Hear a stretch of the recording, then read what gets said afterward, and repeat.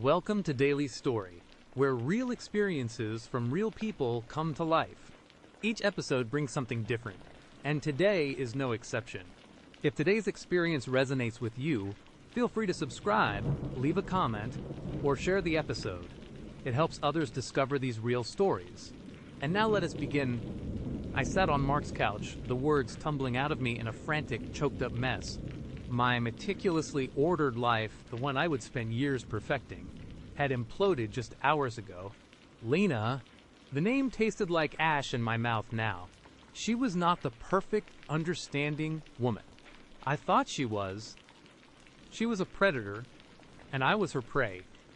Mark, bless his calm, steady heart, listened patiently, his face growing grimmer with each detail. When I finished, recounting the Cuisinart, the Earl Grey, the sci-fi novel, the window, and finally, my panicked escape, he just shook his head slowly. So you are saying she has bugged your place? Or been in your apartment, he asked, his voice serious, devoid of its usual cheer. She was in my apartment. Mark, she had to be... How else would she know about the Cuisinart? How else would she know about the Earl Grey, or the window, or anything? My voice cracked. My apartment is not safe. I can't go back there. He nodded, running a hand through his hair. Okay, deep breaths. You are safe here. We will figure this out. But even as he said it, I could see the wheels turning in his head. The crucial question that had been gnawing at me, the one that hung heavy in the air between us, was finally spoken aloud by Mark. But how did she know all this? And more importantly, how did she get in?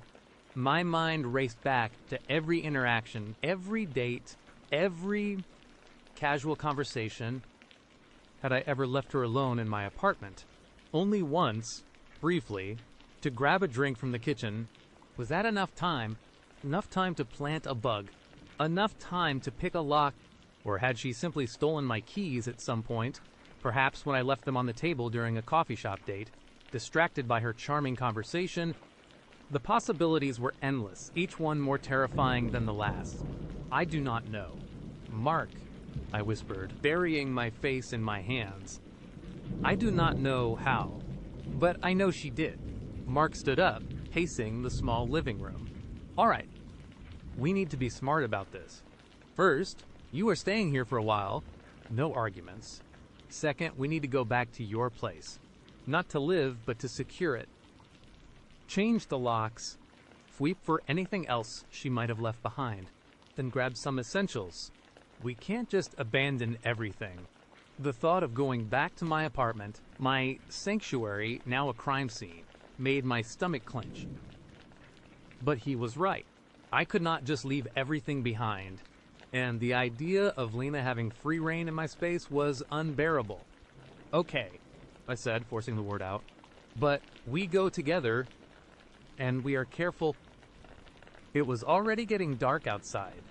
The streetlights cast long, eerie shadows. The air was thick with a humid, august stickiness, but a cold dread had settled deep in my bones. Mark grabbed a flashlight and his car keys. We drove in silence, the radio off, the only sound the hum of the engine and the frantic pounding of my heart. Every passing car seemed to slow. Every shadow seemed to move. I felt exposed, vulnerable, as if Lena's eyes were on us even now. We pulled up to my apartment building. It looked innocuous, peaceful, like any other building on the street. But I knew better. This was not a home anymore. It was a trap. I clutched Mark's arm as we walked towards the entrance. My hand trembled as I fumbled with my key, the metal cold against my skin. The lock clicked, a sound that usually brought comfort, now a harbinger of fear. Mark pushed the door open slowly, flashlight beam cutting through the dim hallway. "Stay behind me," he murmured, his voice low. The apartment was still, too still. The air felt heavy, stagnant, like a breath held for too long. My eyes darted around, searching for anything out of place. My meticulously aligned, framed photos on the shelf, the stack of books on my coffee table, the blanket draped just so over the back of the sofa, everything looked normal. And that was what made it so much worse. Mark systematically swept the rooms with his flashlight, checking corners, behind curtains, under furniture. I hovered in the doorway, my breath hitched in my throat, every nerve ending screaming. "See anything?" I whispered, my voice barely audible. He shook his head. "Nothing obvious. No devices, no signs of forced entry. The windows are all still locked from the inside, just like you left them." My mind reeled. If she had not forced entry and I had not given her a key, how? The crucial question echoed again. Then Mark stopped in the kitchen. He knelt beside the garbage can, his flashlight beam focused on something. "Hey," he said, his voice quiet. Did you leave this out?" I edged closer. My stomach lurching. On the counter, next to the sink, was a single empty Earl Grey tea bag wrapper. The exact brand I drank, the one Lena had figured out, I liked. My blood ran cold. I had not made tea since before I left, and I certainly had not left the wrapper on the counter. I always threw them away immediately. "No." I choked out. "No. I did not. I swear I did not." Mark picked it up carefully, examining it. "It is recent, no dust on it." He looked at me, his eyes wide with a dawning horror that mirrored my own. "She was here. After you left." The realization slammed into me like a physical blow. She had not just been here. She would been here after I fled. After I thought I was safe, she had walked through my apartment, knowing I was gone, perhaps even watching me leave. The image of her calmly making herself a cup of my tea in my kitchen while I was frantically calling Mark sent shivers down my spine.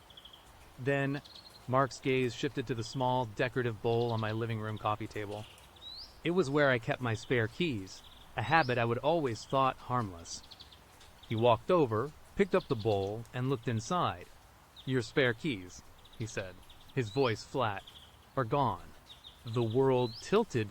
My spare keys, the ones I never touched, the ones I would forgotten were even there, so ingrained was the habit. She had not picked the lock. She had not stolen them from my person. She had simply taken my spare set. She had a key. She had always had a key, or at least access to one. A wave of nausea washed over me. This was not just a stalker. This was someone who had meticulously planned, observed, and infiltrated my life with chilling precision. The Cuisinart, the Earl Grey, the sci-fi novel, they were not just clues, they were trophies. We need to get out of here. "Now," I stammered, grabbing my backpack, shoving clothes and toiletries into it with trembling hands. Mark was already at the door, pulling it open. We practically ran out, not bothering to lock up.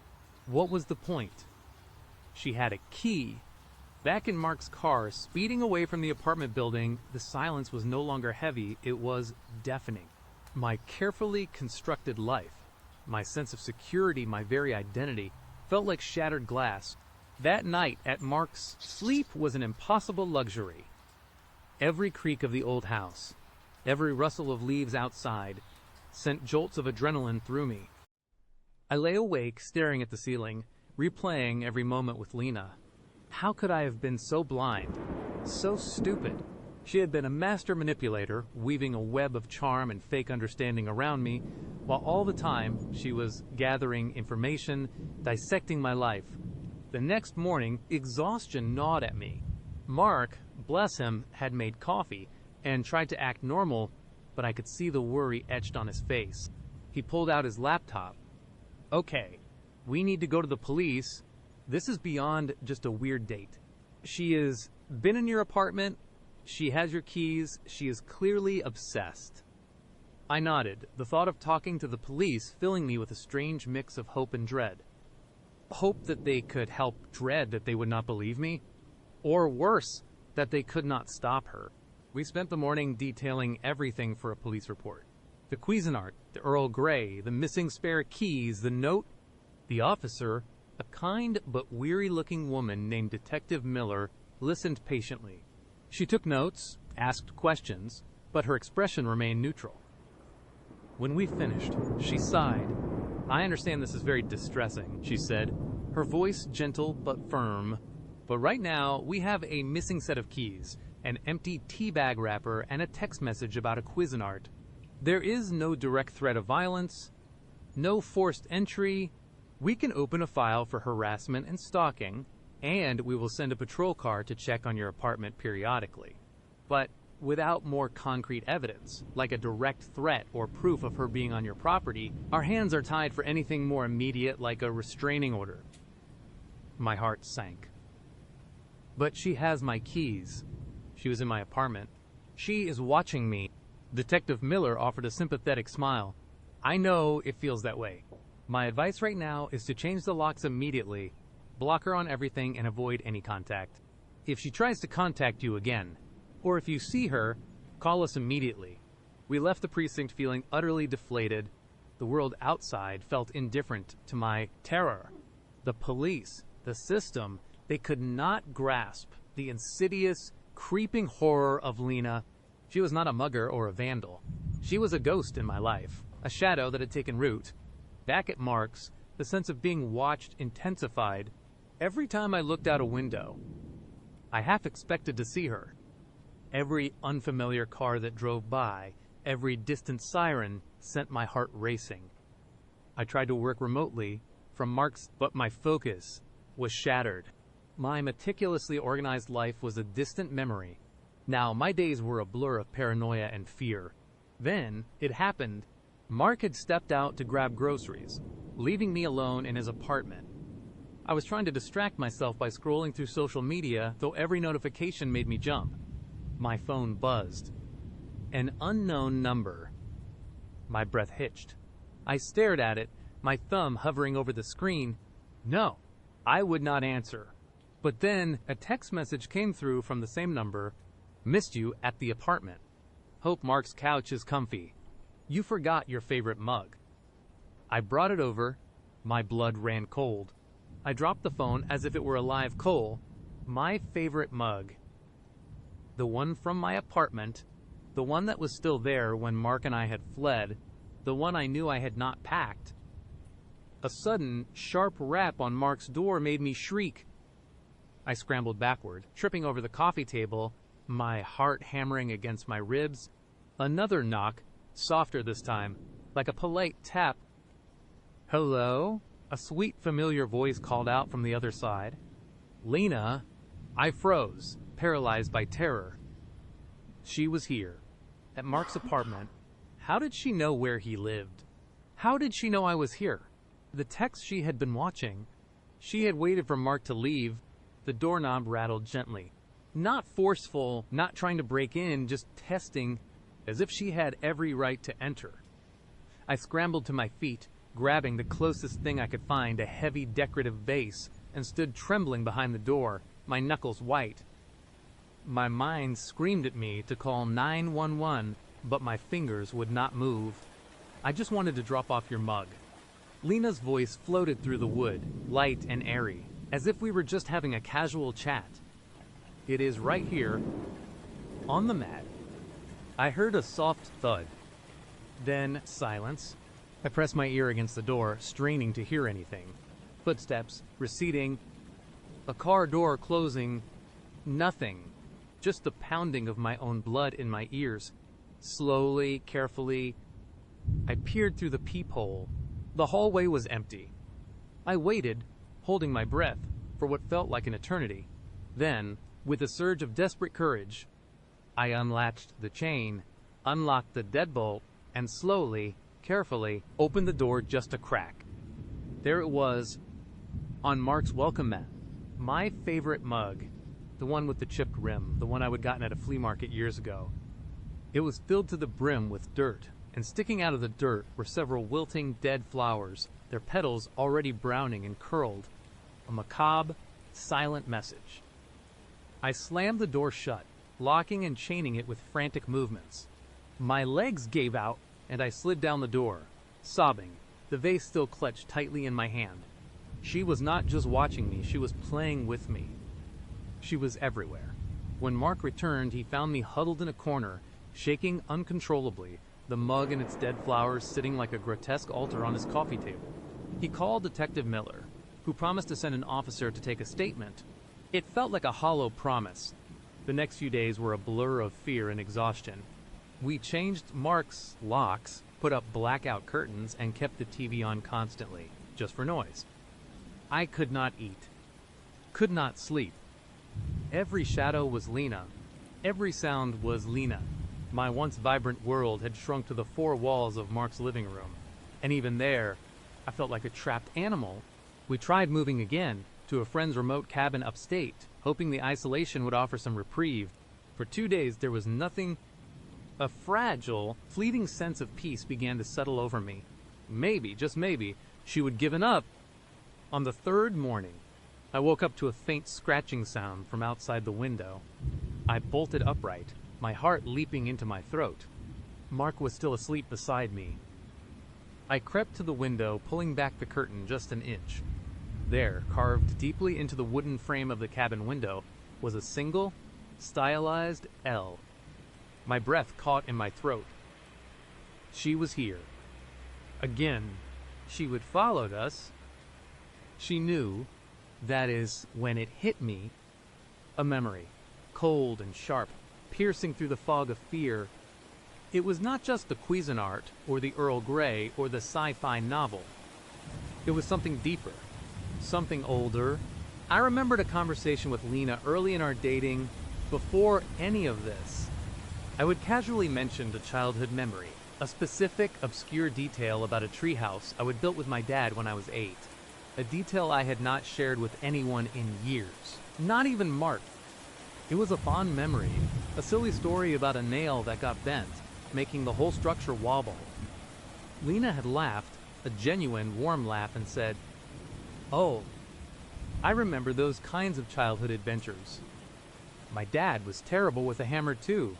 At the time, it seemed like a perfectly normal, relatable response, but now it chilled me to the bone. It was too specific, too perfect. My dad was not terrible with a hammer. He was meticulous. The bent nail was an accident, a unique detail of my story. Lena had mirrored my detail with her own almost instantly, seamlessly. But there was more. I remembered a faded photograph, tucked away in an old shoebox in my apartment closet. A picture of me as a child, standing proudly next to that wobbly treehouse, holding a small silver locket. A locket my grandmother had given me, lost years ago. I would never mention the locket to Lena. It was not in any of my social media posts. It was a completely private memory, belonging only to me and my family. Yet, a few weeks ago, Lena had commented, "Silver really suits you. I bet you had a lovely locket as a child, did not you?" It had been a passing comment, easily dismissed as a lucky guess or a general observation. But now, coupled with the treehouse, the Cuisinart, the Earl Grey, the missing keys, and the L carved into the cabin window, it all clicked into place with horrifying clarity. Lena's obsession had not started with Tinder. Tinder was merely her chosen method of approach, the final step in a long, dark journey. She had been watching me, researching me, perhaps for years, gathering every detail, every quirk, every memory, building a complete picture of my life before she ever even swiped right. She had not just stumbled into my life, she had meticulously engineered her way into it.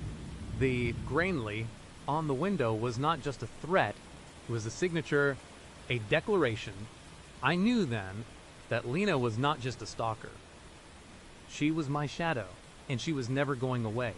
She was not just trying to get into my apartment, she was trying to get into my very soul. And the terrifying truth was, she was already there. My life, my meticulously ordered, safe, and private life, was no longer mine. It belonged to Lena. And the nightmare, I realized with a gut-wrenching certainty, had only just begun. Now let us turn to the next story. You know how it is, right? That little voice inside your head. The one that screams at you when you are about to do something stupid, something you know is wrong, but you ignore it anyway. Because maybe, just maybe, it is not wrong. Maybe it is just your paranoia, your overactive imagination. That is what I kept telling myself, even as a cold dread seeped into my bones, even as every instinct screamed to leave. I did not. Maybe it was politeness. Maybe it was a desperate, foolish hope that I was wrong, that he was just a little quirky, not dangerous. Or maybe, just maybe, I was frozen by something far more primal, a growing, paralyzing fear.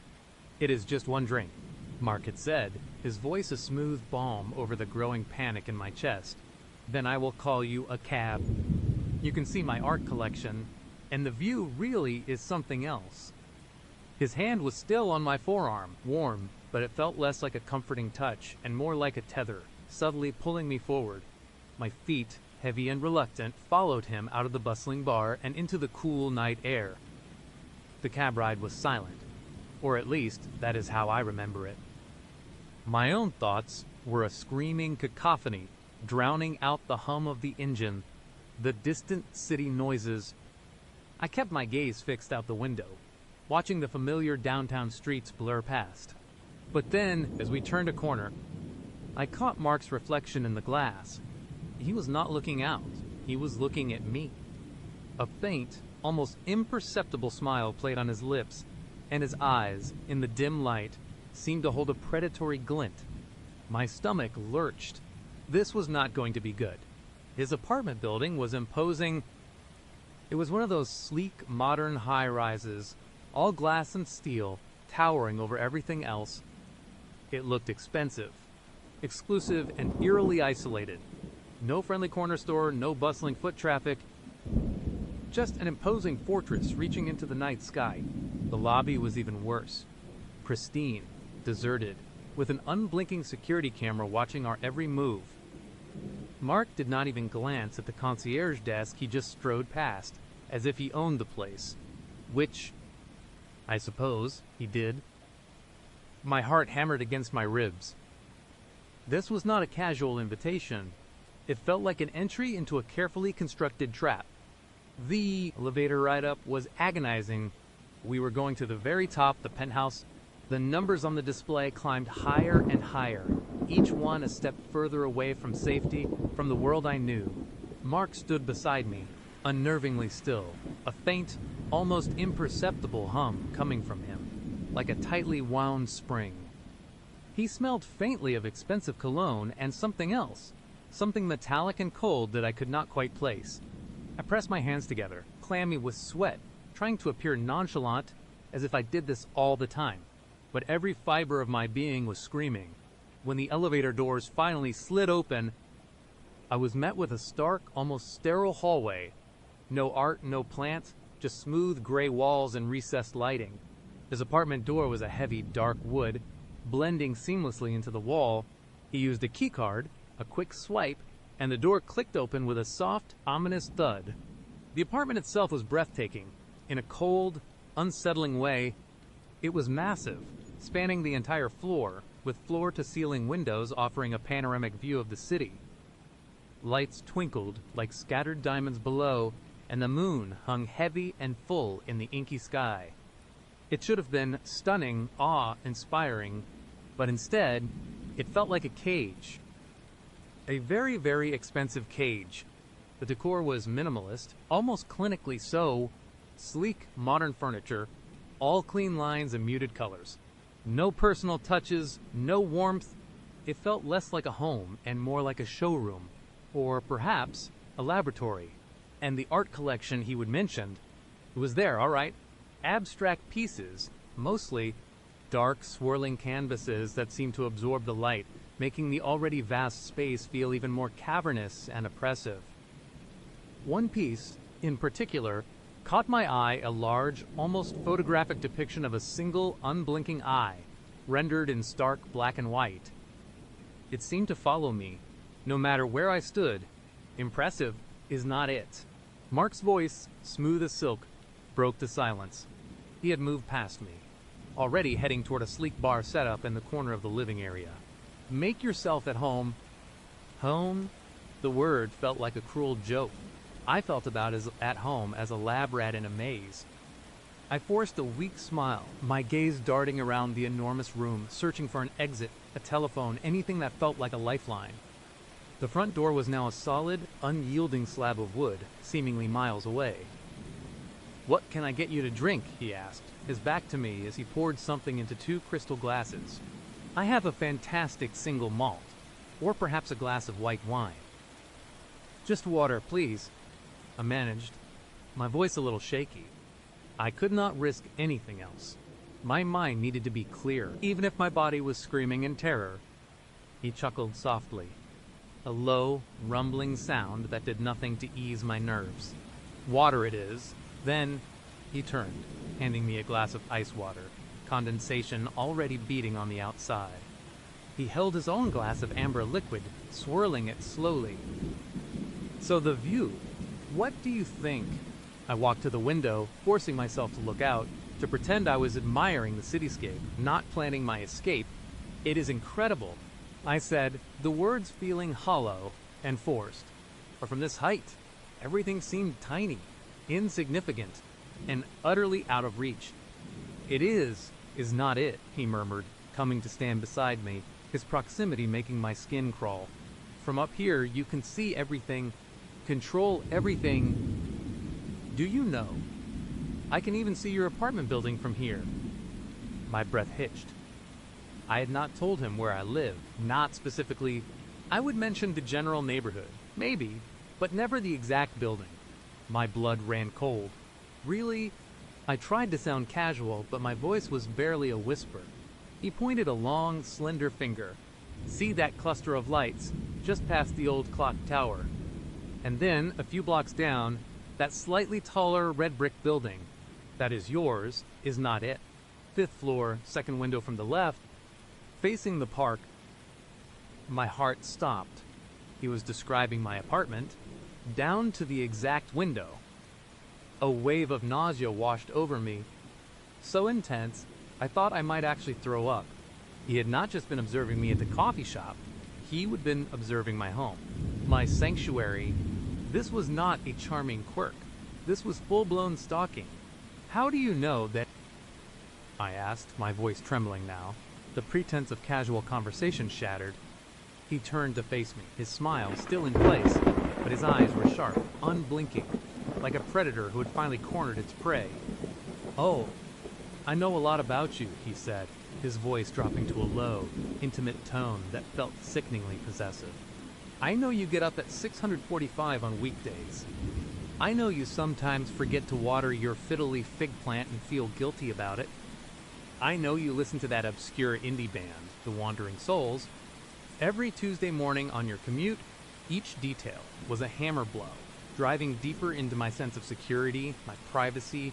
These were not things you could glean from a dating profile or a casual conversation. These were things you learned from watching, from listening, from invading." "What are you talking about?" "Mark." I tried to sound angry, indignant, but my voice cracked with fear.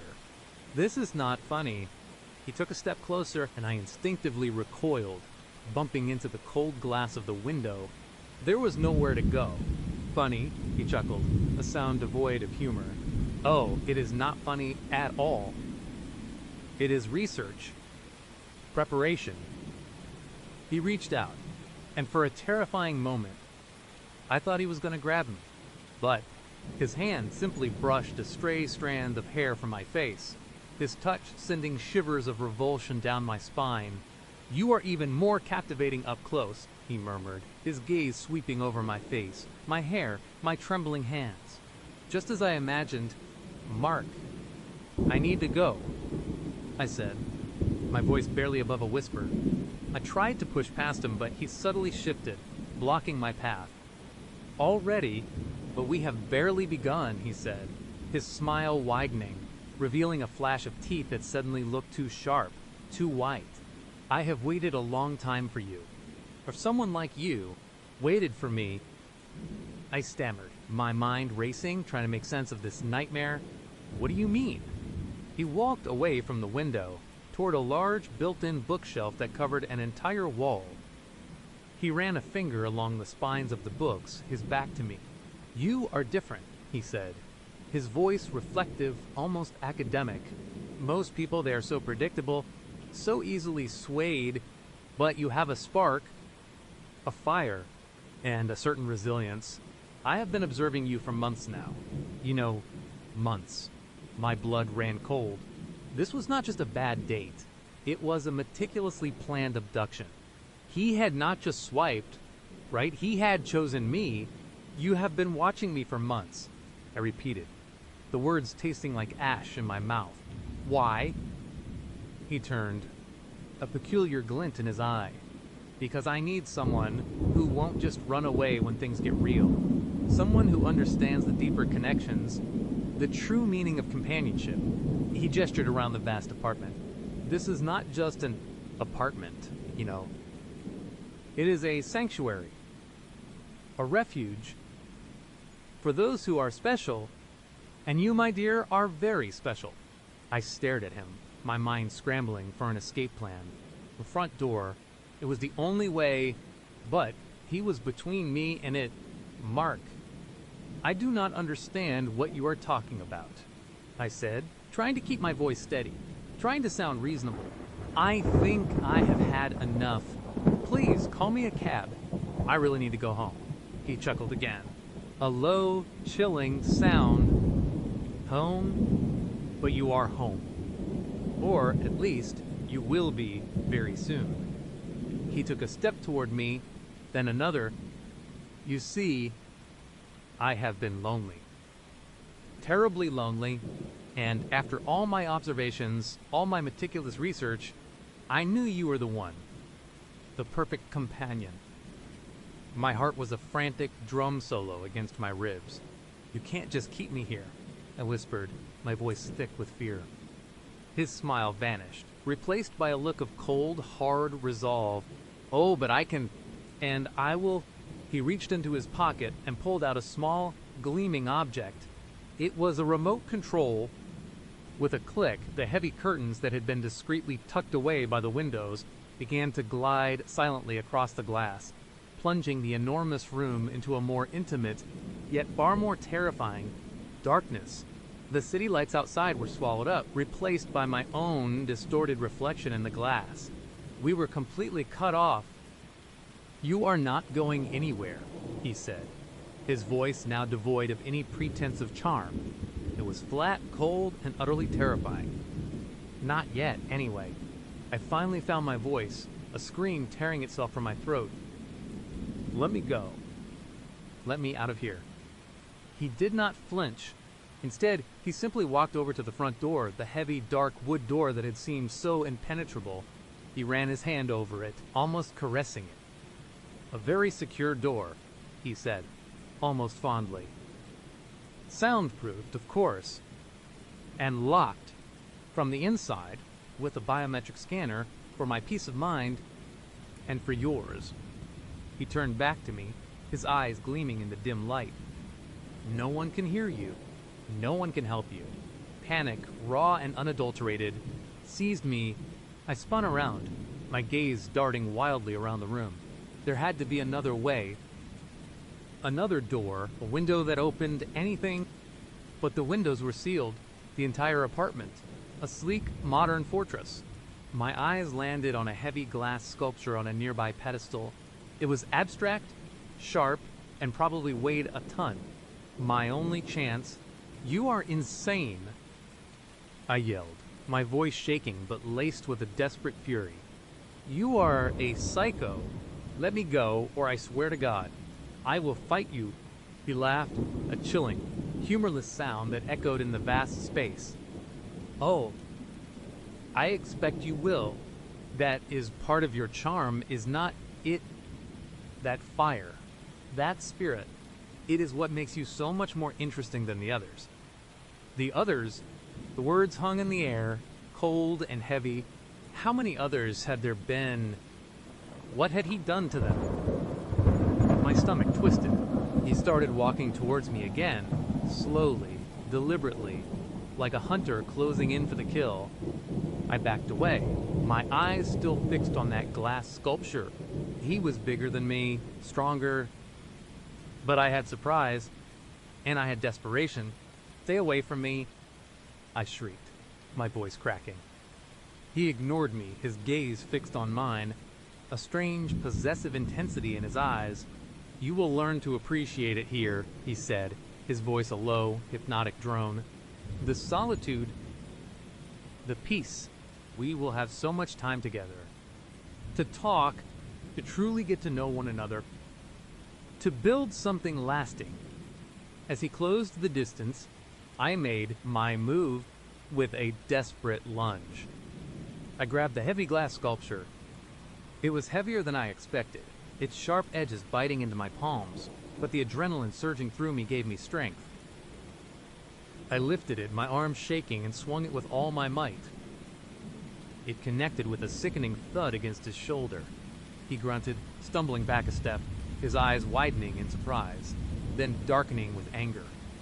The sculpture, however, flew from my grasp, hitting the polished floor with a deafening crash, shattering into 1,000 glittering shards.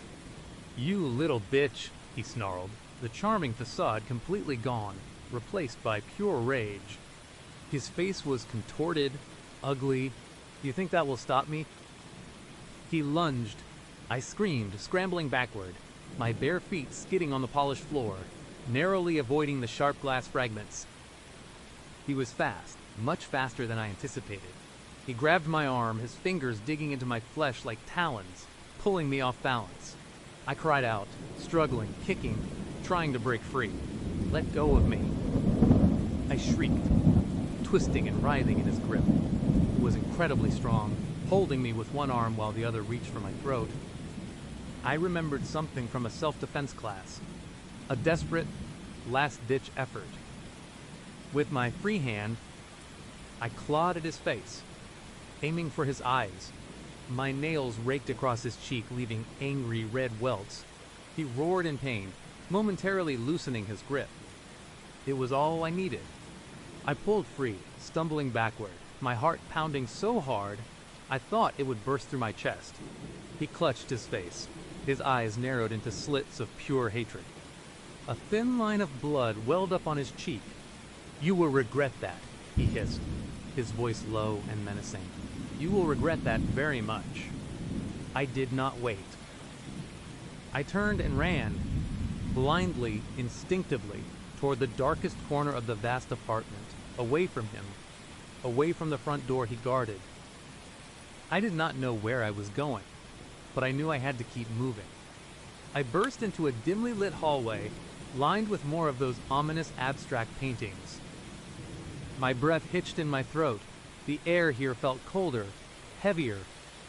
Behind me, I heard his heavy footsteps, deliberate and unhurried. He was not chasing me with panic. He was stalking me. He knew I could not escape. I pushed open the first door I came to. It was a bedroom, even larger than mine, with a massive bed and more minimalist furniture. But what caught my eye, what made my blood run cold, was on the far wall, a series of framed photographs. Not abstract art this time. These were portraits of women. Each photograph was taken from a distance, slightly out of focus, but clearly identifiable. Women at coffee shops, women walking their dogs, women laughing with friends, and then I saw it. A photograph of me sitting at a table at the daily grind, sipping my almond milk latte, with a double shot. My stomach clenched. He had not just observed me, he had documented me. And these other women, my gaze swept across the other photos, a horrifying realization dawning on me. These were not just random women. They were all beautiful, all vibrant, all smiling. Then, as I looked closer, I noticed the subtle shifts. The later photos of each woman seemed different. Their smiles were gone. Their eyes held a haunted, vacant look. In the last photo of each series, it was always a close-up of their eyes. Wide, terrified, pleading. I stumbled back, a choked gasp escaping my lips. This was not just a stalker, this was a serial captor. And these were his trophies. My face was pale, my hands clammy. I was looking at the faces of his previous victims, and I was about to become one of them. Found something interesting. Mark's voice, calm and chilling, came from the doorway. He was leaning against the frame, his arms crossed, a smug, satisfied look on his face. The blood on his cheek was a stark contrast to his otherwise immaculate appearance. "You monster," I whispered, tears blurring my vision. He pushed off the door frame and walked slowly into the room, his eyes fixed on me. "Monster? No, my dear. I am an artist. A collector. I simply appreciate beauty. And I preserve it, before the world can tarnish it." He gestured to the photographs, each one a unique masterpiece, each one a testament to true devotion. He stopped in front of a particularly haunting photograph of a woman with long, dark hair, her eyes wide with terror, yet somehow resigned. This one, she was a challenge. Fierce. But she learned. They all do, eventually. My mind screamed. I could not end up like them. I would not. I had to fight. My eyes darted around the room. The only other door was a walk-in closet. No good. The window was sealed. No. Escape. But then I saw it. A heavy, ornate lamp on a bedside table, not as heavy as the sculpture, but still substantial. And the bedside table itself had a sharp metal edge. "You are sick," I spat, trying to buy myself time, trying to distract him. He chuckled. A low, guttural sound. Perhaps, but who is not? We all have our passions. Mine just happens to be you. He took another step closer, his eyes gleaming. "Come here, my dear. Let us not make this difficult." As he reached for me, I snatched the lamp. It was heavy, awkward, but I swung it with all my might, aiming for his head. He ducked, but the base of the lamp caught him squarely on the side of his jaw. There was a sickening crack, and he staggered back, a guttural cry escaping his lips. He clutched his jaw, his eyes wide with pain and fury. The lamp clattered to the floor. I did not wait. I bolted past him, out of the bedroom, back into the long, dark hallway. His footsteps were behind me again, heavier this time, a furious roar echoing through the apartment. He was hurt, but he was still coming. I ran, my lungs burning, my bare feet slapping against the cold, polished floor. I did not know where I was going. Just away from him. I burst out of the hallway and into another part of the apartment, what looked like a study or an office. My eyes frantically scanned the room. Bookshelves, a large desk, a computer screen glowing faintly. Nothing. No escape. But then I saw it. A small, almost invisible door tucked away in a corner, disguised as part of the bookshelf. A service entrance, a utility closet. I did not care. It was a door, and it was not the one he was guarding. I yanked at the handle.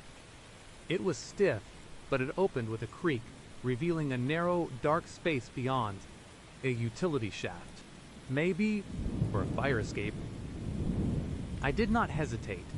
I squeezed through the opening, pulling the door shut behind me with a desperate grunt. I was in a tiny, pitch-black space. The air was thick with dust and the smell of old concrete. I fumbled around in the darkness, my heart hammering. My hand found a cold, metal railing, a ladder leading down. I started to descend, my hand scraped raw against the rough metal, my feet slipping on the narrow rungs. Below me, I could hear nothing but my own ragged breathing. Above me, I heard a muffled thud, then Mark's enraged voice, distorted by the closed door. He was trying to get in.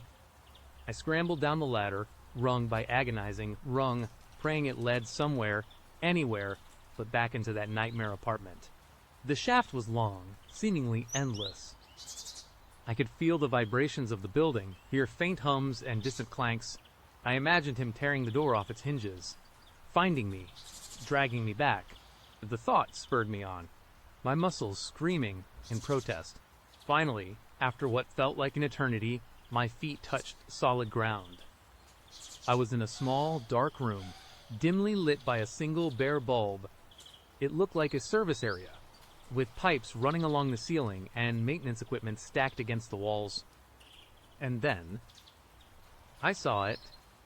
A heavy metal door with a red exit sign above it. My heart leaped. Freedom! I threw myself against the door, fumbling with the heavy bar handle. It was stiff, but it gave way with a loud clunk. I burst out into a narrow alleyway, the cool night air hitting my face like a balm. I did not look back. I just ran. I ran as fast as my legs would carry me, not caring where I was going, just away from that building, away from Mark. My lungs burned, my legs ached, but the adrenaline propelled me forward. I ran until I collapsed on a deserted sidewalk, gasping for air, my body shaking uncontrollably. It took me a few minutes to compose myself, to stop the hyperventilating. I pulled out my phone, my hands still trembling, and called 911. I need help. I stammered into the phone, tears streaming down my face.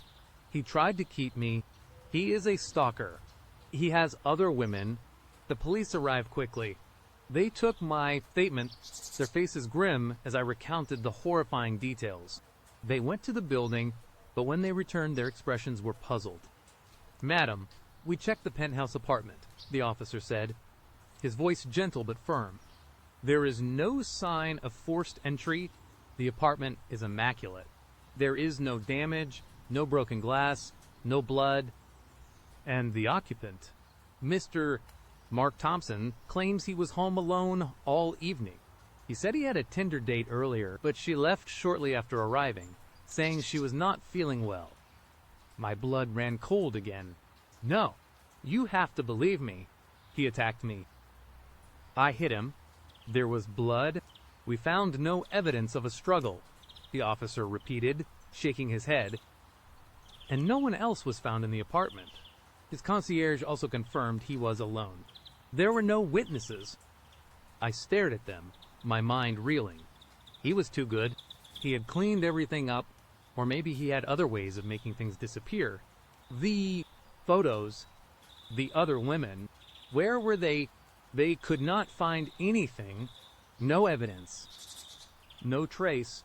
It was his word against mine, and it was charming, well-spoken, respectable. I was a hysterical woman who had just escaped a nightmare that, to them, seemed to exist only in my head. They advised me to get a restraining order, just in case, and offered to escort me home. But I could not go home. Not yet. Not to the apartment he had watched, the one he knew so intimately. I spent the next few weeks in a haze of terror and paranoia. I moved out of my apartment, changed my phone number, deleted all my social media. Every shadow seemed to hold his silhouette. Every stranger's glance felt like his predatory gaze. I saw his face in my nightmares, his cold, unblinking eyes, his terrifying smile. The police could not do anything more. There was no evidence, no body, no other victims. It was as if I had imagined the whole thing, but I knew what I had seen. The photos, the faces of those women, and I knew, with a chilling certainty, that Mark was still out there. Still watching, still searching. I never went on a dating app again. The thought of swiping right, of opening that door to possibility, now fills me with an icy dread. Because sometimes you do not just find a spark, you find a monster, and sometimes that monster is so good at what he does, he simply disappears back into the shadows, leaving you to wonder if anyone will ever believe your story, or if you are next. And sometimes, when I am alone at night, I still feel his presence. I still feel his eyes on me, watching, waiting. Because for people like Mark, once they have chosen you, once they have set their sights on you, they never truly let you go. You just become another one of his silent, unseen collections. And that, my friends, is the real horror. The horror of knowing that he is still out there, and that you will never truly be safe again. Another part of today's stories begins now. Against every instinct, I stepped across the threshold. The heavy front door groaned shut behind me with a sound that felt less like wood, meeting wood, and more like a tomb sealing itself. The darkness inside was immediate, absolute. It swallowed the last vestiges of twilight that had clung to the alley outside, plunging me into a black so profound I could not even see my own hand in front of my face. The cold, musty air inside hit me like a physical blow, carrying that same sickening metallic tang I would smelled outside, only now it was stronger, sharper, like licking a rusty coin laced with something else, something foul. My heart was a frantic drum against my ribs, each beat echoing the primal terror screaming through my veins. Every fiber of my being was screaming to bolt, to sprint back to the noise and light of downtown, but a strange, almost hypnotic paralysis held me a primal terror, disbelief, and a morbid, twisted curiosity. Then, a click. A small, almost imperceptible sound, followed by the soft glow of a phone screen.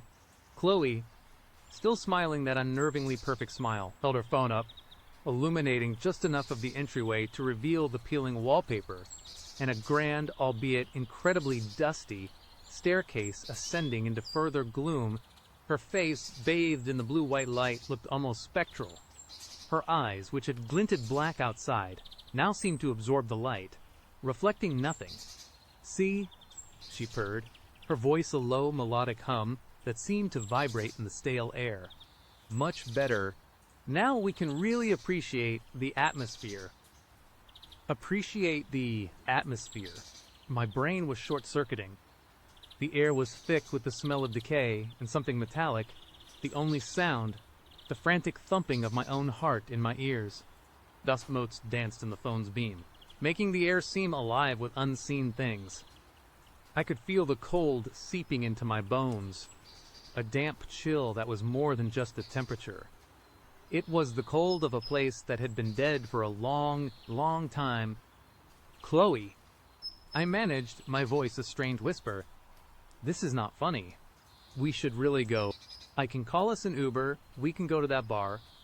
We talked about. Her smile did not waver. If anything, it widened, showing just a flash of perfect white teeth in the dim light. "Oh, but this is so much more intimate. Do not you think?" No noisy crowds. No interruptions. Just us. She took a step closer, and I instinctively recoiled, bumping into the heavy front door behind me. It felt solid, unyielding, trapped. "What is this place, really?" I asked, my voice gaining a desperate edge. "It is abandoned. It is dangerous," she chuckled, a light, airy sound that was completely out of place in the oppressive silence. "Abandoned? Yes. Dangerous. Only if you do not know how to appreciate its charms." She gestured vaguely with her free hand, sweeping it across the gloom. "It has been empty for years. Nobody bothers it. Perfect for getting to know someone, would not you agree?" My gaze flickered around, trying to pierce the darkness beyond the small radius of her phone's light. I could make out shadows, shifting and dancing. That might have been furniture draped in sheets, or something far worse. The silence was punctuated by the creaks and groans of the old house settling, or perhaps something else stirring within its decaying walls. "I really do not feel comfortable. Chloe." I pushed, trying to keep my voice steady, but I could hear the tremor in it. "We should leave." Now, her head tilted again, that unnerving gesture. Her eyes, still reflecting nothing, seemed to bore into me. "We have only just arrived. Do not you want to see the whole place? It has so many secrets." She turned, and without waiting for a response, started walking deeper into the house, her light, almost soundless footsteps echoing unnaturally on the unseen floorboards. "Wait." I called out, but she did not stop. The phone's beam bounced erratically, creating grotesque, fleeting images of decaying Victorian splendor-faded floral wallpaper peeling in strips, dark wood wainscoting obscured by dust, what looked like a grand, empty fireplace. I had no choice but to follow, the thought of being left alone in the absolute darkness of the entryway, more terrifying than following her into the unknown. She led me into what must have been the living room. The air here was even colder. Stagnant. The phone light revealed a room choked with dust and cobwebs, draped furniture like ghostly figures, and a grand piano in the corner, its keys yellowed and exposed as if waiting for a phantom player. The metallic scent was strongest here, almost overwhelming. "Is not it magnificent?" Chloe whispered, her voice full of genuine awe, completely at odds with the scene of desolation. She ran her hand along the dusty back of what looked like an antique sofa, leaving a clean streak. Imagine the parties that were held here, the stories these walls could tell. My stomach churned. The stories these walls could tell were probably not the kind you would want to hear. I scanned the room, looking for windows, any sign of an exit. They were all boarded up, the wood dark and splintered, like vacant eyes staring out into a world they no longer belonged to. "Chloe, please," I pleaded, my voice barely above a whisper. "This is not what I signed up for. I want to go home." She turned to me, her smile still fixed, but something in her eyes shifted. They did not just reflect no light, they seemed to absorb it, like two bottomless pits. "But we are just getting started. I thought we were going to connect. Really connect." Her voice dropped, taking on a low, almost guttural quality. "Do not. You want to know me better?" A shiver, colder than the house's pervasive chill, ran down my spine. This was not a question, it was a demand, and the implication behind it was chilling. "How about a game?" she suggested, her voice abruptly returning to its light, cheerful tone as if a switch had been flipped. "It will help us get acquainted. A little hide and seek." My blood ran cold. Hide and seek in this house, in the dark, with her. No. Just no. I said, my voice firm, despite the terror gripping me. "Absolutely not. I am leaving." I turned, intending to retrace my steps to the front door, but as I did, Chloe stepped in front of me, blocking my path. She was faster than she looked, almost gliding. Her smile was gone now, replaced by a neutral expression that was somehow more terrifying. Her eyes were truly black, devoid of any warmth or humanity. "Oh, but you can't leave yet. The game has just begun." Her hand shot out, grabbing my arm. Her grip was surprisingly strong, her fingers digging into my flesh like talons. "Let go of me." I yelped, trying to pull away, but she held fast. Her nails felt sharp, almost digging through my jacket sleeve. "Nah, she chided, like a parent scolding a disobedient child. "That is not how we play. You are it." Before I could react, she spun me around, pushing me towards the center of the room. The force of her push was unexpected, sending me stumbling a few steps. Then, with a speed that was utterly unnatural, she darted away, her phone light disappearing around a corner, leaving me in absolute, suffocating darkness. The silence that followed was deafening, broken only by my ragged breathing and the frantic pounding of my heart. "Chloe," I called out, my voice cracking, but there was no reply.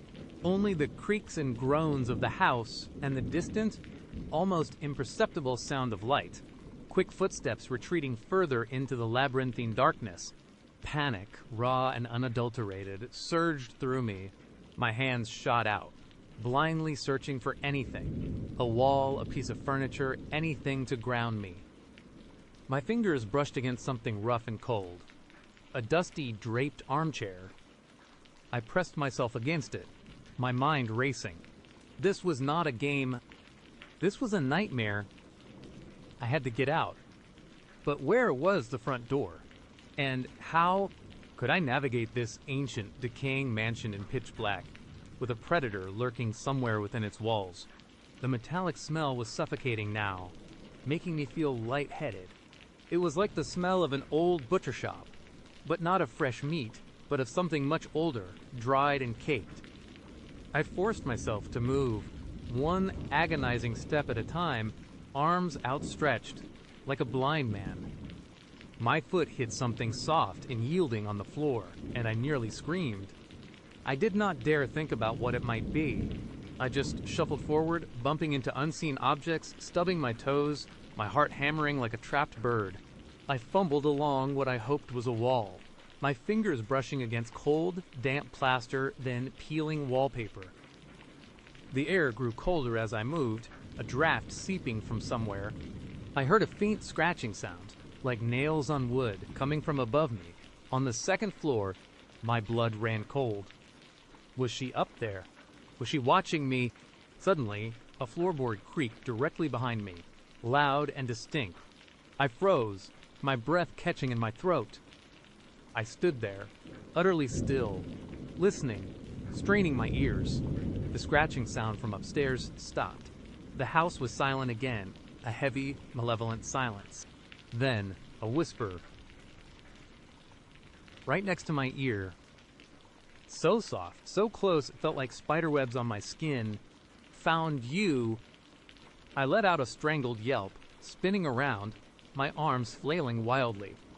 My hand connected with something solid, a face, and I heard a sharp gasp. A split second later, a hand clamped over my mouth, stifling my scream.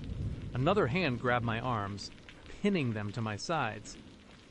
I struggled, kicking out, but Chloe's grip was shockingly strong. It was like being held by someone twice her size. Her breath, cold and smelling faintly of that metallic tang, was on my cheek. "Shh," she hissed, her voice a low, terrifying growl. "You are not supposed to make so much noise. We do not want to wake anyone, do we?" My eyes, still useless in the dark, darted wildly. I could feel the cold, smooth skin of her hand over my mouth, the pressure of her fingers on my arms. I could feel her body pressed against mine, unnaturally cold. I bit down hard on her hand, a desperate, animalistic reaction. She did not cry out. Instead, her grip tightened even further, agonizingly so. I tasted blood in my mouth, but it was not mine. Then her fingers dug into my arms, sharp points pressing into muscle, and a jolt of pain shot through me, forcing a whimper past her hand. "Naughty, naughty," she whispered, her voice laced with something truly sinister. "That is not how we play. You are supposed to... Let me find you." And then she paused, and I could feel her smile against my cheek, cold and wide. "Then we go to the special room." My blood ran cold. The special room... The phrase hung in the air, heavy with unspoken horrors. I thrashed harder, fueled by pure adrenaline and terror, but her grip was unyielding. She began to drag me backwards, away from the wall, towards the center of the room. I stumbled, my feet catching on unseen obstacles. My mind screaming, she dragged me across the living room, through another archway, and into what felt like a dining room.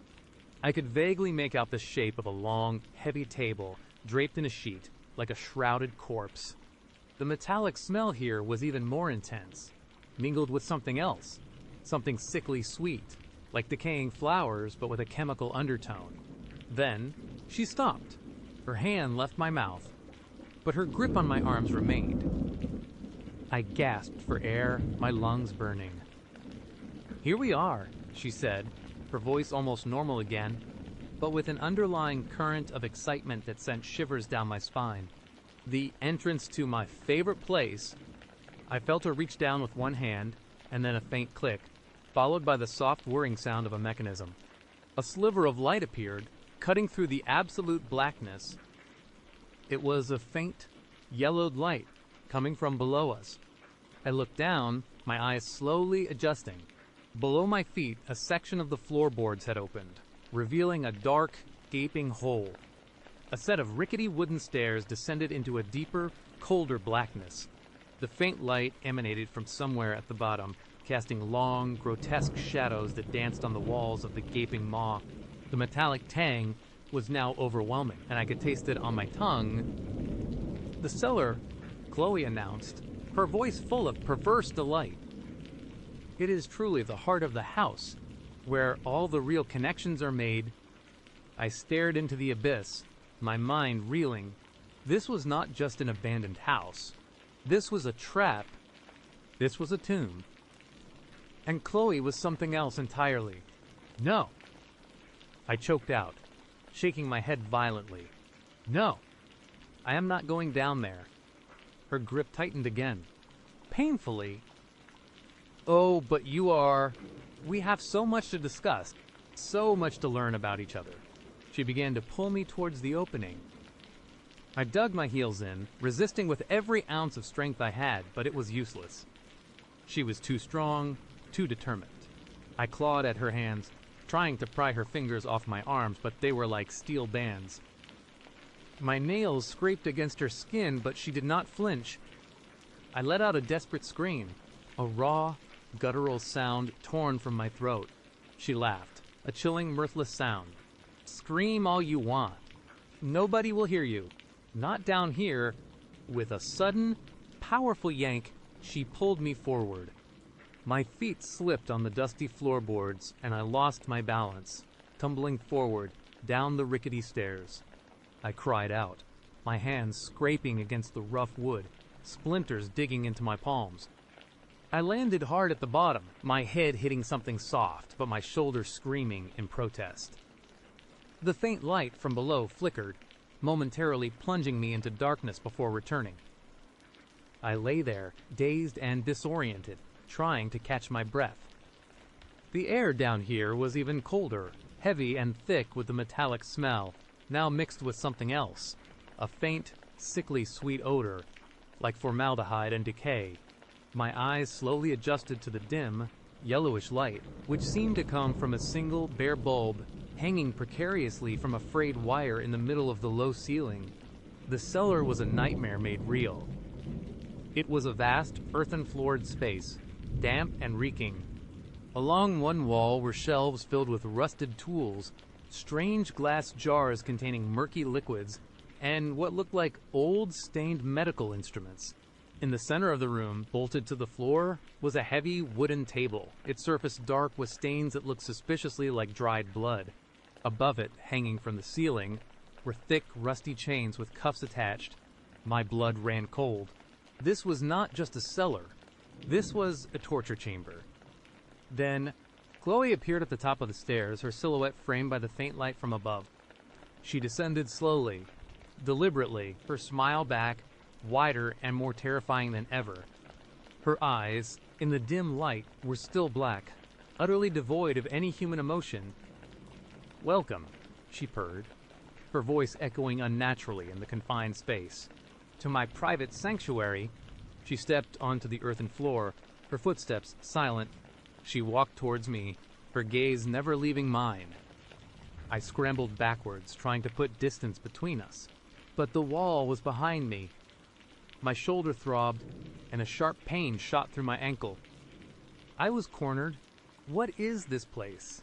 I stammered, my voice trembling, my eyes darting around the horrific scene. She stopped a few feet from me, her head tilted, observing me like a scientist examining a specimen. This is where I truly get to know people, where we shed all the pretenses, all the lies. She gestured towards the table and chains. It helps with the connection. You see, my stomach heaved. "You are insane," I whispered, tears welling in my eyes. "You are absolutely insane." Her smile vanished, replaced by a cold, hard stare. Insane, or just thorough. People are so quick to judge, to hide their true selves. But not here. Not with me. She took another step closer, and I could see the glint of something in her hand. It was a small, wicked-looking knife, its blade reflecting the dim light. "What do you want from me?" I cried, my voice cracking. "I want to understand you," she said, her voice dangerously soft. "Every little secret, every little fear, and then I want to make you understand me." She raised the knife, twirling it idly between her fingers. "It is really quite simple. You tell me everything I want to know, and maybe, just maybe, you will get to leave. Or perhaps you will become a part of the house, like the others." The others? My breath hitched. My gaze swept around the cellar again, truly seeing it for the first time. In the darkest corners, beneath dusty sheets, I could make out shapes, lumpy, human-sized shapes. My blood ran cold. No. Panic, cold and absolute, washed over me. This was it. This was how it ended. I was going to die here, in this forgotten house, at the hands of a monster I met on a dating app. As Chloe took another step, her eyes fixed on me with chilling intensity, I spotted something on the floor, half hidden by a rusty bucket. A heavy metal pipe, about 3 feet long. It was my only chance. My mind screamed, now or never, with a surge of desperate adrenaline. I lunged, not at Chloe, but towards the pipe. My injured ankle screamed in protest, but I ignored it. My fingers closed around the cold, heavy metal, and I yanked it free. Chloe reacted instantly, her eyes widening for a split second in surprise. She lunged forward, knife raised, but I was faster. I swung the pipe with all my might, a desperate, clumsy arc. It connected with a sickening thud against her head. Not her face, but the side of her temple. She let out a choked gasp, a sound of surprise more than pain, and stumbled backwards, dropping the knife with a clatter onto the earthen floor. She brought a hand up to her head. Her perfect smile contorted into a frown. A thin trickle of dark blood began to snake down her temple. This was my chance. I did not wait. Ignoring the searing pain in my shoulder and ankle, I scrambled past her, towards the stairs. I did not look back. I just focused on getting out of that hellhole. I half crawled, half ran up the rickety wooden steps, my hands burning from the splinters, my heart pounding so hard I thought it would burst. I heard a low growl from behind me, and the sound of footsteps on the earthen floor. She was coming. I burst out of the cellar opening into the relative gloom of the dining room. I did not stop to close the trap door. I just kept moving, pipe still clutched in my hand, my mind a blur of terror and adrenaline. Where was the front door? I tried to remember the layout, but everything was a maze in the dark. I stumbled through the dining room, knocking over something draped in a sheet that crashed to the floor with a deafening clatter. "You won't escape," Chloe's voice echoed from the cellar opening, closer now. It was no longer purring or cheerful. It was cold, hard, and filled with a chilling menace. "You are mine." I could hear her footsteps on the stairs, faster now. I burst into what I hoped was the living room, tripping over a piece of furniture.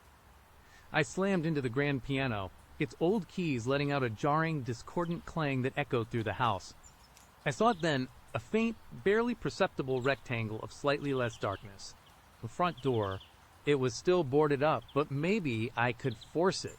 I ran towards it, stumbling, my lungs burning. I reached the door, my hands frantically searching for a latch, a handle. There was nothing, just wood, solid and unyielding, secured from the outside. A shadow detached itself from the gloom behind me. Chloe! She was standing at the entrance to the living room, bathed in the faint, yellowed light from the cellar below, which cast her face in grotesque shadows. Her eyes were still black, but now they burned with an unholy fury. The blood on her temple looked almost black in the dim light. "Running is pointless," she said, her voice a low snarl that sent shivers down my spine. She was not smiling. This was the real Chloe, the monster. I had nowhere to go, no escape. My heart plummeted. This was truly the end. Then my eyes fell on a small, dark shape near the front door. A window. Boarded up, yes, but smaller than the other windows, and perhaps weaker. It was higher up, maybe a small transom window above the door. I did not think. I raised the pipe, summoning every last ounce of strength, and swung it at the boarded-up window. The wood splintered with a loud crack, but did not break through. I swung again, and again, adrenaline coursing through me, ignoring the pain. Wood shrieked, glass shattered, and a sliver of the outside world, a tiny patch of gray pre-dawn sky, appeared. Chloe let out a furious roar and charged. I could hear her footsteps thundering across the floor, unnaturally fast. One more swing. Just one more. I put everything I had into it. The boards groaned, then gave way with a final, splintering crash, sending fragments of wood and glass flying. A gust of cold, fresh air, smelling of damp earth and freedom, rushed in.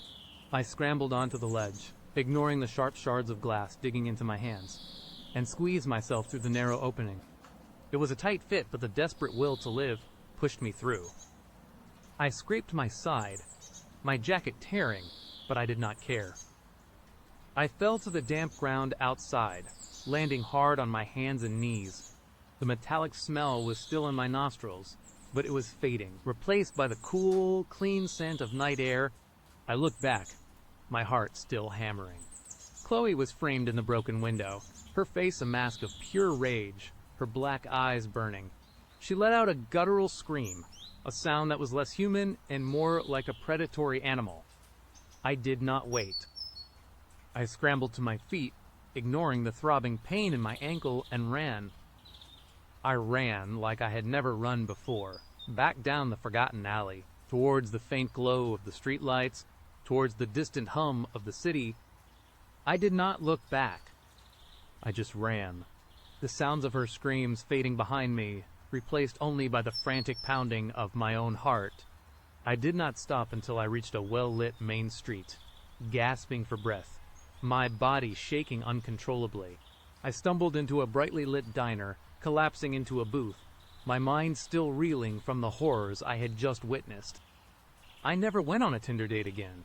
Every time I see a picture of a smiling face, I remember Chloe's perfect smile and the way her eyes turned utterly black. And every time I smell something faintly metallic, or feel a sudden chill in the air, I am transported back to that hulking Victorian, and the terrifying realization that some people are not just looking for a connection. Some people are looking for a victim, and I was almost hers. Here comes the next story. Hey everyone, Alex here, and let me tell you what I am about to share with you. It still keeps me up at night. It has been months, but every time I swipe on a dating app, every time I see a certain type of old house, a cold dread washes over me. This is not one of those stories where you laugh it off later. This is the kind that changes you. It all started, as so many modern horror stories do, with Tinder. I would been on and off the app for a while, mostly just swiping idly, occasionally going on a decent first date, nothing serious.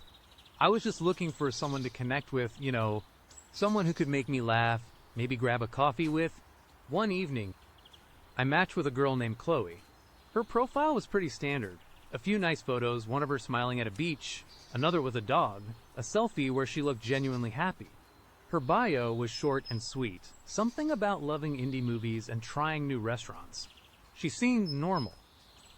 Attractive, friendly, approachable. We started chatting, and she was quick-witted, responsive. We talked about a new movie that had just come out, a local band, and before I knew it, we would set up a date for that Friday night. We agreed to meet at this popular gastropub downtown, the Copper Kettle. It is usually pretty busy, lively, a safe, public place, the kind of spot where if things go south, you can just excuse yourself to the restroom and disappear. Classic first date strategy. Friday rolled around, and I was actually feeling pretty good about it. I got dressed, checked my phone, and headed out. I got to the Copper Kettle a few minutes early, found a small table, and texted Chloe to let her know I was there. Her reply came almost instantly. Hey, I am actually just around the corner. I know a much better spot, though. It is really private. Perfect for getting to know each other without all the noise. Just a quick walk. Meet me outside the alley next to the old bookstore. Across the street. Now, looking back, that should have been my first major red flag. A public place suddenly swapped for a private spot. My gut gave a little twist, a tiny whisper of warning. But I brushed it off. I told myself I was being paranoid. Maybe she knew a cool speakeasy or a hidden gem. I wanted to be flexible, to show I was easygoing, so, against my better judgment, I texted back, "Sure thing, see you there." I walked out of the pub and across the street, past the old bookstore with its dusty display windows. The alley she mentioned was narrow and dark, smelling faintly of damp concrete and forgotten trash. I stood there for a moment, feeling a little foolish, the streetlights reflecting off the wet pavement from an earlier drizzle. Then she appeared. She stepped out of the shadows, not from the alley but from a side street that fed into it. Chloe. She looked exactly like her pictures, maybe even prettier in person, with her dark hair and bright, almost unnervingly intense eyes. She was wearing a simple dark jacket and jeans, and she had a wide, almost too perfect smile. Alex. Hey, she said, her voice light and friendly. Glad you could make it. Hey, Chloe, I replied, trying to sound as casual as possible, despite the growing unease. So where's this secret spot? She just smiled, a little too broadly, and gestured down the alley. This way. It is just a little bit further. Trust me, it is worth it. My gut screamed at me then, a full-blown siren. But somehow, I still followed. It was the social conditioning. I guess the desire not to be rude, not to cause a scene. The thought that she was just being quirky, adventurous. She led me through the alley, which opened onto a quieter residential street. The houses here were older, some well-maintained, others looking a bit neglected. The streetlights were fewer and farther between, casting long, spooky shadows. The air grew colder and a shiver ran down my spine that had nothing to do with the temperature. It is just up here, she said, her voice still cheerful, but I noticed a subtle shift in her cadence. It was almost hypnotic. She stopped in front of a house that was definitely in the neglected category. It was a 2-story Victorian, paint-peeling, overgrown bushes obscuring most of the porch. No lights were on inside. It looked abandoned. This is it? I asked. A tremor in my voice I tried to hide. Chloe, this is not a restaurant, is it? She laughed, a short, sharp sound that did not quite reach her eyes. Oh no, silly. It is my favorite spot. It is quiet, perfect for talking. She walked up the 3 crumbling steps to the porch, pulling a small, ornate key from her pocket. She unlocked the heavy front door, which groaned open with a sound like a dying animal. The darkness inside was absolute, a void that seemed to swallow the dim light from the street. A wave of musty, damp air hit me. It smelled of old wood, dust, and something else. Something faintly metallic, like old pennies. My heart was pounding now, a frantic drum against my ribs. Every fiber of my being was screaming at me to run, to turn around and sprint back to the safety of the busy downtown. Come on in, she said, her voice a little softer now, a little more insistent. She did not look back at me, just stepped into the blackness. I stood frozen for a moment, my hand still on the rusty iron railing of the porch. This was insane. This was a horror movie cliché. But then, she turned slightly, and in the faint light, I saw her eyes. They were not just intense anymore, they held a strange, unsettling glint. And her smile, it was still there, but it felt like a mask. Do not be shy, Alex, she said, her voice a low murmur now. We have so much to talk about. And like an idiot, I stepped inside. The door creaked shut behind me, plunging us into complete darkness. My eyes struggled to adjust, but there was nothing to see. Only the oppressive black... Hold on, she said, and I heard a click. Then a soft glow emanated from her hand. She had a small, antique-looking lantern, not a phone flashlight. The light flickered, casting huge, dancing shadows that made the already unsettling space feel even more menacing. The room we were in was vast and empty. Dust motes swirled in the lantern light. There was no furniture, just the ghostly outlines of where things might have once been. The floorboards creaked under our weight, each step echoing in the silence. Chloe, what is this place? I asked, my voice barely a whisper. Whose house is this? She turned to me, her face half hidden by shadow, her eyes gleaming in the lantern light. Oh, it is just an old place. I come here sometimes. It helps me think. She gestured further into the house, towards a hallway that disappeared into more darkness. Come on, there is a better spot in the back. Every step I took was heavy, like walking through thick mud. My mind was racing, trying to come up with an exit strategy, an excuse. Look, Chloe, this is a bit much for a first date. maybe we should just head back to the copper kettle. She stopped and turned, her smile gone. Her expression was utterly blank for a moment, and then it softened, but it felt forced, like a practiced gesture. Oh, do not be silly. Alex, we are just getting started. Besides, I know you are a fan of unique experiences. Are not you? My blood ran cold. How did she know that? I guess I might have mentioned it in passing on my profile, but it was vague. I would definitely never told her that. She led me through a narrow, winding hallway, past doorways that were just black voids. The air grew colder, and I could feel a draft from somewhere. Finally, we entered what looked like a large living room. It was even more desolate than the front room. The only thing in it was a small, dusty armchair in the center, and a low, rickety table. Have a seat, she said, gesturing to the armchair. Her tone was no longer playful. It was an instruction.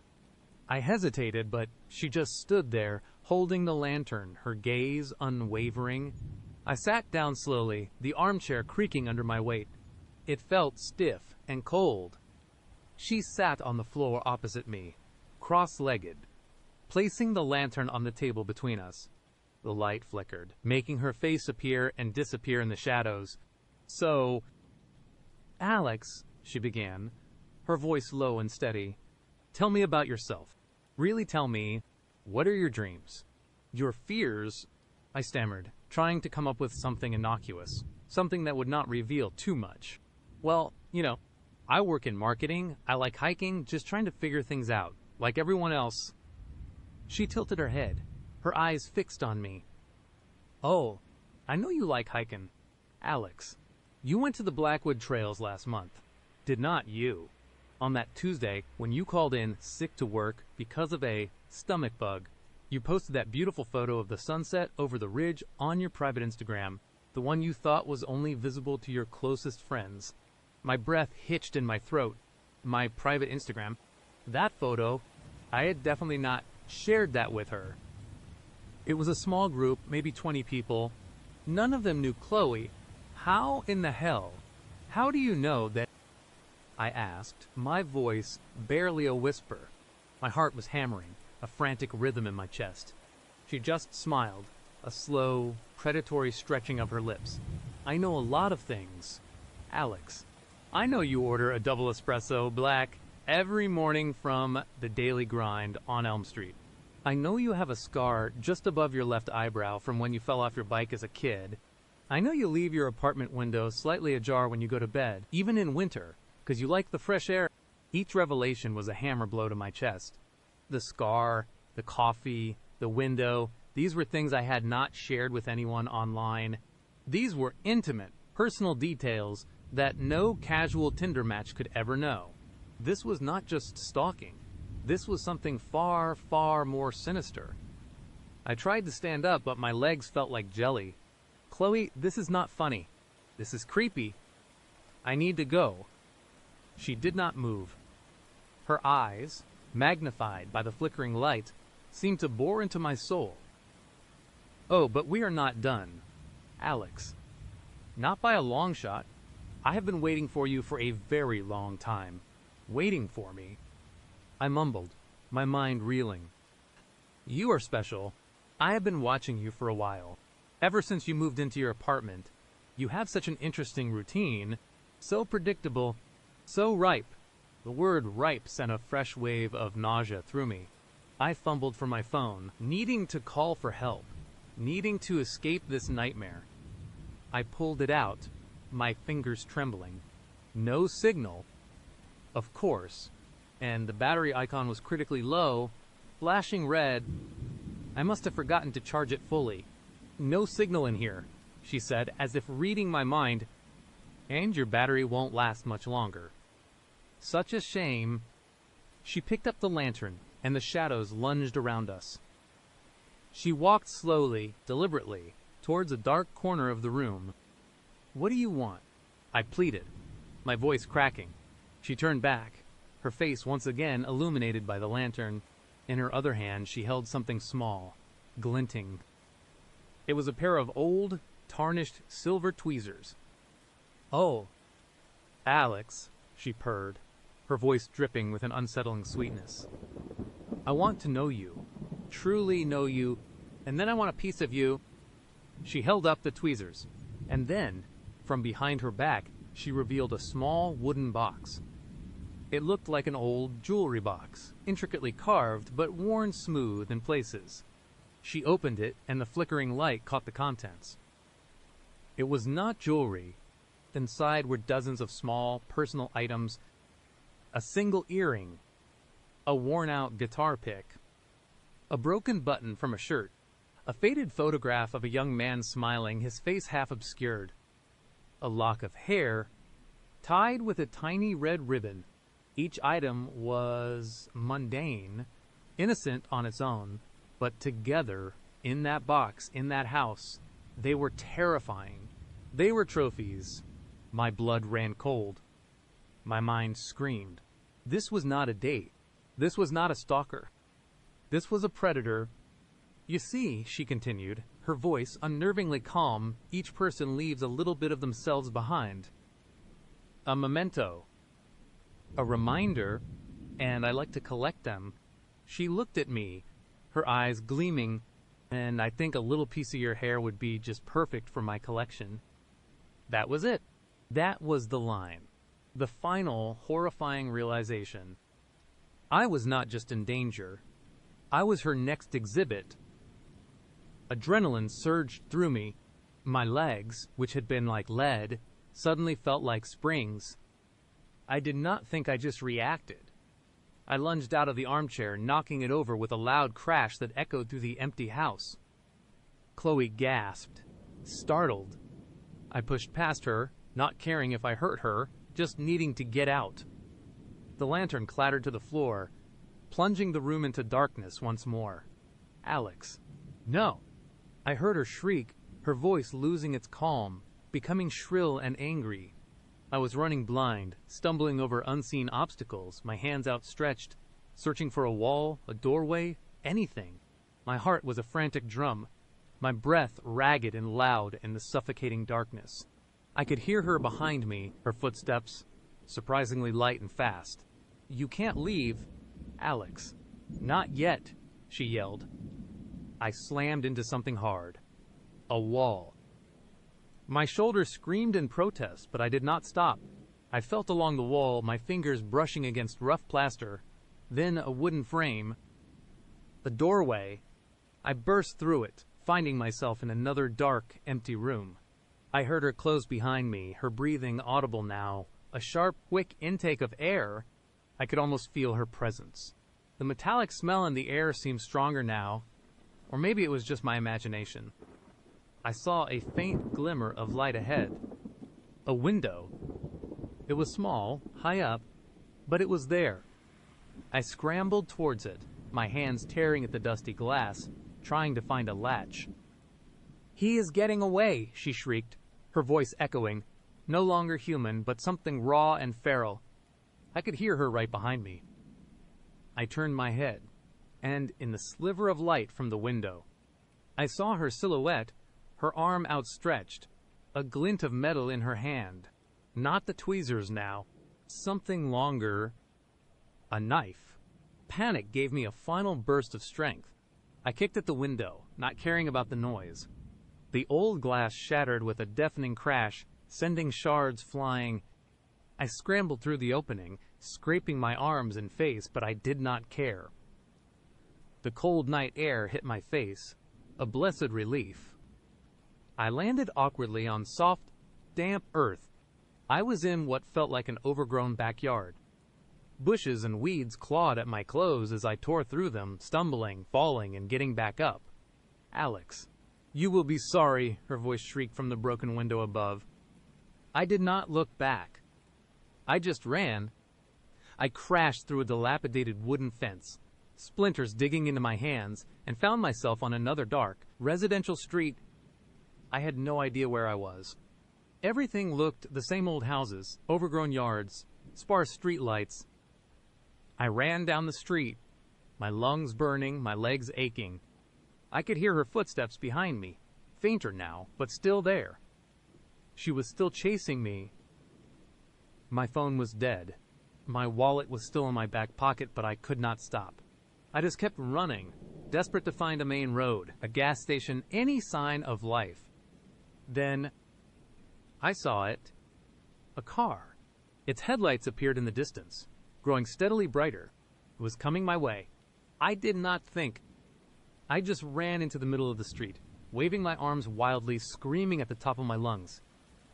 Help! Please. Help me. The car screeched to a halt, its headlights blinding me. A man and a woman in the front seats looked at me, their faces a mixture of shock and confusion. Please. I gasped, doubled over, pointing back down the street. She is trying to kill me. The woman in the passenger seat saw something then, her eyes widening. Oh my God, honey, look. I turned, my breath catching in my throat. Chloe was standing at the edge of the shadows, maybe 50 yards down the street. She was not running anymore. She was just standing there, utterly still, watching me. The light from the car illuminated her face for a split second. Her eyes were wide, unblinking, and her smile, it was back. That same chilling, too perfect smile. The driver, a burly man, quickly unlocked the passenger door. Get in, get in. I did not need to be told twice. I practically dove into the back seat, slamming the door shut. As the car sped away, I looked back through the rear window. She was still there, a dark silhouette against the faint glow of the distant streetlights. She did not move. She just watched us go. The couple in the car, bless their souls, drove me straight to the nearest police station. I was a mess. Scratched, bruised, covered in dust and sweat, shaking uncontrollably. I told the officers everything. Every chilling detail, every word she would said, every terrifying revelation. They took me seriously. Thankfully, they sent a patrol car to the address I gave them. I waited at the station for what felt like an eternity, sipping on lukewarm coffee, trying to calm my racing heart. An hour later, the officers returned. They found the house. They confirmed the broken window, the overturned armchair, but the house was completely empty. No sign of Chloe. No wooden box. No antique lantern. Nothing. It was just an old, abandoned house. They checked the property records. It belonged to an elderly woman who had moved into a nursing home years ago. The house had been vacant ever since.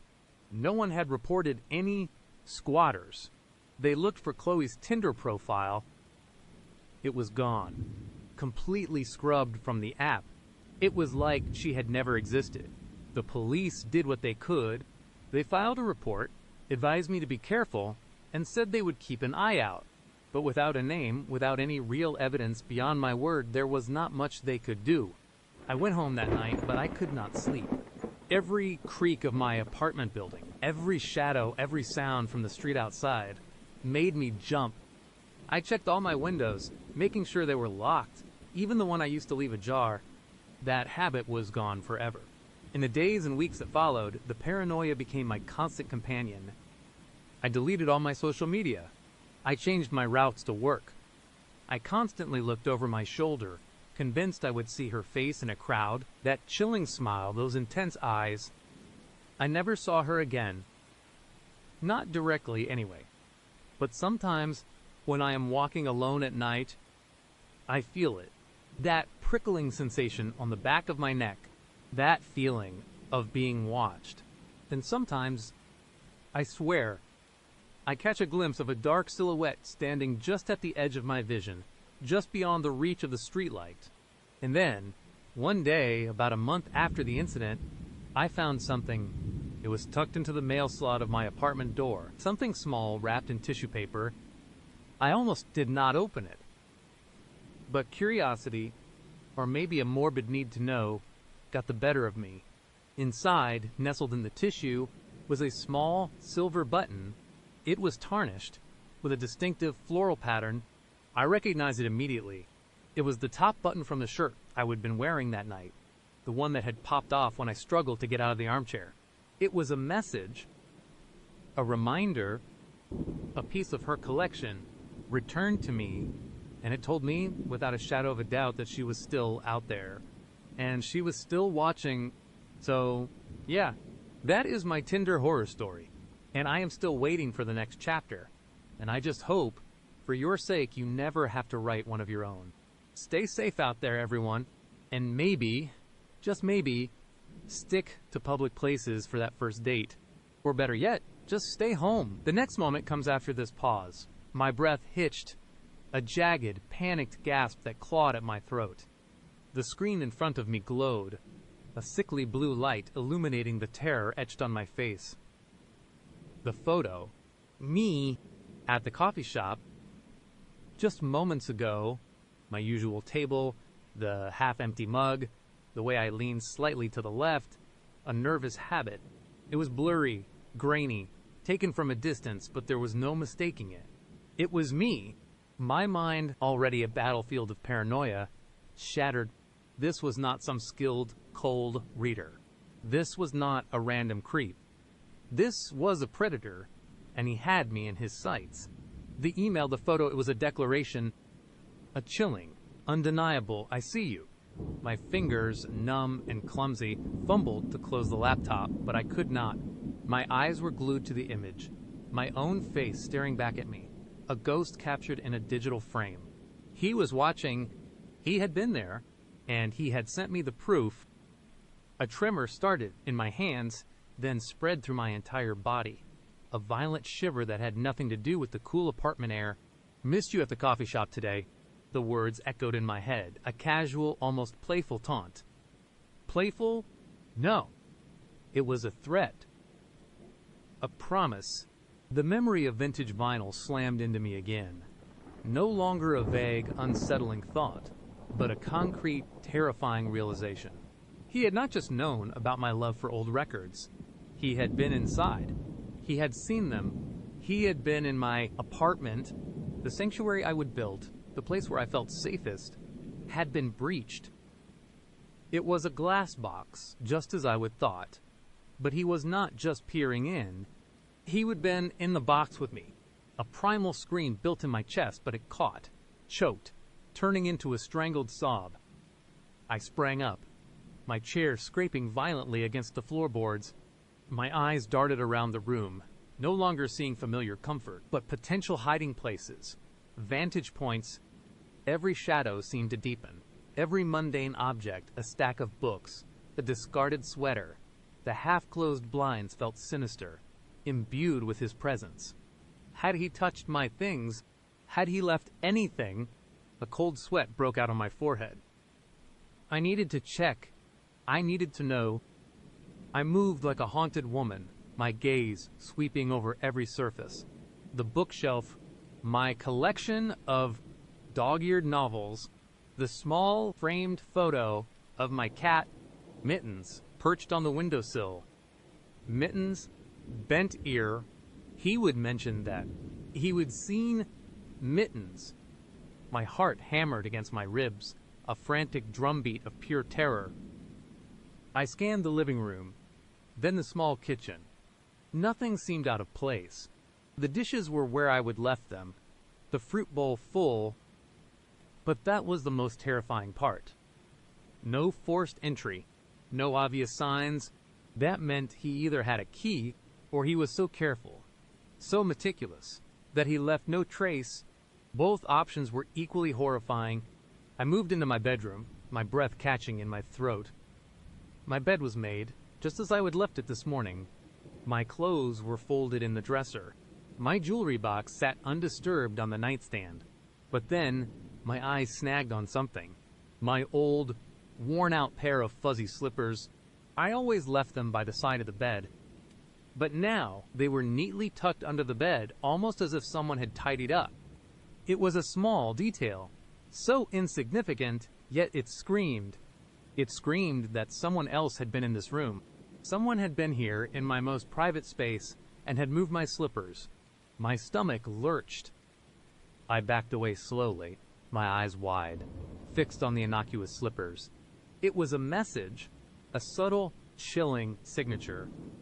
I was here, and I know where you sleep. Panic, raw and unadulterated, seized me. I could not stay. Not another second. This apartment was tainted, violated. It was a trap. I needed to get out now.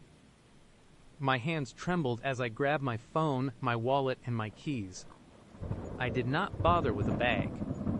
I just needed to flee. Every instinct screamed at me to run, to disappear. The hallway outside my apartment felt like a gauntlet. I paused, my ear pressed against the cold metal of the door. Listening. Silence. A suffocating, heavy silence that felt like a held breath. I slowly, carefully, unlocked the chain, the deadbolt, the doorknob. Each click was deafening in the quiet. I pulled the door open just a crack, peering out. The hallway was empty. The dim light from the overhead fixture cast long, eerie shadows. I stepped out, pulling the door shut behind me, not bothering to lock it. What was the point? He already had access. I practically ran to the elevator, my heart pounding a frantic rhythm against my ribs. I stabbed the down button repeatedly, urging the slow contraption to arrive. The wait felt like an eternity. Every rustle, every distant sound, made me jump. I half expected Mark to step out of the shadows, his intense gaze fixed on me, a predatory smile playing on his lips. Finally, the elevator doors hissed open. I practically dove inside, hitting the lobby button. As the doors began to close, I caught a glimpse of something, a flicker of movement at the end of the hallway near the stairwell, a shadow, too quick to discern, but enough to send a fresh wave of ice through my veins. Was it him, or just my mind playing tricks? I did not wait to find out. The ride down was agonizingly slow. I gripped my phone so tightly my knuckles turned white. My breath was shallow, ragged. When the doors opened to the lobby, I braced myself. The lobby was usually bustling, but tonight, it was deserted. The concierge desk was empty. The night shift not yet arrived. Perfect. For him, I walked quickly, trying to appear normal, but my legs felt like lead. My eyes darted to the large glass windows that overlooked the street, and there it was, parked across the street, partially obscured by a tree, a dark blue sedan, tinted windows, the same car. My blood ran cold. He was here. He was waiting. I pushed through the revolving doors, my gaze fixed straight ahead. The night air hit me, cool and sharp, but it offered no relief. I needed to get in my car. I needed to drive anywhere, just away. My car was parked a block away on a side street.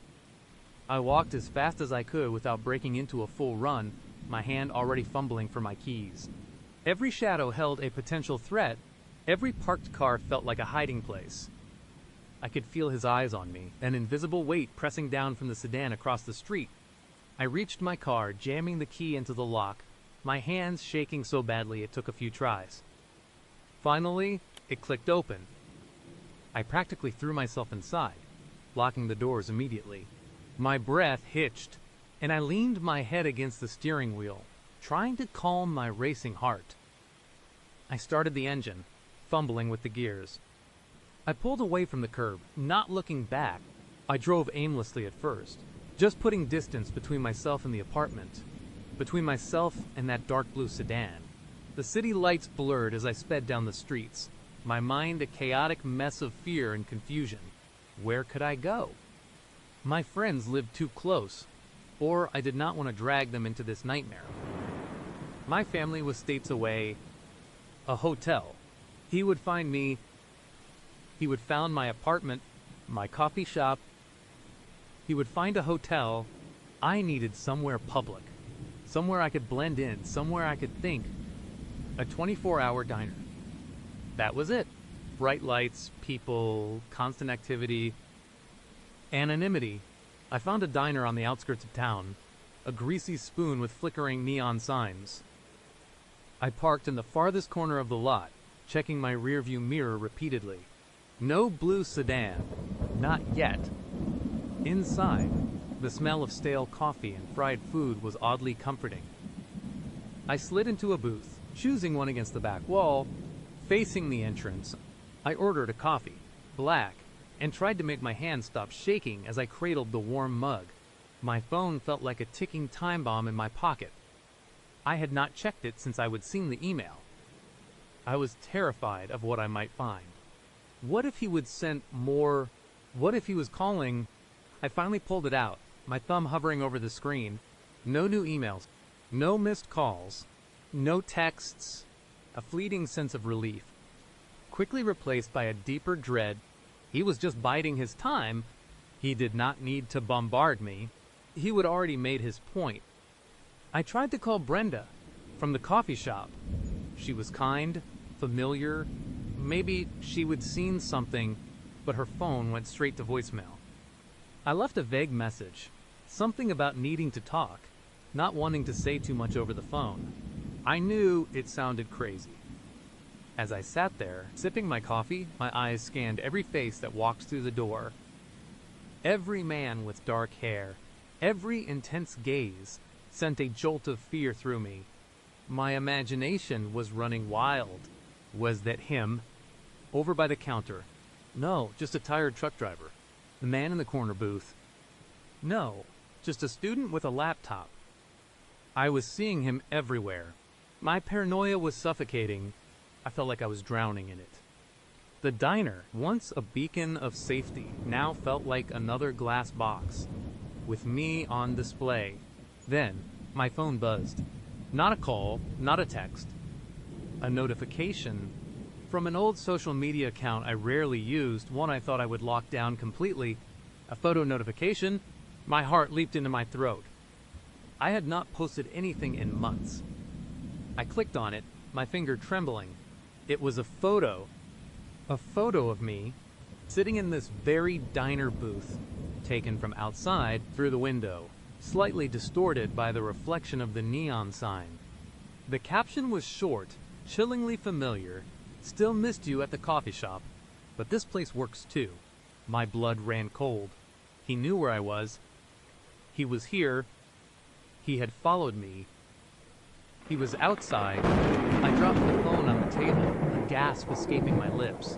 My head snapped up, my eyes darting to the windows.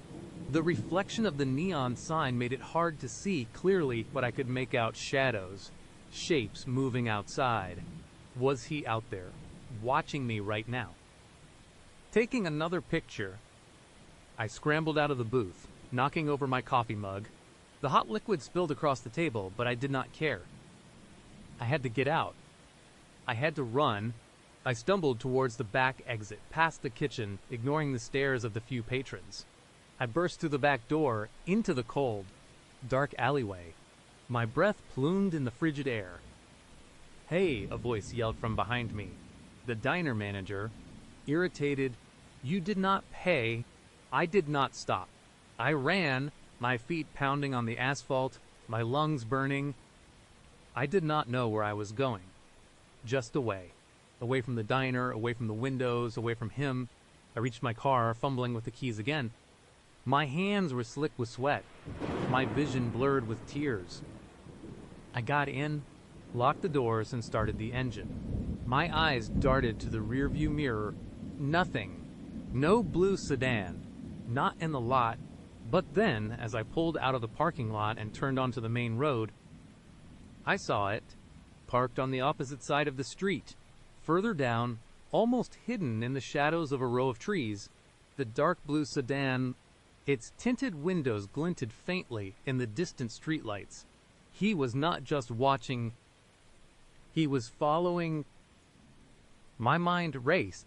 He was everywhere. He knew every move I made. Blocking him, deleting accounts, running it was useless. He had bypassed every barrier. It was inside my life, an invisible parasite, feeding on my fear. I drove faster, weaving through traffic, trying to lose him. I took random turns, sped down side streets, doubled back. My heart pounded, a frantic drum against my ribs. I kept checking my rearview mirror, my eyes strained, searching for the telltale glint of the blue sedan.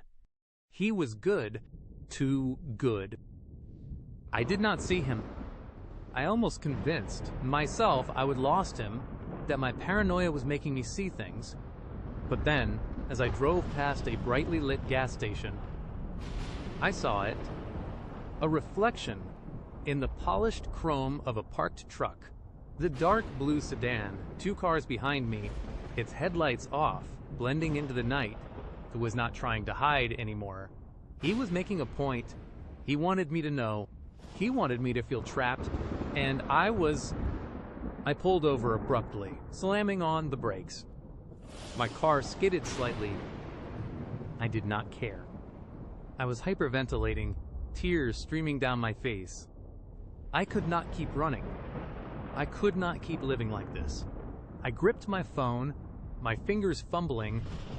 I had to call the police. They would not believe me. A creepy Tinder date. He sent you a photo. He followed you. They would say there was not enough evidence. No physical harm. Just a he said, she said situation. But I had to try. I dialed 911. My voice cracking as I explained. Frantically, incoherently, what was happening. The dispatcher was calm, professional, but her questions felt like a dismissal. Do you have his full name? A current address? Has he physically threatened you? Has he tried to break into your car? He has been in my apartment. I shrieked into the phone. He moved my slippers. He knows where I live. He is following me right now. Madam, please try to calm down, she said, her voice even. Where are you currently located? We can send an officer to take a report. But without a direct threat or physical contact, it might be difficult to pursue. Difficult to pursue. That was the phrase that haunted me. They would not understand. They could not see the terror in his eyes, the casual cruelty in his messages. They could not feel the invisible bars that now surrounded my life. I gave her my location, my voice still trembling. I told her about Mark, about Tinder, about the vintage vinyl. She listened patiently, but I could hear the skepticism in her tone as I waited for the officer. I looked around. The street was quiet, dimly lit. The blue sedan was gone. He had vanished again. He was playing with me. A cat playing with a mouse, letting it think it had escaped only to pounce again. The police officer arrived, a young woman with a kind but weary face. I repeated my story, my voice hoarse from crying and screaming. I showed her the emails, the photos. She nodded, taking notes, but her expression remained neutral. She explained the limitations. Stalking laws were tricky, without a clear pattern of direct threats. Without him being caught in the act, it was hard to get a restraining order. It was a civil matter. Mostly, we can file a report, she said, closing her notebook, and we can increase patrols in your neighborhood. But my advice, madam, is to go stay with a friend or family member for a while. Change your routine. Be vigilant. Stay with a friend. Change my routine. He knew everything. He had already found me, no matter where I went. I drove back to my apartment, feeling utterly defeated. The police could not help me. I was on my own. The thought sent a fresh wave of despair washing over me. As I pulled into my apartment's parking lot, my eyes scanned for the blue sedan. Nothing. I walked into the lobby, and this time the night concierge was there. I tried to act normal, but my hands were still shaking. "Good evening," he said, barely looking up from his newspaper.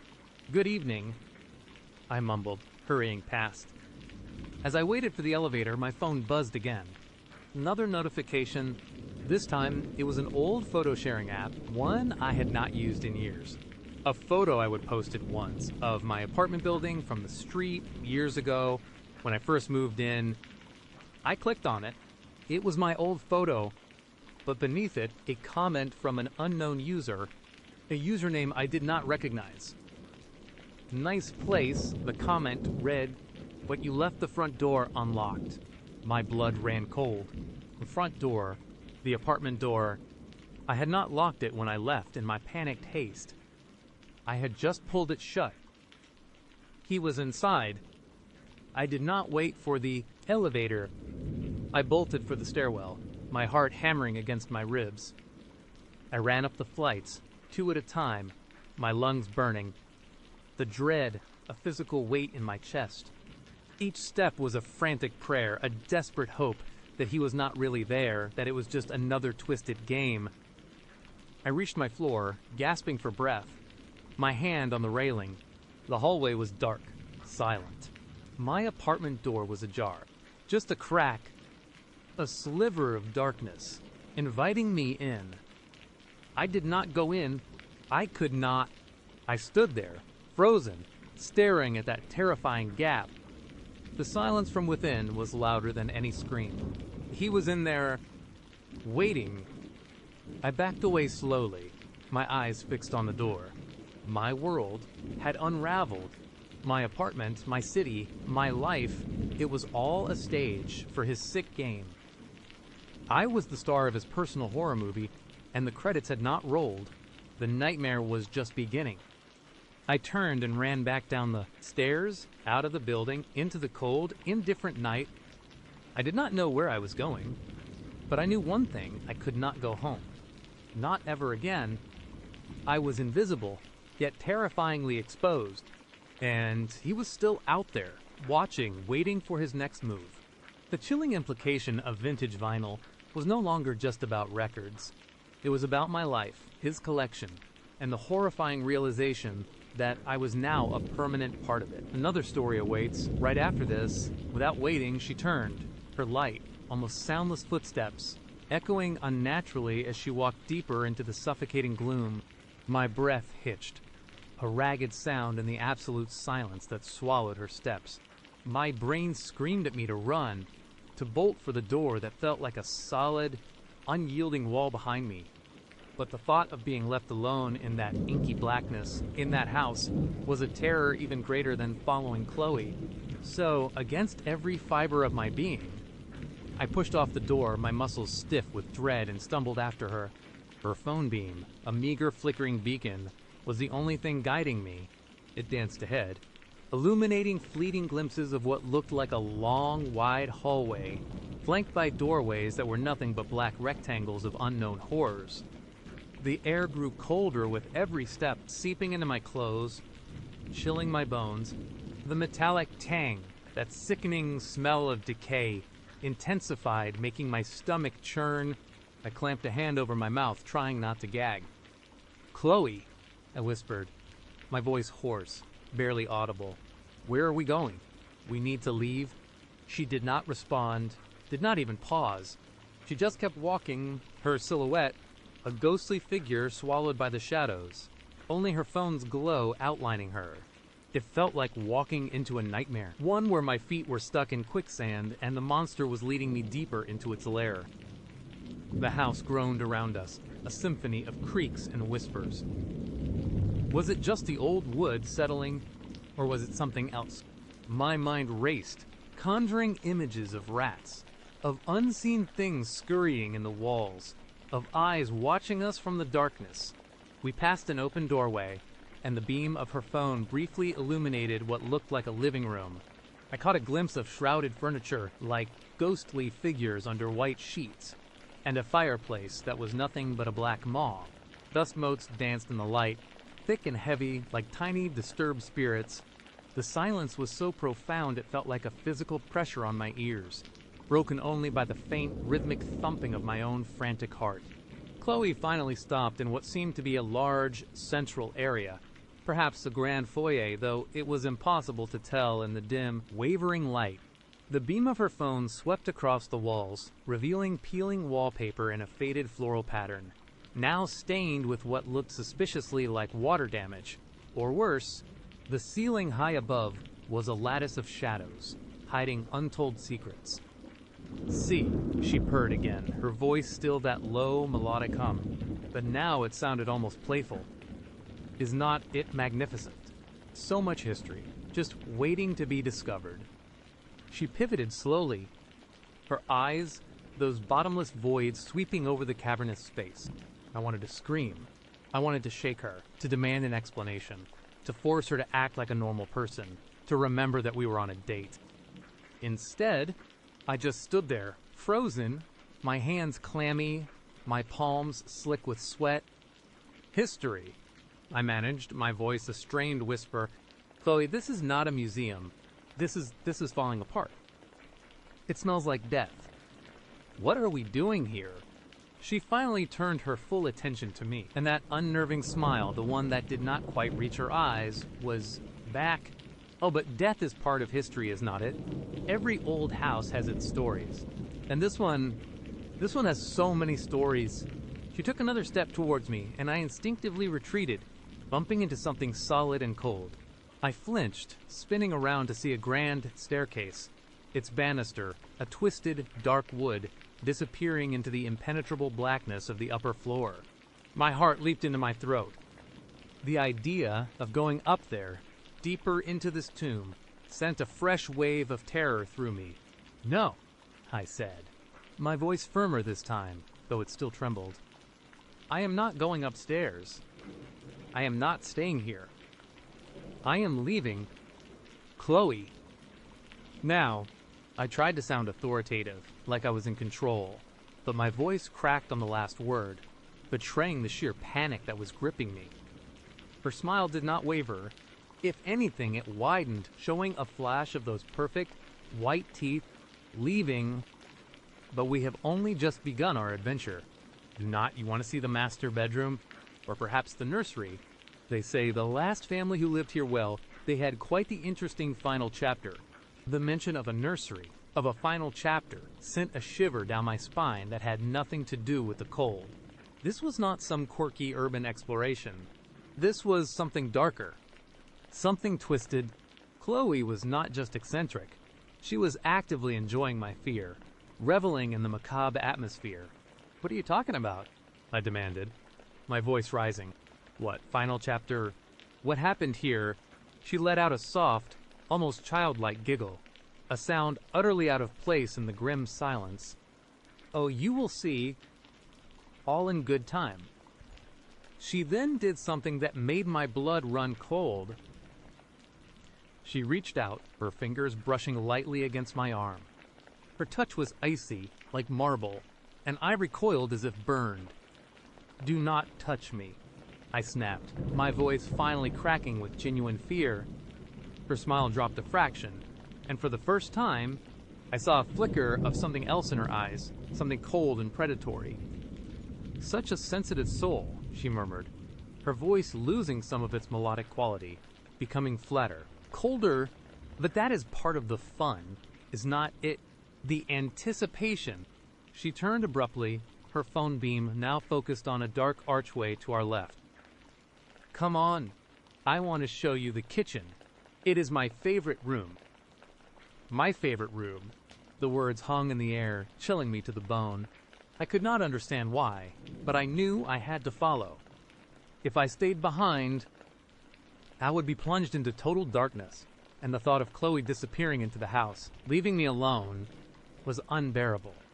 I needed to keep her in sight, to keep that faint glow of her phone in view, even if it led me to my doom. Maybe, just maybe, if I played along, I could find an opportunity to escape.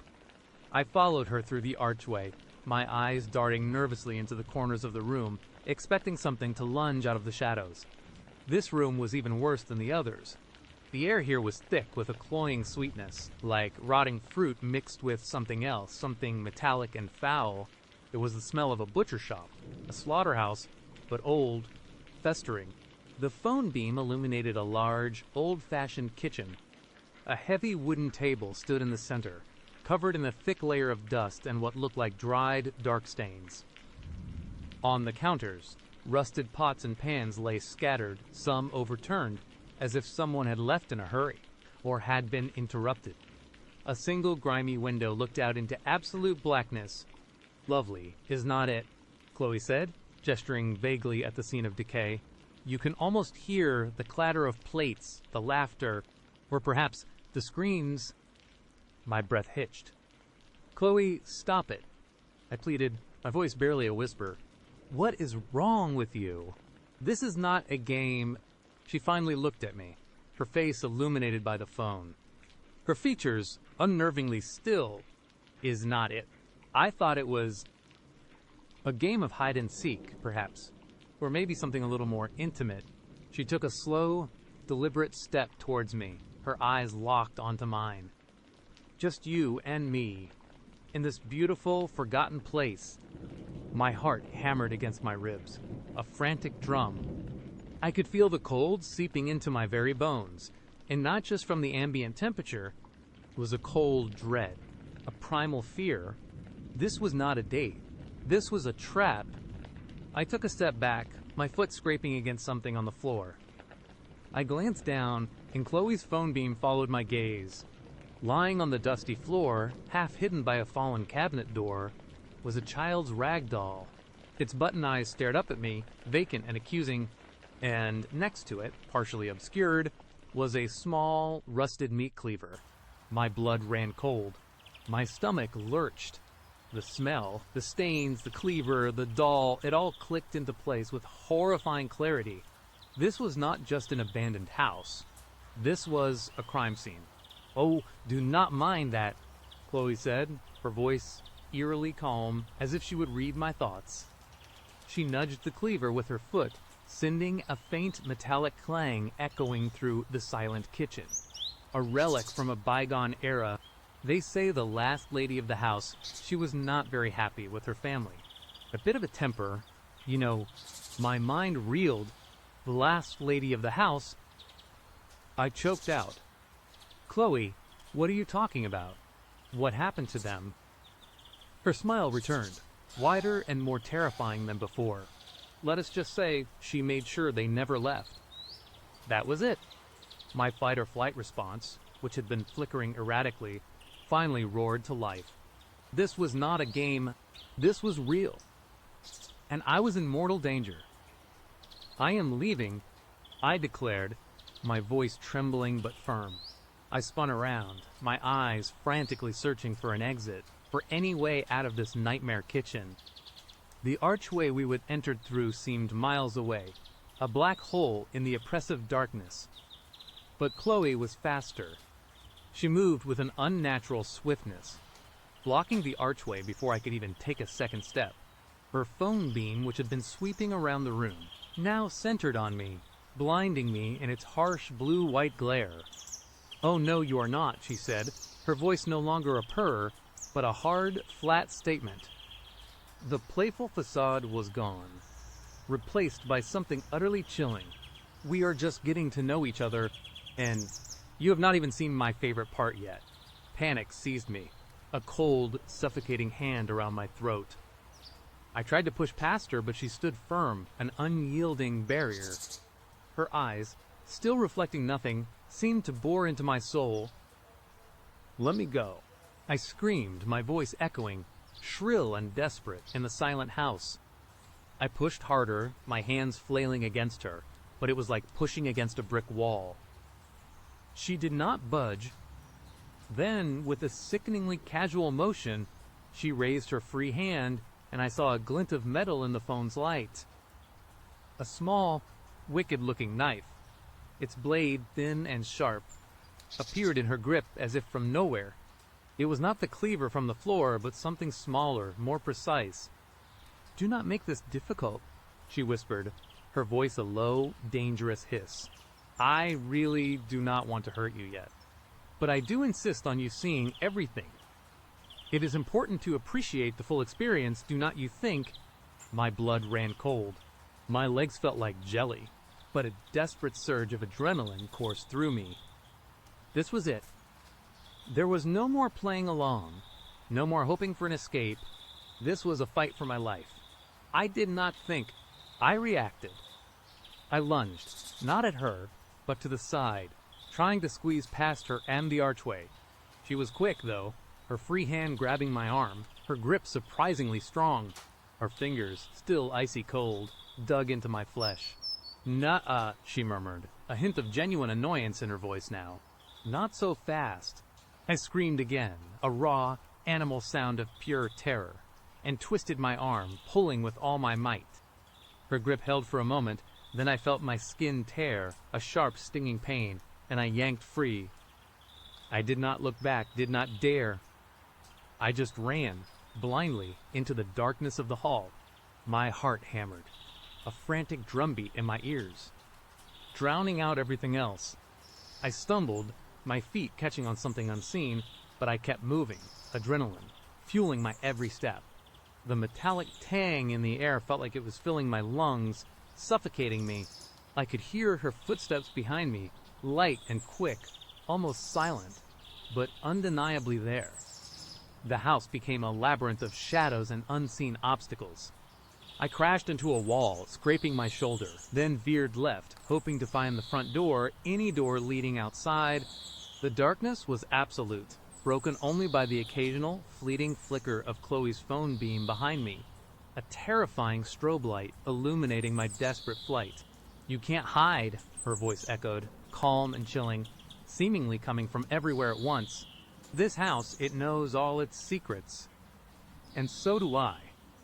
I burst into what I thought was the main foyer again, the grand staircase looming like a skeletal hand in the gloom. I could see the faint outline of the front door, that heavy, unyielding barrier. That was my only hope. I lunged for it, my hands fumbling for the doorknob, my fingers slick with sweat, and something else blood from my arm. The doorknob was cold, rusted, and would not turn. I twisted it, pulled it, rattled it with all my strength, but it stayed stubbornly locked. Panic flared, hotter and more intense than before. I was trapped, looking for something. Chloe's voice was right behind me, a soft whisper that sent shivers down my spine. I spun around, my back pressed against the unyielding door. Her phone beam was aimed directly at my face, blinding me. Her silhouette was framed by the light, and I could just make out the glint of the small knife in her hand. Her smile was back, wider than ever, a triumphant, terrifying leer. "It is no use," she said, taking a slow, deliberate step towards me. The master of the house, he always locked up tight, especially when he had visitors. My mind raced, desperately searching for an escape, any kind of weapon. My eyes darted around the dark foyer, but there was nothing, just shadows, dust, and the looming staircase. "Why are you doing this?" I croaked, my voice raw. "What do you want?" She tilted her head, her smile unwavering. "Just to get to know you better, to appreciate your charms, and to show you the charms of this place. It is a very special house, you see. It likes to keep its guests." She took another step, the knife glinting menacingly. I could feel the cold metal of the doorknob against my back. My heart pounded so hard I thought it would burst through my chest. This was it. This was where it ended. But then, a faint, almost imperceptible sound broke through the ringing in my ears. A faint, high-pitched scratching, coming from somewhere above us, from the darkness of the second floor. It was soft, like tiny claws on wood, or fingernails dragging across a surface. Chloe paused, her head cocked, listening.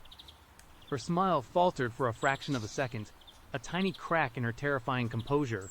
Her eyes, those black voids, flickered upwards.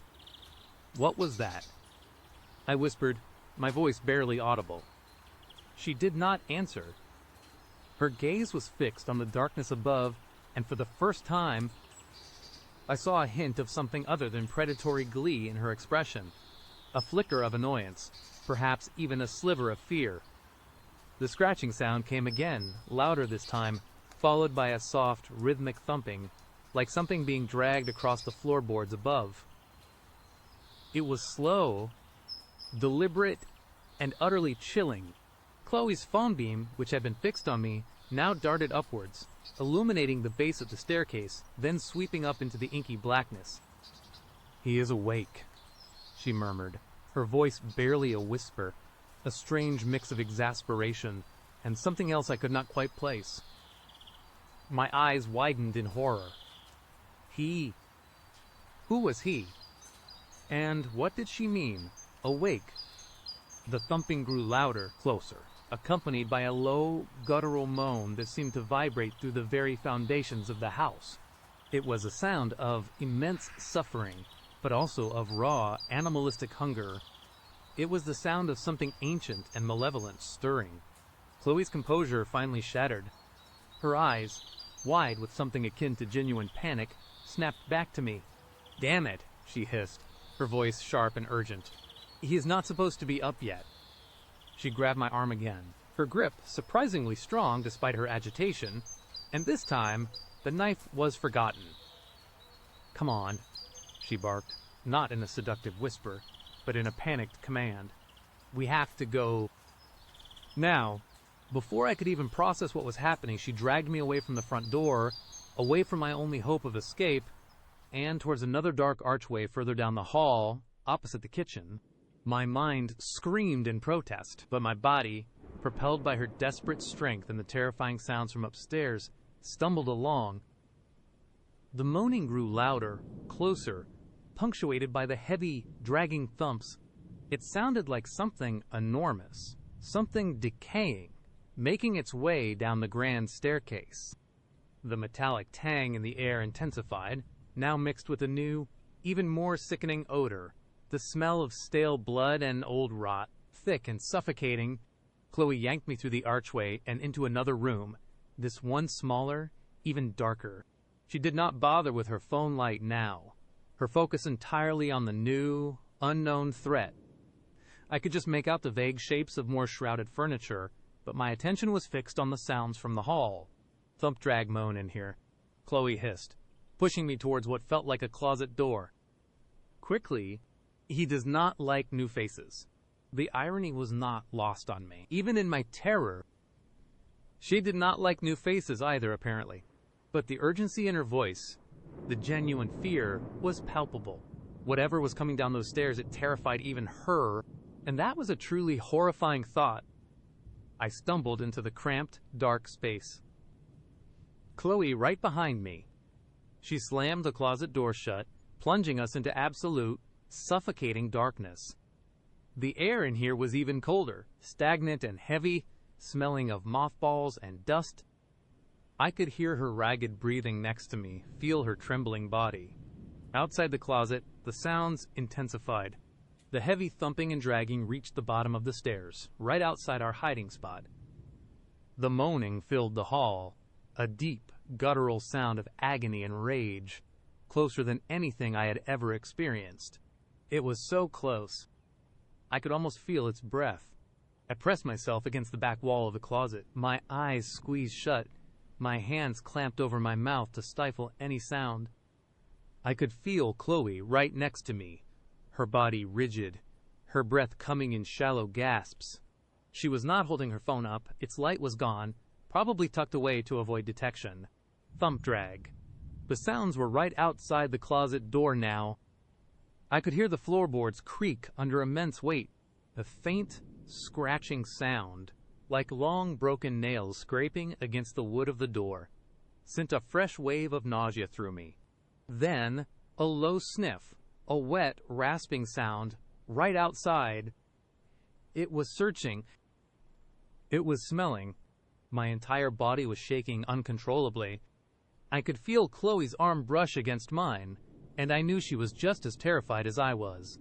The metallic tang, the smell of rot, was overwhelming, as if whatever was out there was oozing it.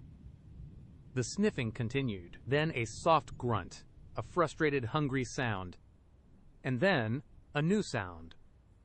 A low, guttural growl, followed by a sickening crunch, like bone being splintered. It was right outside the door. I could feel the vibrations through the wall. Chloe let out a tiny, involuntary whimper next to me. The growl subsided, replaced by the wet, tearing sound of something being consumed. The smell of fresh blood, hot and coppery, suddenly spiked, mixing with the old rot, making my stomach churn violently. I had to fight every instinct not to vomit. This was worse than anything I could have imagined. Chloe was not the only monster in this house. There was something else, something far more ancient and terrifying. And it was feasting, just inches away from us. The tearing and crunching continued for what felt like an eternity, though it was probably only a few minutes. Every second was a lifetime of pure, unadulterated horror. I could hear the wet, smacking sounds, the occasional whimper from Chloe, and the desperate, frantic beating of my own heart. Finally, the sounds began to recede.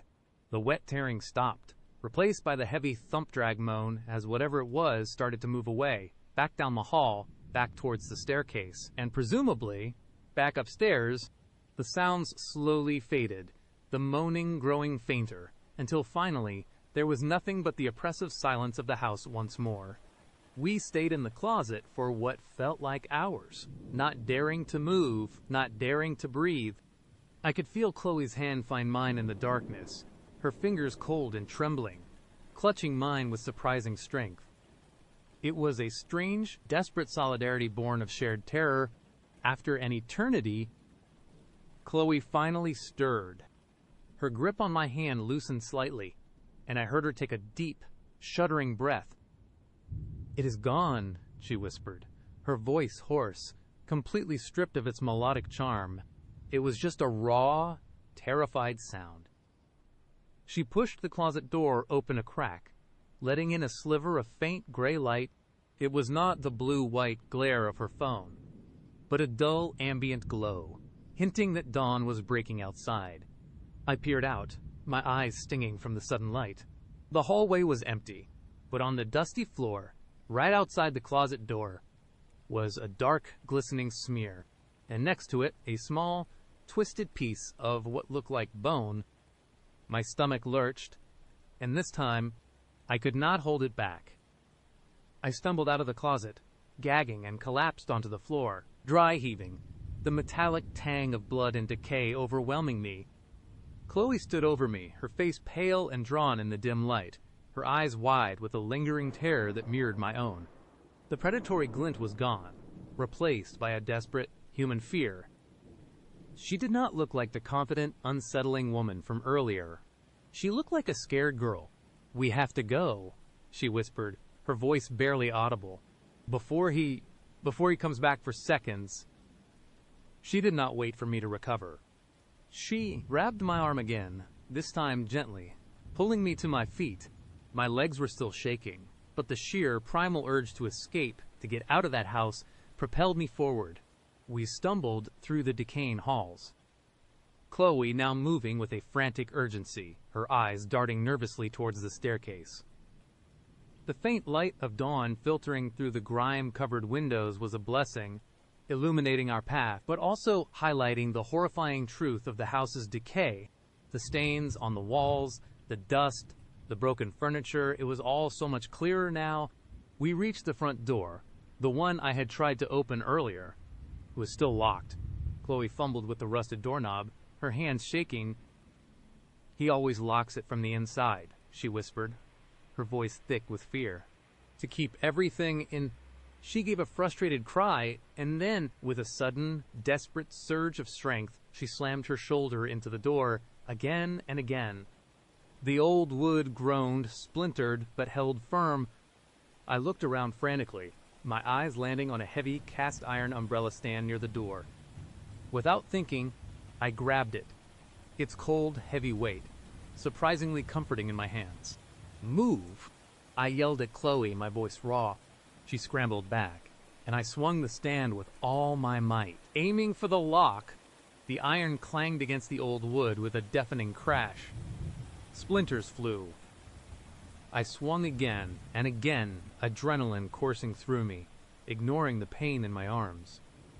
On the third swing, the wood around the lock splintered completely, and with a final, desperate heave, the heavy front door creaked inward, revealing a sliver of gray, morning light. We did not hesitate. We burst out of the house, gasping for breath, stumbling down the overgrown path, away from that nightmare. The cold morning air hit me, fresh and clean, a stark contrast to the putrid stench of the house. We ran, not stopping, not looking back, until our lungs burned and our legs screamed in protest. We did not stop until we reached my car, parked miles away from the main road, hidden away from the old, abandoned mansion. I fumbled with the keys, my hands still shaking violently, and somehow managed to unlock the doors. We practically fell inside, slamming the doors shut, the sound echoing like a final, desperate escape. I started the engine, the familiar roar of the motor, a comforting sound that brought a wave of relief so intense it almost made me cry. I put the car in reverse, then sped down the winding gravel road, leaving that cursed place behind. Chloe was slumped in the passenger seat, her face buried in her hands, still trembling. The phone, her only source of light in that house, was now just a normal, inert object in her lap. We drove in silence for a long time, the horror of what we had just experienced hanging heavy in the air between us. The sun was rising higher now, casting long shadows, but its warmth did nothing to chase away the deep, bone-chilling cold that had settled within me. Finally, Chloe slowly raised her head. Her eyes, no longer bottomless voids, were red-rimmed and filled with a haunted, distant look. She looked at me, and for the first time, I saw genuine remorse, genuine fear, and something else, a profound sadness. "I did not know he would be awake," she whispered, her voice barely audible. "He usually sleeps during the day. I wanted to show you the house. It is my family's house." My blood ran cold again, despite the warmth of the car's heater. Her family's house. The lady with a temper. The final chapter. The thing upstairs. Who was that? I asked, my voice still hoarse, a tremor running through it. She looked out the window, her gaze fixed on the passing trees. Her face a mask of grief and terror.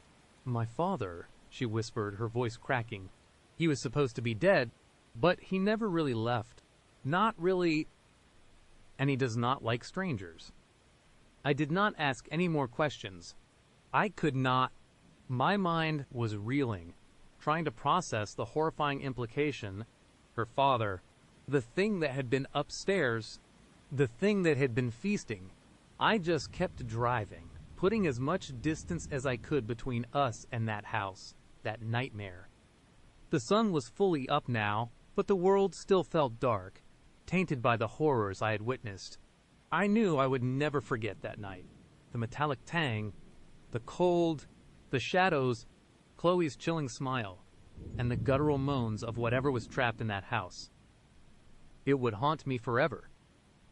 And I knew, with a certainty that chilled me to the bone, that even though I had escaped, I would never truly be free. Some horrors, once seen, brand themselves onto your soul, leaving you forever changed, forever looking over your shoulder. Now let us hear what comes next. All right, let me tell you about Lena. You know that feeling when you finally meet someone who just gets you, someone who laughs at your stupid jokes, finishes your sentences, and seems to understand the little quirks that make you, well, you. That was Lena for me. For a few glorious weeks, she was everything I would ever wanted, everything I had not even realized I was looking for. My quiet, orderly life, the one I would built meticulously in my perfectly aligned apartment, suddenly felt complete. I opened up to her, truly opened up, in a way I had not with anyone before. I gave her the keys to my entire life, metaphorically speaking, sharing my hopes, my fears, my job details, even the little idiosyncrasies of my apartment. I was a goner, completely smitten, laughing like an idiot. Then came the Cuisinart. My old one was a finicky beast, always threatening to seize up mid-chop. I would looked at new models online, even spent an hour on the phone with my best friend, Mark, ranting about the pros and cons of different brands. I had not told Lena a single thing about it. Not once. So when a brand new, gleaming, exact model of the Cuisinart I would have been eyeing arrived at my doorstep, followed by a text from Lena that read, "Heard you talking about it. Thought you deserved an upgrade," that is when the terror truly set in. Lena was not just perceptive, she was watching me. The realization slammed into me like a physical blow, knocking the air from my lungs. I stumbled back from the kitchen counter, the new Cuisinart suddenly looking less like a thoughtful gift, and more like a trophy from a hunter. My heart hammered against my ribs, a frantic drumbeat of pure panic. The blood drained from my face, leaving a cold, clammy film on my skin. I could feel the hairs on my arms standing on end, a primal warning system screaming danger. My sanctuary, My perfectly aligned, orderly apartment, it was not a sanctuary anymore. It was a fishbowl, and I was the fish. I ran through the apartment, a desperate, frantic search for what? Hidden cameras, eavesdropping devices. I checked every corner, every bookshelf, every vent. I pulled out lamps, peered behind curtains, even got on my hands and knees to look under the sofa. My hands shook so violently I could barely grip anything. My mind raced, trying to piece together the timeline, trying to pinpoint when the invasion truly began. The Earl Grey tea, I figured, she would said, with that knowing smile. I had not told her the details about my workday, things only Mark knew. The coincidental meeting at my obscure grocery store, miles from her usual haunts, the incredibly specific, obscure sci-fi novel, the misplaced book, the window ajar. It was not a coincidence. It was not a lucky guess. It was calculated, it was deliberate, and now, the Cuisinart, that meant she knew what I was doing in my own home. She knew what I was discussing on the phone. How could she possibly know? The thought gnawed at me, a relentless, terrifying worm in my brain. Had she been in my apartment? Had she installed something? Was she listening right now? The silence in my apartment, once a comforting blanket, now felt like a heavy shroud, pressing down on me, live with unseen ears. I felt a chill that had nothing to do with the temperature. I fumbled for my phone, my fingers clumsy with fear. Mark. I needed to call Mark. He was the only one who knew the full extent of my life, the only one I would share these little details with. He would be able to tell me I was being paranoid, right? He would talk me down. Hey man, what is up? Mark's voice was cheerful, oblivious. Mark. I choked out, my voice thin and reedy. It is Lena. She knows things she should not. The Cuisinart. Mark. The new one. She sent it. She said she heard me talking about it. There was a beat of silence on the other end. Heard you... Dude, what are you talking about? You did not tell her about the Cuisinart. Exactly. I practically screamed into the phone. I told you. Only you. And now, she sent me the exact model I was looking at. She said, heard me talking about it like she was here or listening in. Mark's cheerfulness evaporated. Whoa, slow down. You are saying she has bugged your place, or she has been in your apartment. I do not know. Mark, I do not know how she knows. But she knows about the Earl Grey, she knows about my work stuff, she knows about the sci-fi book, and now this. My apartment is not safe. I feel like she has been in here. I feel like she is watching me right now. I started pacing, my eyes darting around the room, scrutinizing every shadow, every reflection. Okay, Mark said, his voice now serious, tinged with concern. Calm down. Come over. Right now. We will figure this out. Do not touch anything in your place if you think she has been there. Just get out. His words were a lifeline. Get out. The idea of leaving my apartment, even for a short while, felt like an escape. I grabbed my keys, my wallet, and my phone. My gaze still sweeping the room, half expecting to see Lena's face peering from a dark corner. As I locked the door behind me, I had the overwhelming sensation that I was leaving a part of myself behind, vulnerable and exposed. My sanctuary was now a crime scene, or worse, a stage for a horror show. At Mark's apartment, I recounted everything, pouring out the torrent of fear and suspicion that had been building inside me. Mark listened, his brow furrowed, occasionally shaking his head in disbelief. Okay, so let us break this down, he said, pushing a mug of lukewarm tea across the table. You deleted Tinder, right? Blocked her number. First thing I did, I confirmed, my voice still shaky. Everywhere. Tinder, Instagram, YouTube, her number. Everything good. Now, think, when did you give her your address? Did you ever invite her over? No. That is the thing. We always met out. I never gave her my address. She must have found it. Somehow, the thought made my stomach clench. And the key, I gave her the spare key to my place, back when I was an idiot and thought she was amazing. I slapped my forehead. God, I am such an idiot. Mark winced. Okay, that is a problem. A big one. She has access. But I changed the locks after the window incident. I told her I lost the spare, and she just nodded and smiled. I swear, the next day I had new locks installed, so she should not have access anymore. Then, how did she get in to move the book, or leave the window ajar? Mark mused. And the Cuisinart, if she was outside, how would she hear you talking on the phone? That was the terrifying question. It implied a deeper, more insidious level of invasion. Not just a key, but a listening device. Or something worse. We need to check your place for bugs, Mark said, his voice firm. And maybe cameras.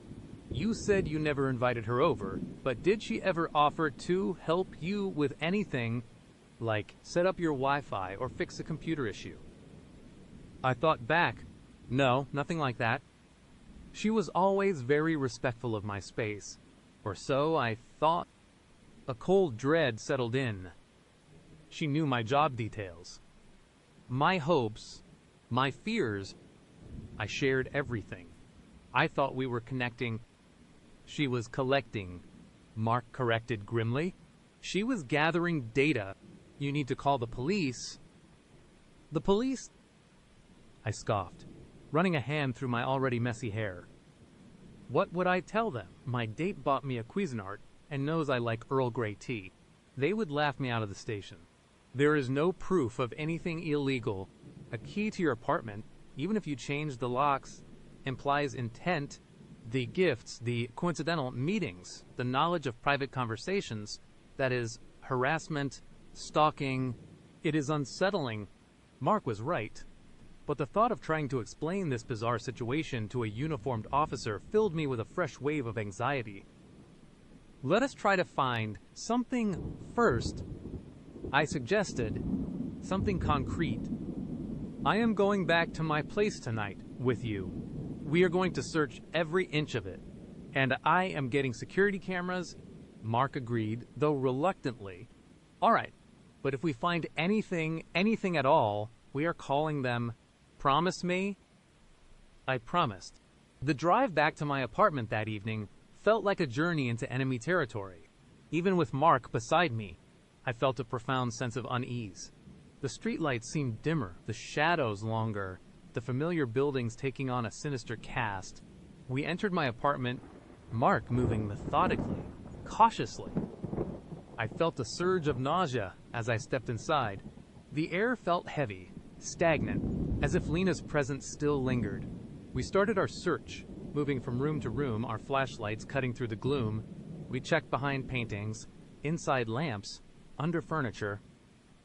We even opened up the smoke detector, just in case. Nothing.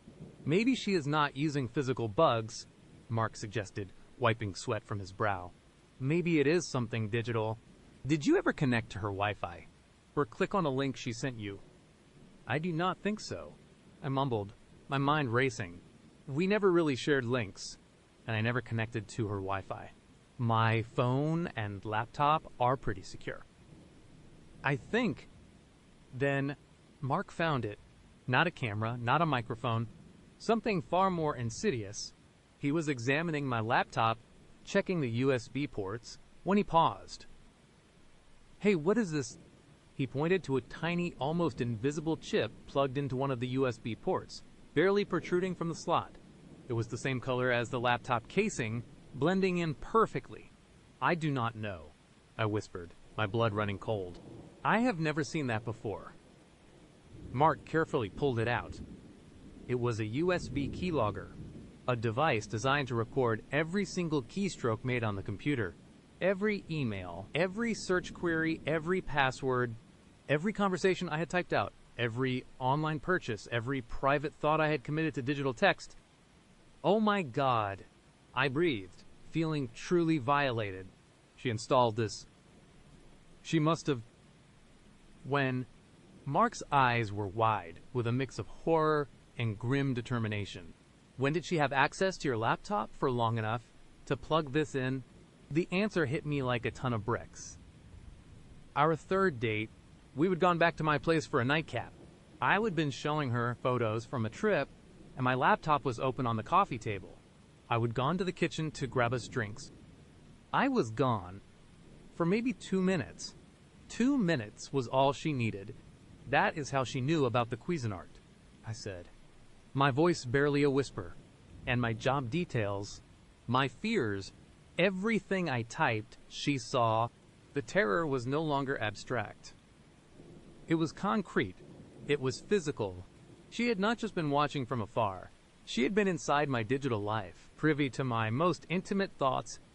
Okay, Mark said, his voice tight. This is it.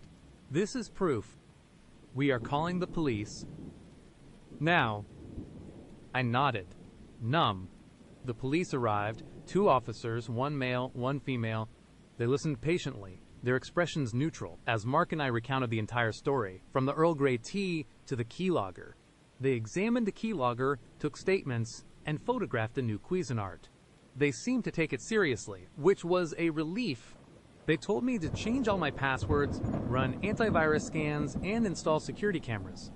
They promised to investigate Lena, to try and track her down.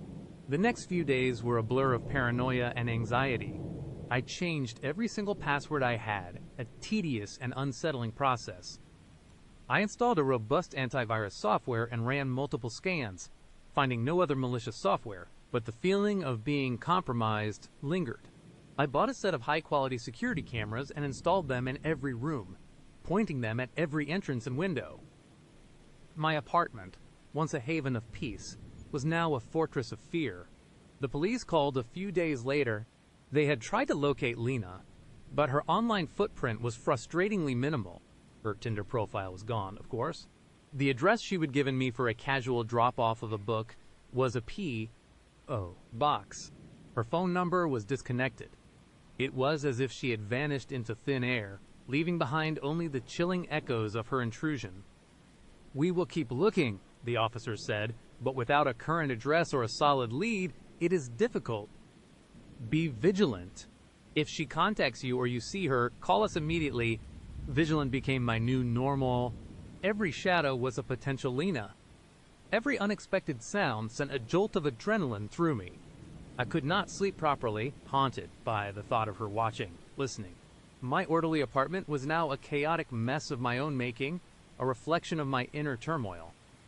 The perfectly aligned Cuisinart sat on the counter, a constant, gleaming reminder of the invasion. I could not bring myself to use it. Weeks turned into a month.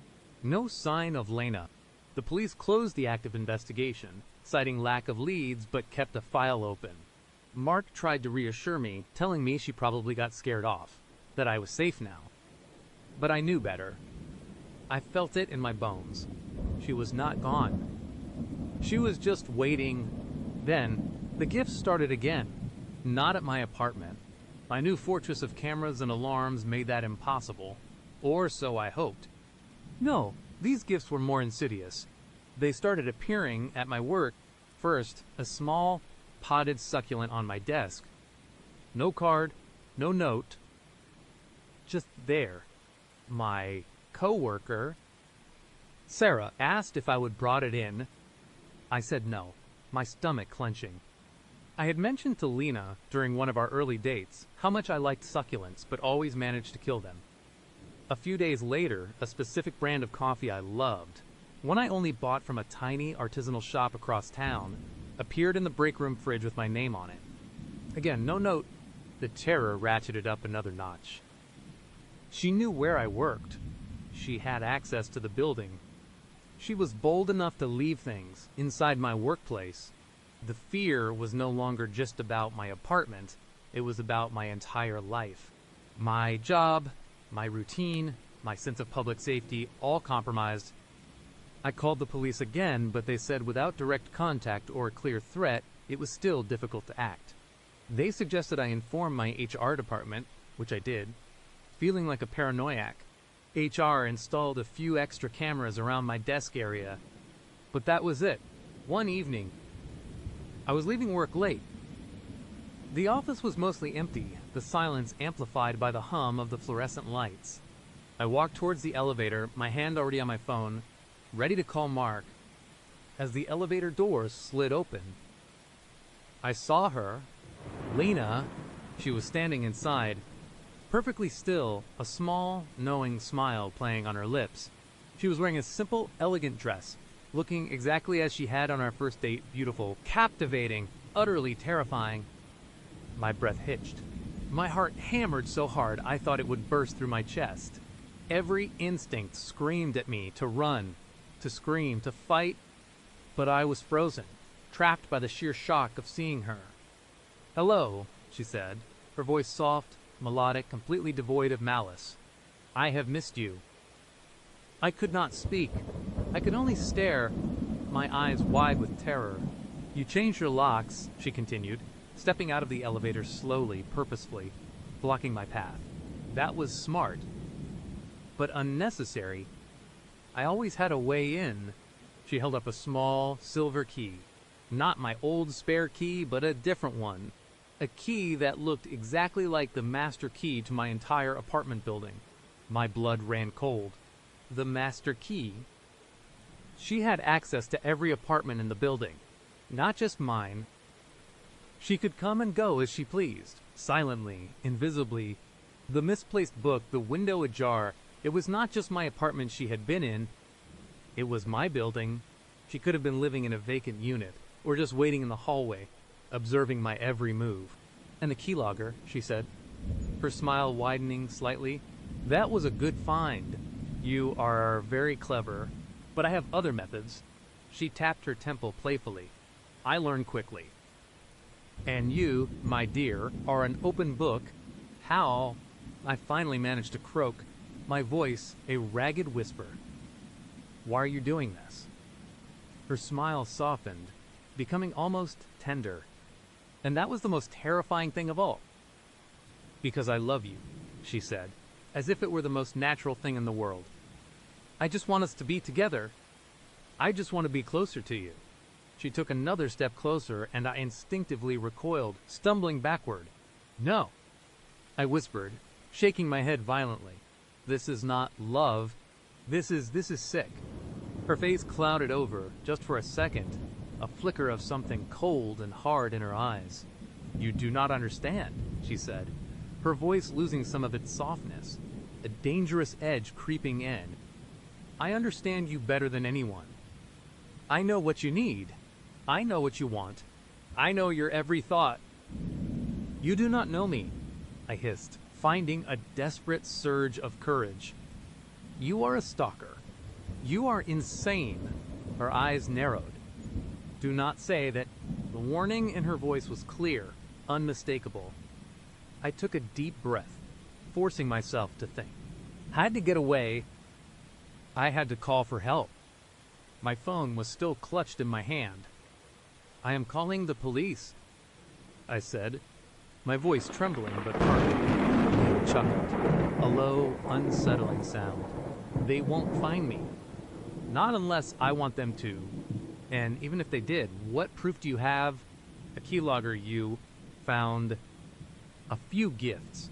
A conversation in an empty hallway." She shrugged. "I just wanted to say hello. Is that a crime?" She knew the limitations of the law, the difficulty of proving her insidious campaign of terror. I raised my phone, my thumb hovering over Mark's contact. Lena's eyes fixed on my phone. Her smile vanished. Her face became utterly blank, devoid of emotion, like a porcelain doll, and that was far more terrifying than any rage. "Do not," she said, her voice flat, chilling. "You will regret it." Then, with a speed that startled me, she lunged. Not towards me, but towards my hand. Her fingers, surprisingly strong, wrapped around my wrist, twisting it sharply. My phone clattered to the floor, sliding across the polished tile. "I told you," she whispered, her face inches from mine, her breath cold on my cheek. "I just want to be closer. I finally found my voice. A primal scream ripped from my throat. Help! Someone help me! Lena's eyes widened. A flash of surprise, then something else, annoyance. She clamped a hand over my mouth, muffling my cries. Her other hand, incredibly, reached into her purse and pulled out a small, dark cloth. The scent of chemicals hit me instantly. Chloroform, panic, pure and unadulterated, surged through me. I thrashed violently, fighting with every ounce of strength I had. I bit her hand, hard. She cried out, loosening her grip for a split second. It was all I needed. I shoved her backward with all my might. She stumbled, momentarily off balance. I scrambled away, grabbing my phone from the floor, my fingers fumbling to hit the emergency dial. No! Lena shrieked, her composed facade finally cracking, revealing a raw, desperate fury. She lunged again, but I was faster. I burst out of the building, tearing down the street, screaming at the top of my lungs. I did not stop running until I reached a busy intersection, where the lights and sounds of traffic offered a semblance of safety. I called Mark, gasping for breath, sobbing out the story. He told me to stay put, that he was coming. The police arrived quickly this time, thanks to my frantic call. They took my statement, but Lena was gone. Vanished. The security cameras in my office building conveniently had a blind spot right where the elevator was. She was a ghost. I moved out of my apartment building that week, abandoning my lease, leaving behind almost everything. The thought of her having a master key, having access to my former home, was unbearable. I moved to a different part of the city, to an apartment building with stricter security and a new, unlisted phone number. But the fear never left me. It became a permanent resident in my mind, a chilling companion. Every new person I met, every friendly face, I scrutinized. Every coincidence sent a jolt of anxiety through me. The world, once a place of order and comfort, was now a landscape of potential threats. I never saw Lena again. Not directly, but sometimes, when I am walking home, I catch a glimpse of a familiar figure in the distance. A woman with long dark hair and an elegant gait. And sometimes, when I check my mail, I find an anonymous package. Not a Cuisinart, not a succulent, just a single, perfectly aligned Earl Grey tea bag. A reminder, a chilling message, that she is still out there, and that she is still watching always. Let us step further into today's stories. I would have given her the keys to my entire life, handed them over with a laugh and a shrug, like an idiot. The realization hit me like a cold, wet sack of bricks to the gut. Stealing my breath, I sagged back against the couch cushions, the phantom taste of Luigi's spaghetti suddenly turning to ash in my mouth. Mark was beside me, his own face pale and drawn, his eyes still darting between the 4 small squares on my phone screen, each one a window into the illusion of my security. I told her everything. I whispered, the words barely audible, choked by a wave of self-loathing. My routine, my apartment, even the damn Cuisinart. I laughed about it. My voice cracked on the last word. How could I have been so blind? So utterly, unbelievably stupid? Mark reached out, his hand hovering uncertainly before resting on my arm. It is not your fault, man. How were you supposed to know? She seemed normal.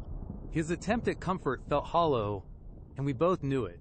Normal people do not stalk you, do not send real-time surveillance photos, do not know about your kitchen appliances from one coffee date. Normal people do not make your life a living nightmare. The silence in the apartment after that was suffocating. Every creak of the old building, every distant car horn, every rustle of the leaves outside the window felt amplified, threatening. The security cameras, which Mark had installed just an hour ago, were supposed to be our shield. Instead, they felt like a cruel joke. 4 plastic eyes not just watching the void, but watching us being watched. They were a constant, physical reminder of Lena's impossible reach. My phone, clutched so tight my knuckles were white, felt like a burning coal in my hand.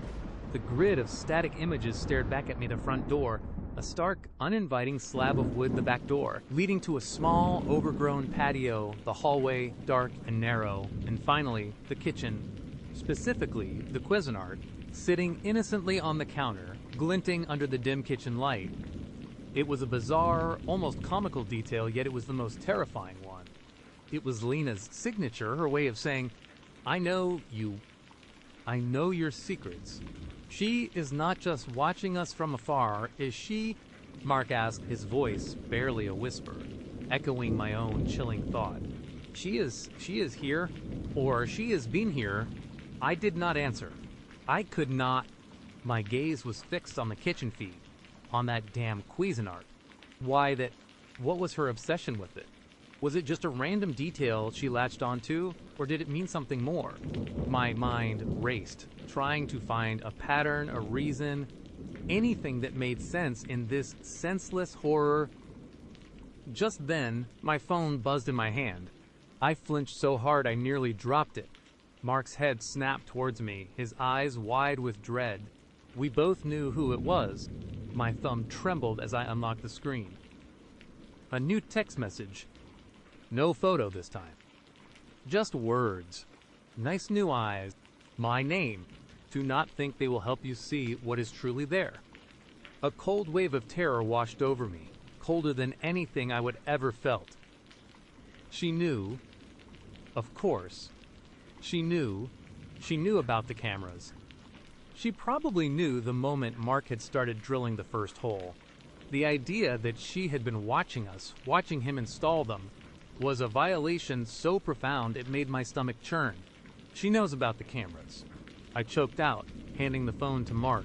His eyes scanned the message, and I saw the last flicker of hope drain from his face. He looked utterly defeated. How, he whispered, running a hand through his already disheveled hair. How could she possibly know? We just put them up. She is everywhere. Mark, I said, the words tasting like ash. She told me. She asked me about my Tuesday nights, about Luigi's, about the Cuisinart. She was gathering intel, and I was too stupid to see it. My chest tightened, a knot of fear and self-recrimination. We sat there, two terrified men on a stained couch, surrounded by the ghosts of what used to be a normal apartment. The abandoned spaghetti sat on the coffee table, cold and congealed, a monument to our interrupted evening. The silence stretched, punctuated only by the frantic drumming of my heart against my ribs. My eyes drifted back to the phone screen. The feeds were still static. The front door, the back door, the hallway, the Cuisinart. Everything looked normal, untouched. But I knew it was not. Nothing was normal anymore. Suddenly, a faint flicker on the front door feed that was almost imperceptible, a blink, and you would miss it. Distortion, like a glitch in the Matrix. My breath hitched. Did you see that? I whispered, pointing a trembling finger at the screen. Mark leaned in, squinting. See what? I did not see anything.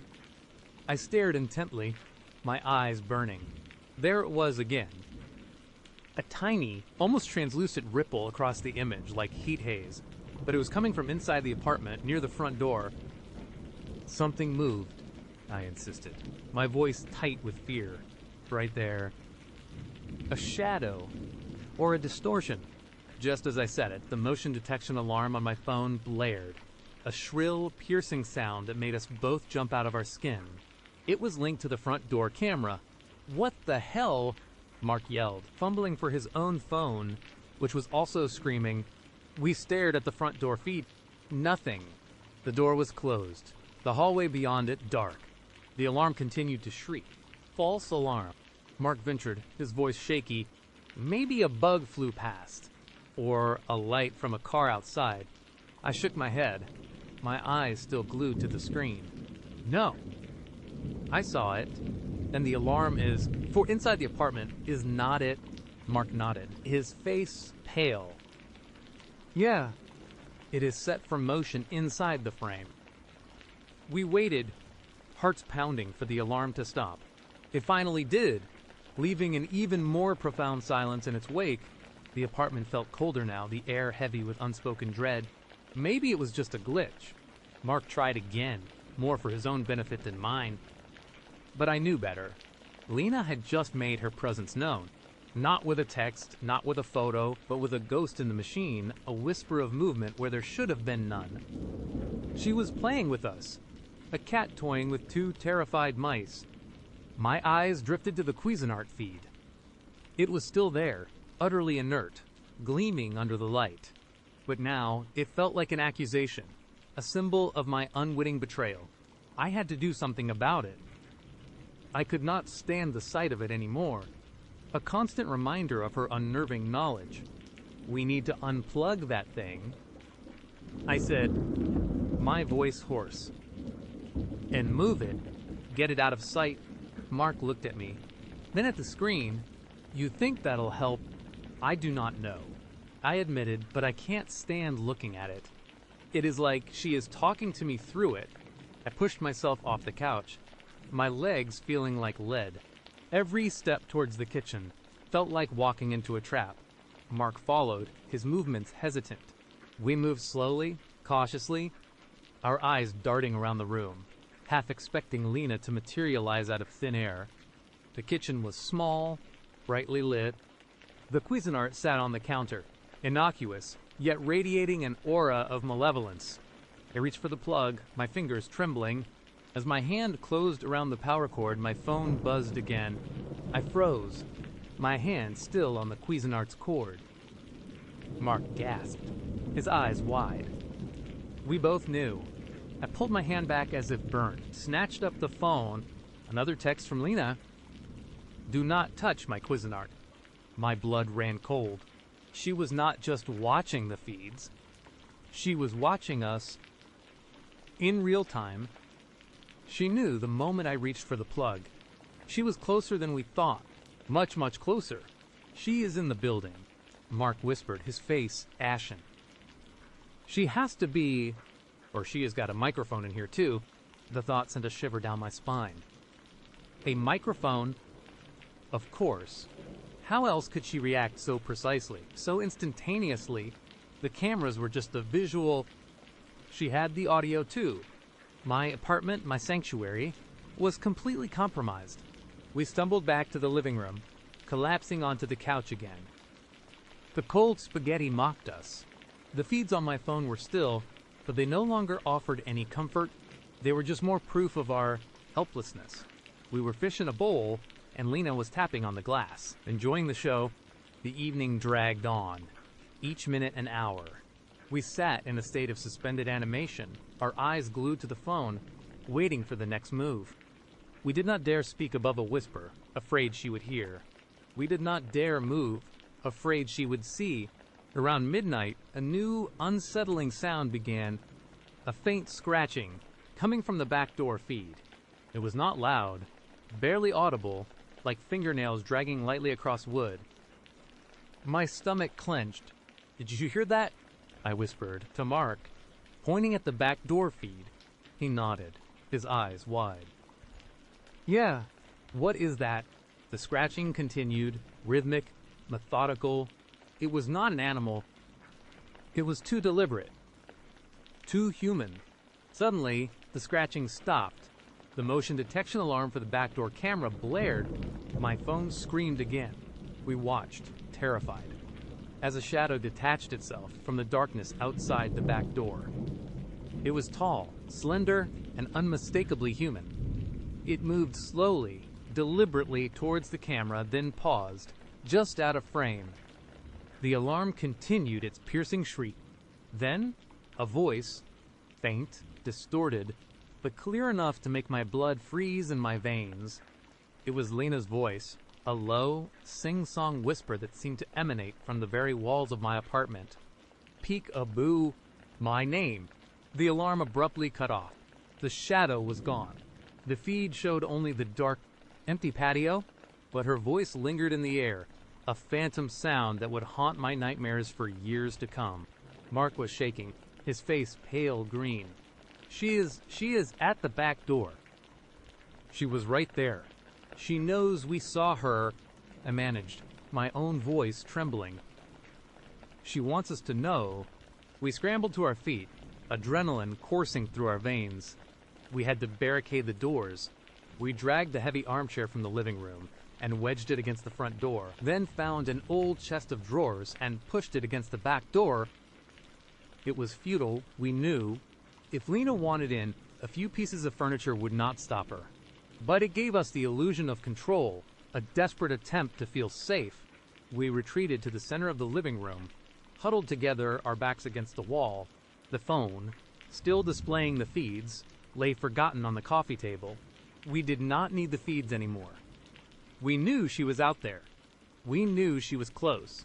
The fear was a physical presence in the room, suffocating us. Every shadow seemed to lengthen. Every sound seemed to hold a hidden threat.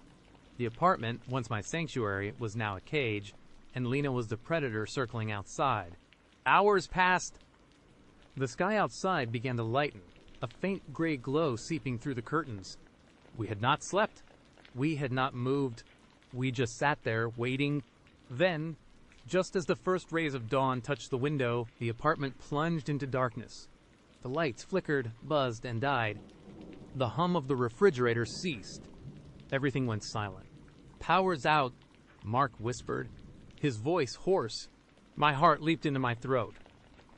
The cameras, without power, they were useless. We were blind. We were deaf. We were completely exposed.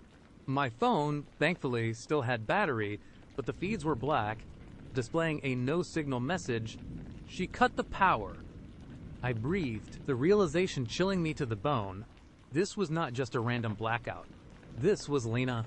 We sat in the sudden, oppressive darkness, our eyes straining to see. The silence was absolute, broken only by the ragged sound of our own breathing. Every nerve ending in my body screamed.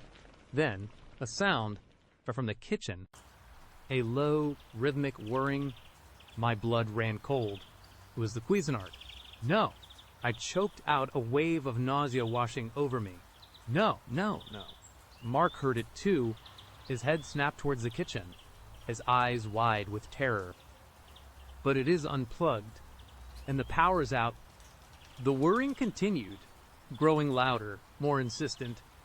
It was an unnatural sound, a mechanical heartbeat in the dark, silent apartment. It should not be running. It could not be running. We crept towards the kitchen, our movements slow and deliberate, guided by the sound. The whirring grew louder with every step, a monstrous drone that filled the tiny apartment. As we reached the kitchen doorway, a faint, eerie glow emanated from the counter. It was coming from the Cuisinart, a sickly, pulsing green light, casting long, dancing shadows on the walls. And then, a new sound. A low, guttural gurgling, coming from inside the Cuisinart. I wanted to scream, to run, to smash the damn thing to pieces. But I was frozen, mesmerized by the horrifying spectacle. "What is that?" Mark whispered, his voice trembling uncontrollably. I could not answer. My mind was reeling. The power was out. The Cuisinart was unplugged. Yet it was whirring, glowing, and making that disgusting gurgling sound. Suddenly, the whirring stopped.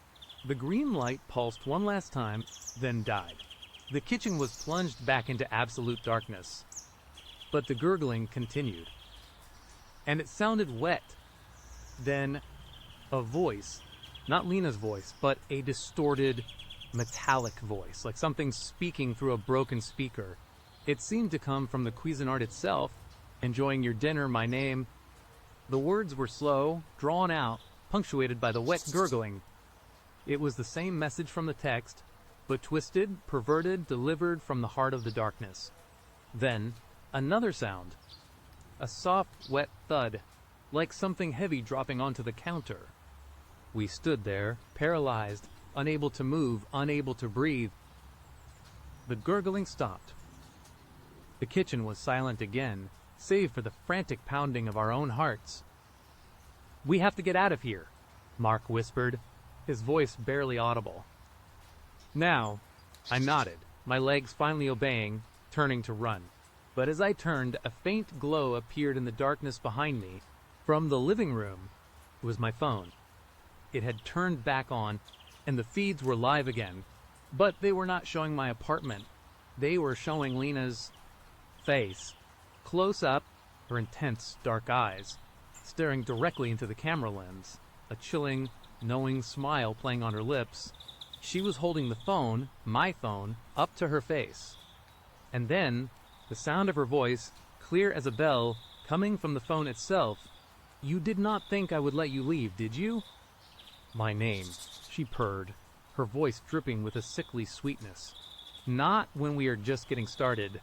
Her smile widened, revealing too many teeth, and then she slowly lowered the phone, turning the camera to face my living room. My living room, from the perspective of one of the cameras Mark had installed, the one that was supposed to be pointed at the hallway. But it was not. It was pointed directly at me. And Mark and Lena was standing right behind us. The air in the room grew heavy, thick, with the scent of something metallic and faintly sweet. I could feel her presence, a cold dread seeping into my very bones. Mark let out a strangled cry, spinning around. I did not need to turn. I could feel her breath on the back of my neck. Then, a click, the distinct, metallic click of the Cuisinart lid snapping shut, and Lena's voice, a final, chilling whisper that seemed to echo from every corner of the now lit apartment. Some secrets are best kept in the family. The lights flickered back on, blinding us for a moment. When my eyes adjusted, Mark was gone. The living room was empty. The armchair was still wedged against the front door, the chest of drawers against the back.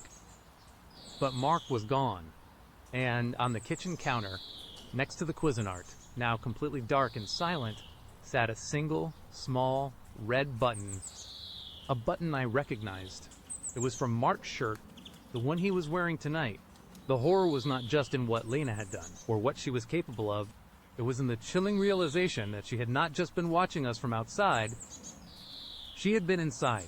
She had been playing with us, moving around us, toying with us in the darkness, all while we thought we were barricaded and safe. The Cuisinart sat there, innocent looking again, but I knew what it contained, and I knew that Lena was still out there, somewhere. Watching, always watching. My apartment was no longer my home. It was her playground, and I was just another ingredient in her twisted recipe. The faint click of the security camera housings echoed in the silence, each sound now a hammer blow, not to my frayed nerves, but to my shattered sanity. Prepared to hear the next experience, she led me through the alley, which opened onto a quieter, almost forgotten street. The air here felt different, heavy, still, and thick with the scent of damp earth and something else. Something faintly metallic, like old pennies or dried blood. The streetlights were sparse, casting long, dancing shadows from the gnarled branches of ancient oak trees that lined the cracked pavement. This was not just a quiet street. It felt like a street time had forgotten, a place the city had simply given up on. And then I saw it. The house. It stood at the end of the block, looming over everything else. A hulking two-story Victorian, painted a faded, peeling shade of dark green, or perhaps a deep, mossy brown. Its windows were like vacant eyes, staring out from under heavy, sagging brows. Some boarded up, others just dark panes reflecting the dim streetlights like smudged mirrors. The porch sagged, the railing looked splintered, and the overgrown bushes in the yard clawed at its sides like skeletal hands. A cold dread, a premonition, washed over me then, just like it does now every time I see a certain type of old house. This was it. The kind of place where bad things happened. The kind of place that whispered secrets. Chloe, however, seemed completely unfazed.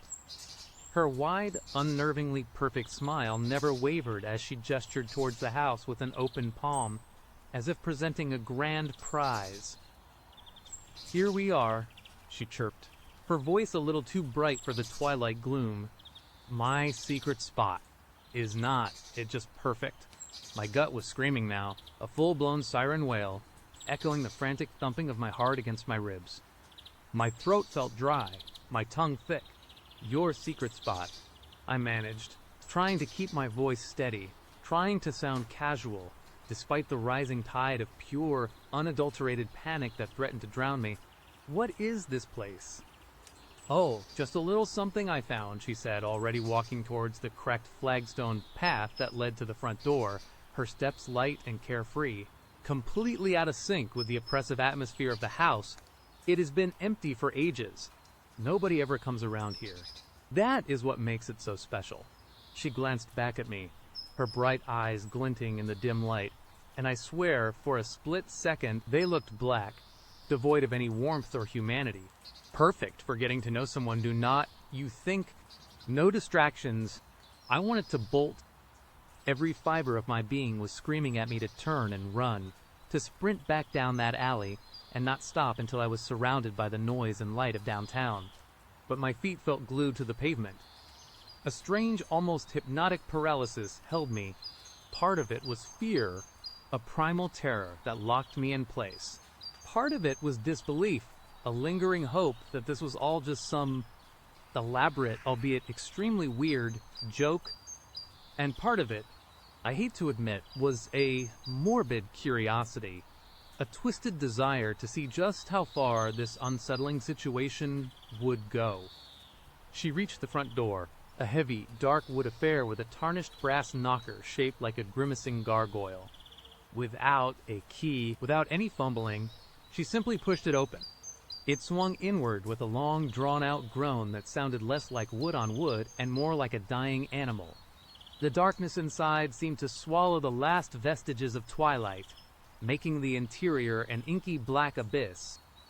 "After you," she said, stepping aside and gesturing with a sweep of her hand, her smile still fixed. A little wider now, a little more predatory. My breath hitched. The air that wafted out from the house was cold, musty, and carried that same faint metallic tang. It smelled of decay, of forgotten things, and of something else. Something indescribably unsettling, like old, dried blood mixed with mothballs and dust. "Chloe," I said, my voice barely a whisper, "I really do not think this is a good idea. Maybe we should just go back to the Copper Kettle. Or anywhere else. A coffee shop, a bar." She tilted her head, her bright eyes narrowing just a fraction. "But Alex, we are already here, and it is so much better than some noisy gastropub. Do not. You want to be somewhere we can truly connect, without all the interruptions." Her voice was soft, almost a purr, but there was an edge to it, a subtle threat that made the hairs on my arms stand on end. I knew then, with chilling certainty, that I was not going to be able to talk my way out of this. I was trapped not by chains or a locked door yet, but by an unspoken terror, a gut-wrenching understanding that this woman was not what she seemed, and this place was not safe. Against every instinct, against every warning bell clanging in my head, I stepped across the threshold. The moment my foot touched the worn floorboards of the entryway, the heavy door slammed shut behind me with a resounding thud that echoed through the cavernous silence of the house. I spun around, my heart leaping into my throat. Chloe was already standing there, her back to the door, her hand resting on the latch. Her smile had morphed into something truly terrifying, a wide, unhinged grin that stretched her lips too far, revealing too much gum, too many unnaturally white teeth. Her eyes, those unnervingly bright eyes, were fixed on me, gleaming with an almost manic intensity. "Welcome," she whispered, her voice no longer chirpy, but low and husky, "to my home." The entryway was vast and dark. A grand staircase, its banister intricately carved but covered in years of dust, spiraled upwards into the gloom. To my left, a parlor, visible only as a deeper shadow, seemed to hold hulking, draped furniture. To my right, what I assumed was a dining room. The air was thick with that pervasive, unsettling smell. "Chloe." I tried again, my voice trembling. "Now this is not funny.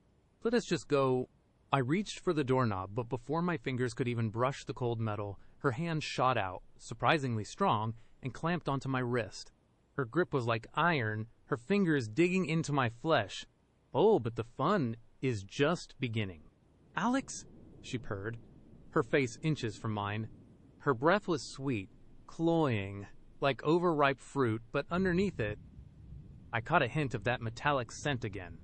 We have so much to talk about, so much time to get to know each other. She tugged me forward, her strength far greater than her slender frame suggested.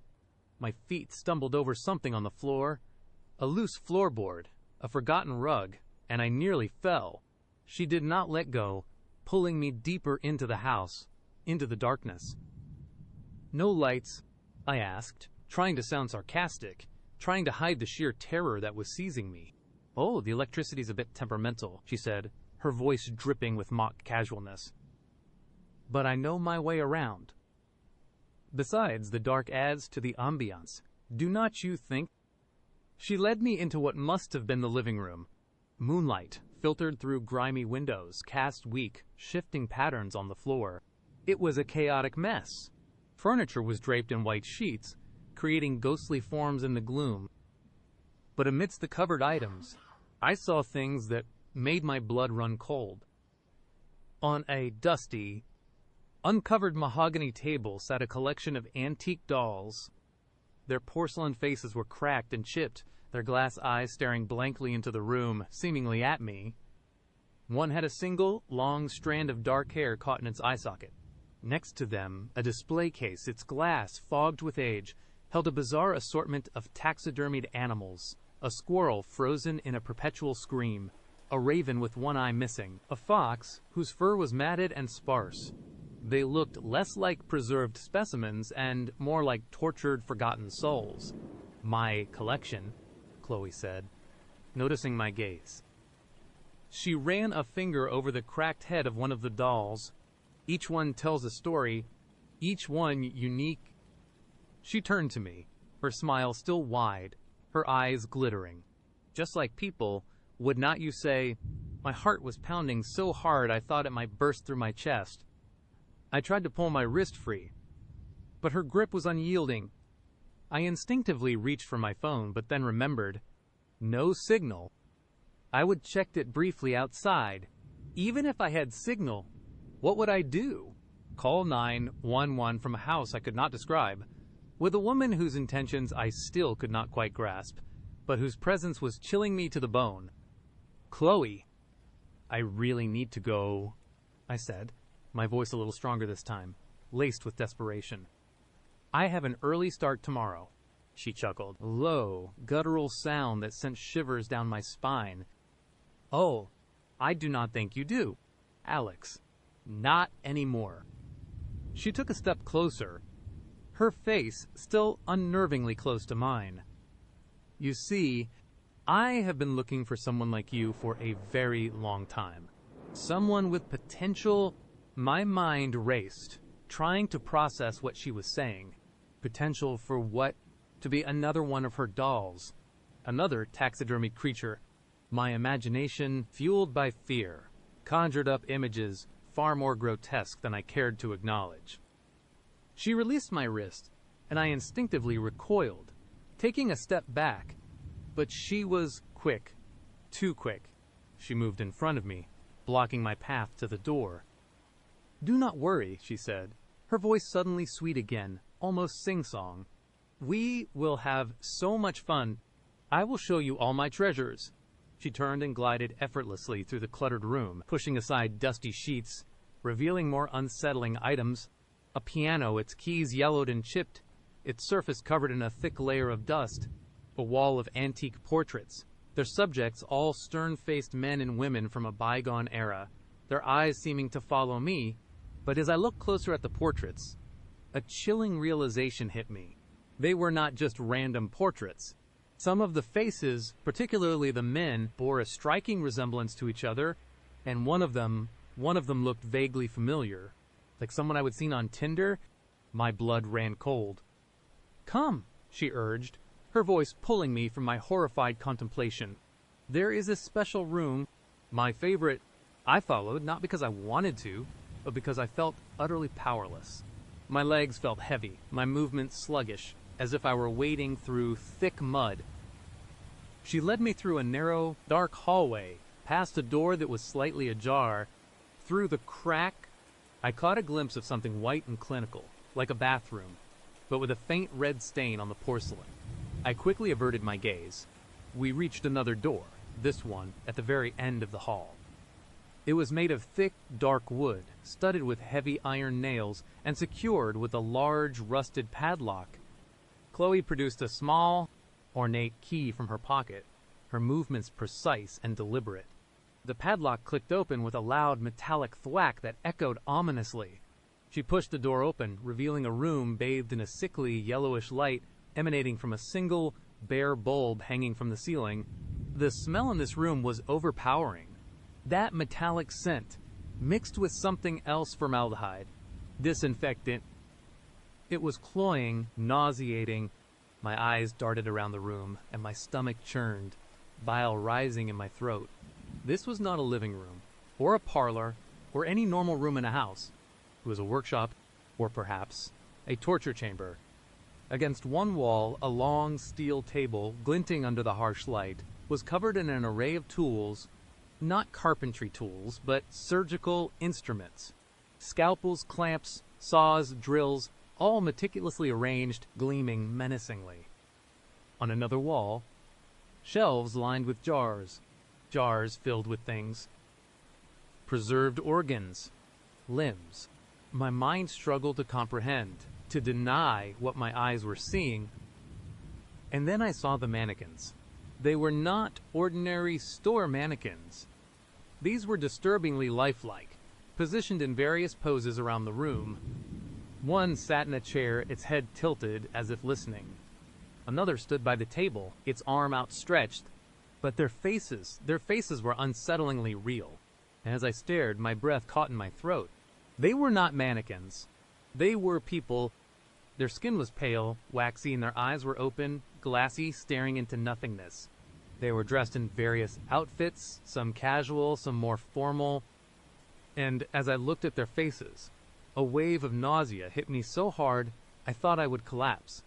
The man sitting in the chair, I knew him, or rather, I had seen his profile on Tinder, just like the portrait earlier. My blood turned to ice. My body went rigid with horror. These were not victims of a random act. These were her dates, her matches, and I was next. Chloe watched my face, her own expression, a mixture of triumph and perverse delight. "Beautiful, are not they?" she whispered, her voice full of a chilling reverence. Each one unique, each one preserved at their peak. I call them my companions. They are so much better than real people. They never argue. They never leave. She reached out a hand, stroking the waxy cheek of the mannequin closest to her, a woman with long, dark hair. "This is Sarah. She was a bit of a chatterbox, but so pretty. I think the red dress suits her. Do not you?" I could not speak. I could not move. My mind was screaming, a high-pitched, wordless shriek of pure terror. My vision swam, the room tilting around me. I was going to be one of them. A preserved companion, a trophy, and you, Alex, she continued, her voice growing softer, almost tender. "You will be my masterpiece. Your eyes so expressive. I think a nice tailored suit would be perfect for you. We will find something suitable." She reached out, her fingers brushing my cheek. Her touch was cold, clammy, and sent a jolt of revulsion through me. That touch, that cold, dead touch, finally broke the spell of paralysis. A surge of adrenaline, raw and primal, coursed through my veins. Survival? That was the only thought.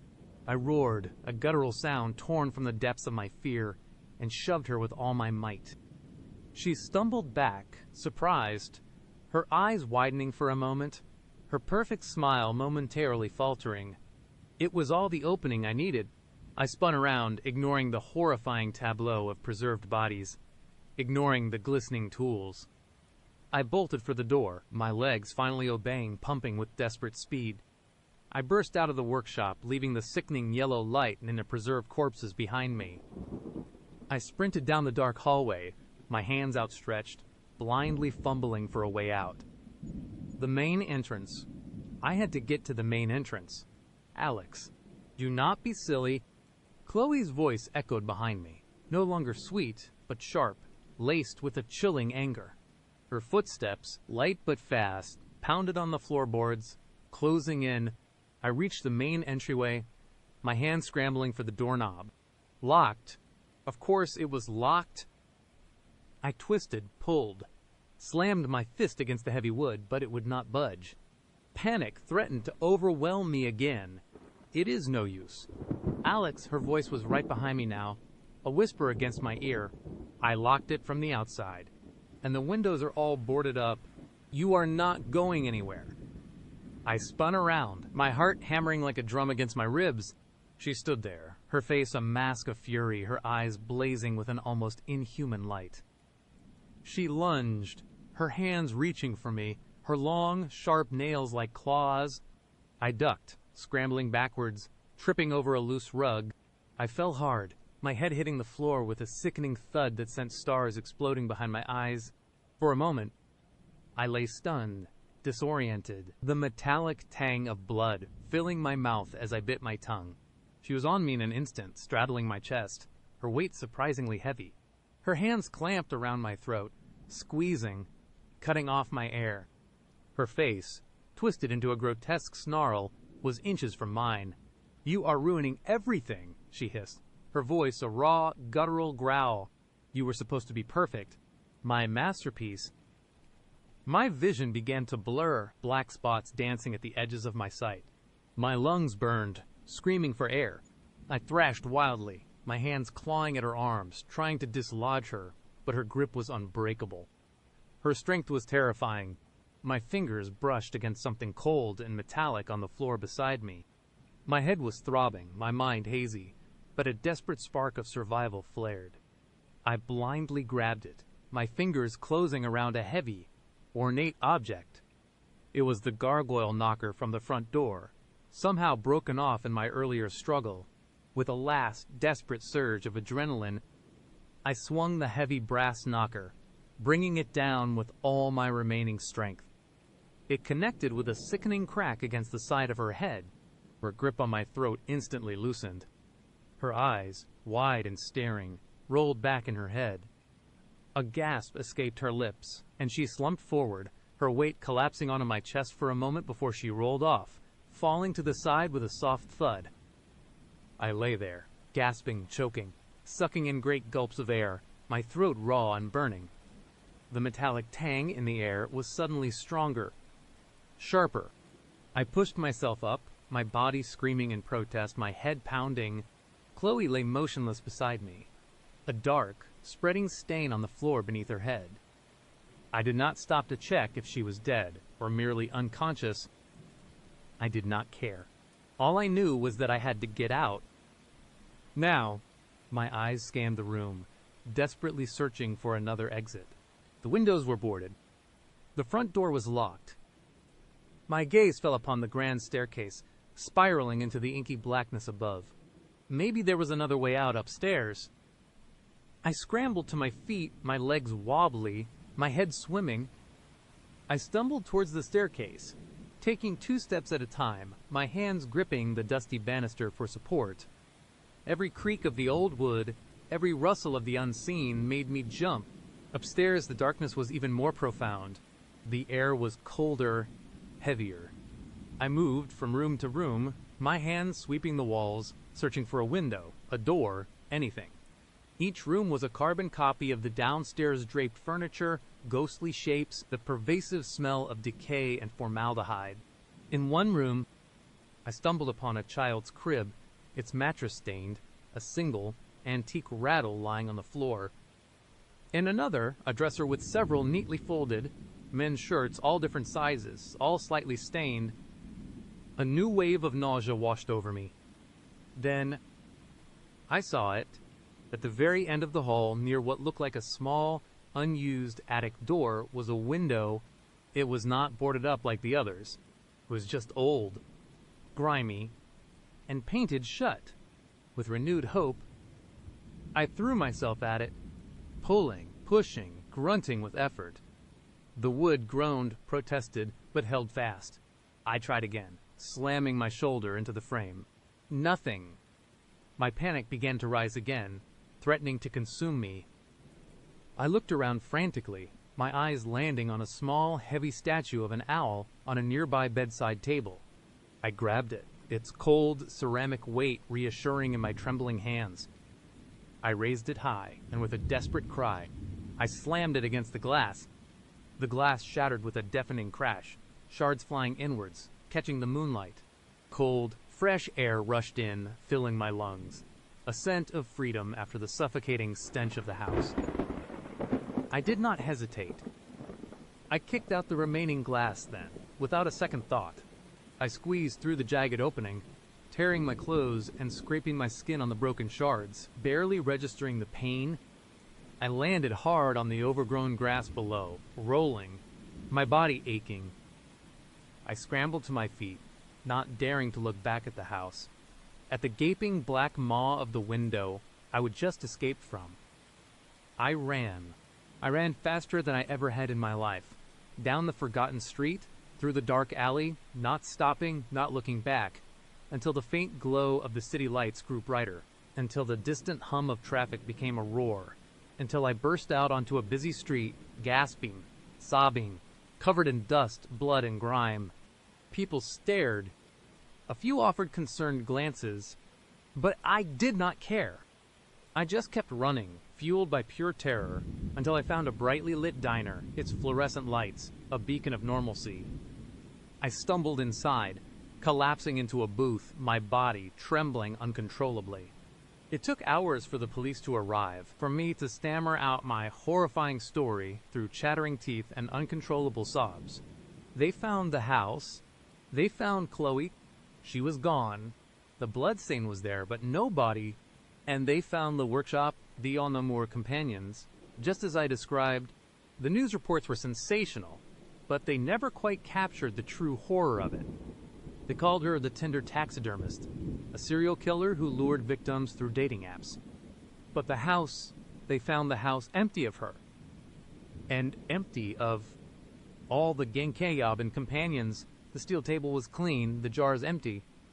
It was as if she had simply vanished, taking her monstrous collection with her, leaving only the lingering smell and my shattered sanity behind. Months have passed since that night. I never went back to Tinder.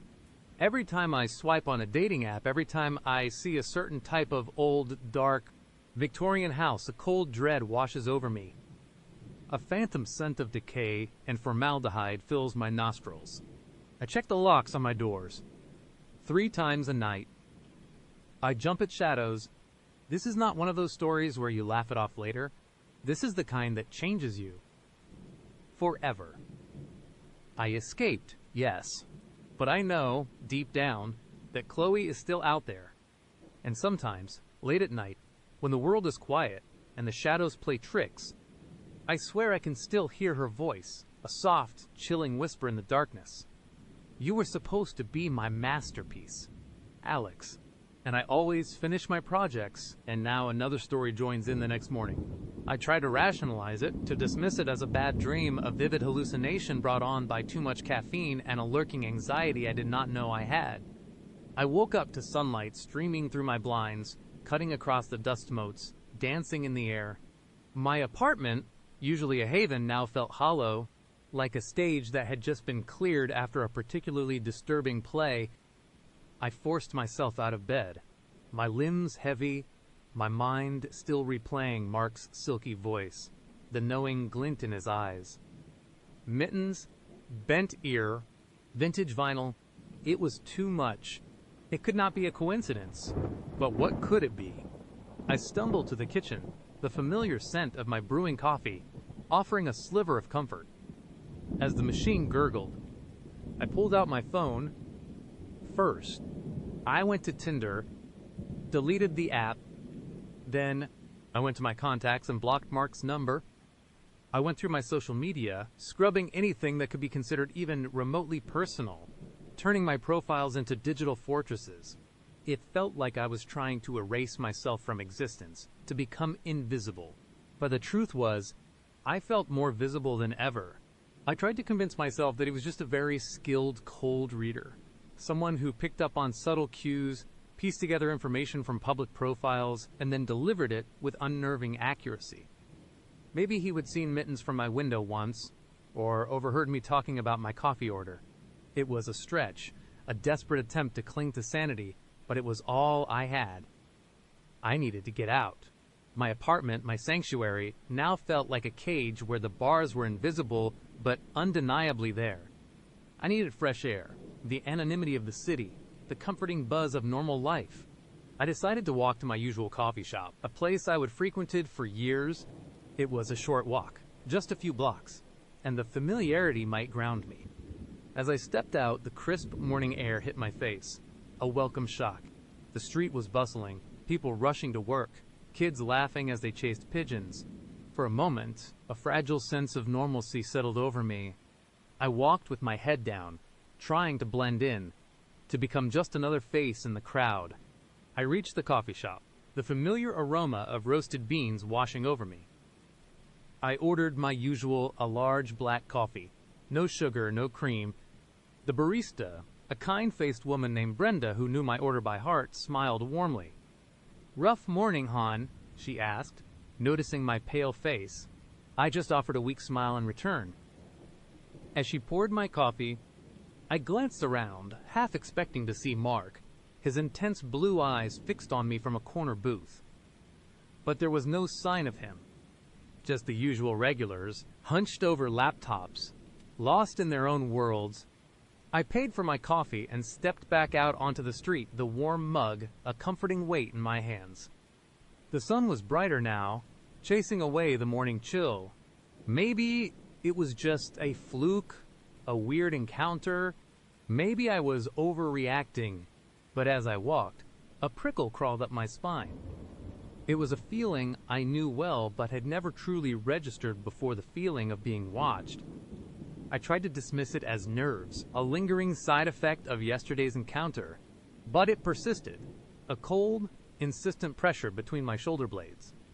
I quickened my pace, my eyes darting around, scanning the faces of passers-by, the windows of buildings. Nothing. No one seemed to be paying me any particular attention.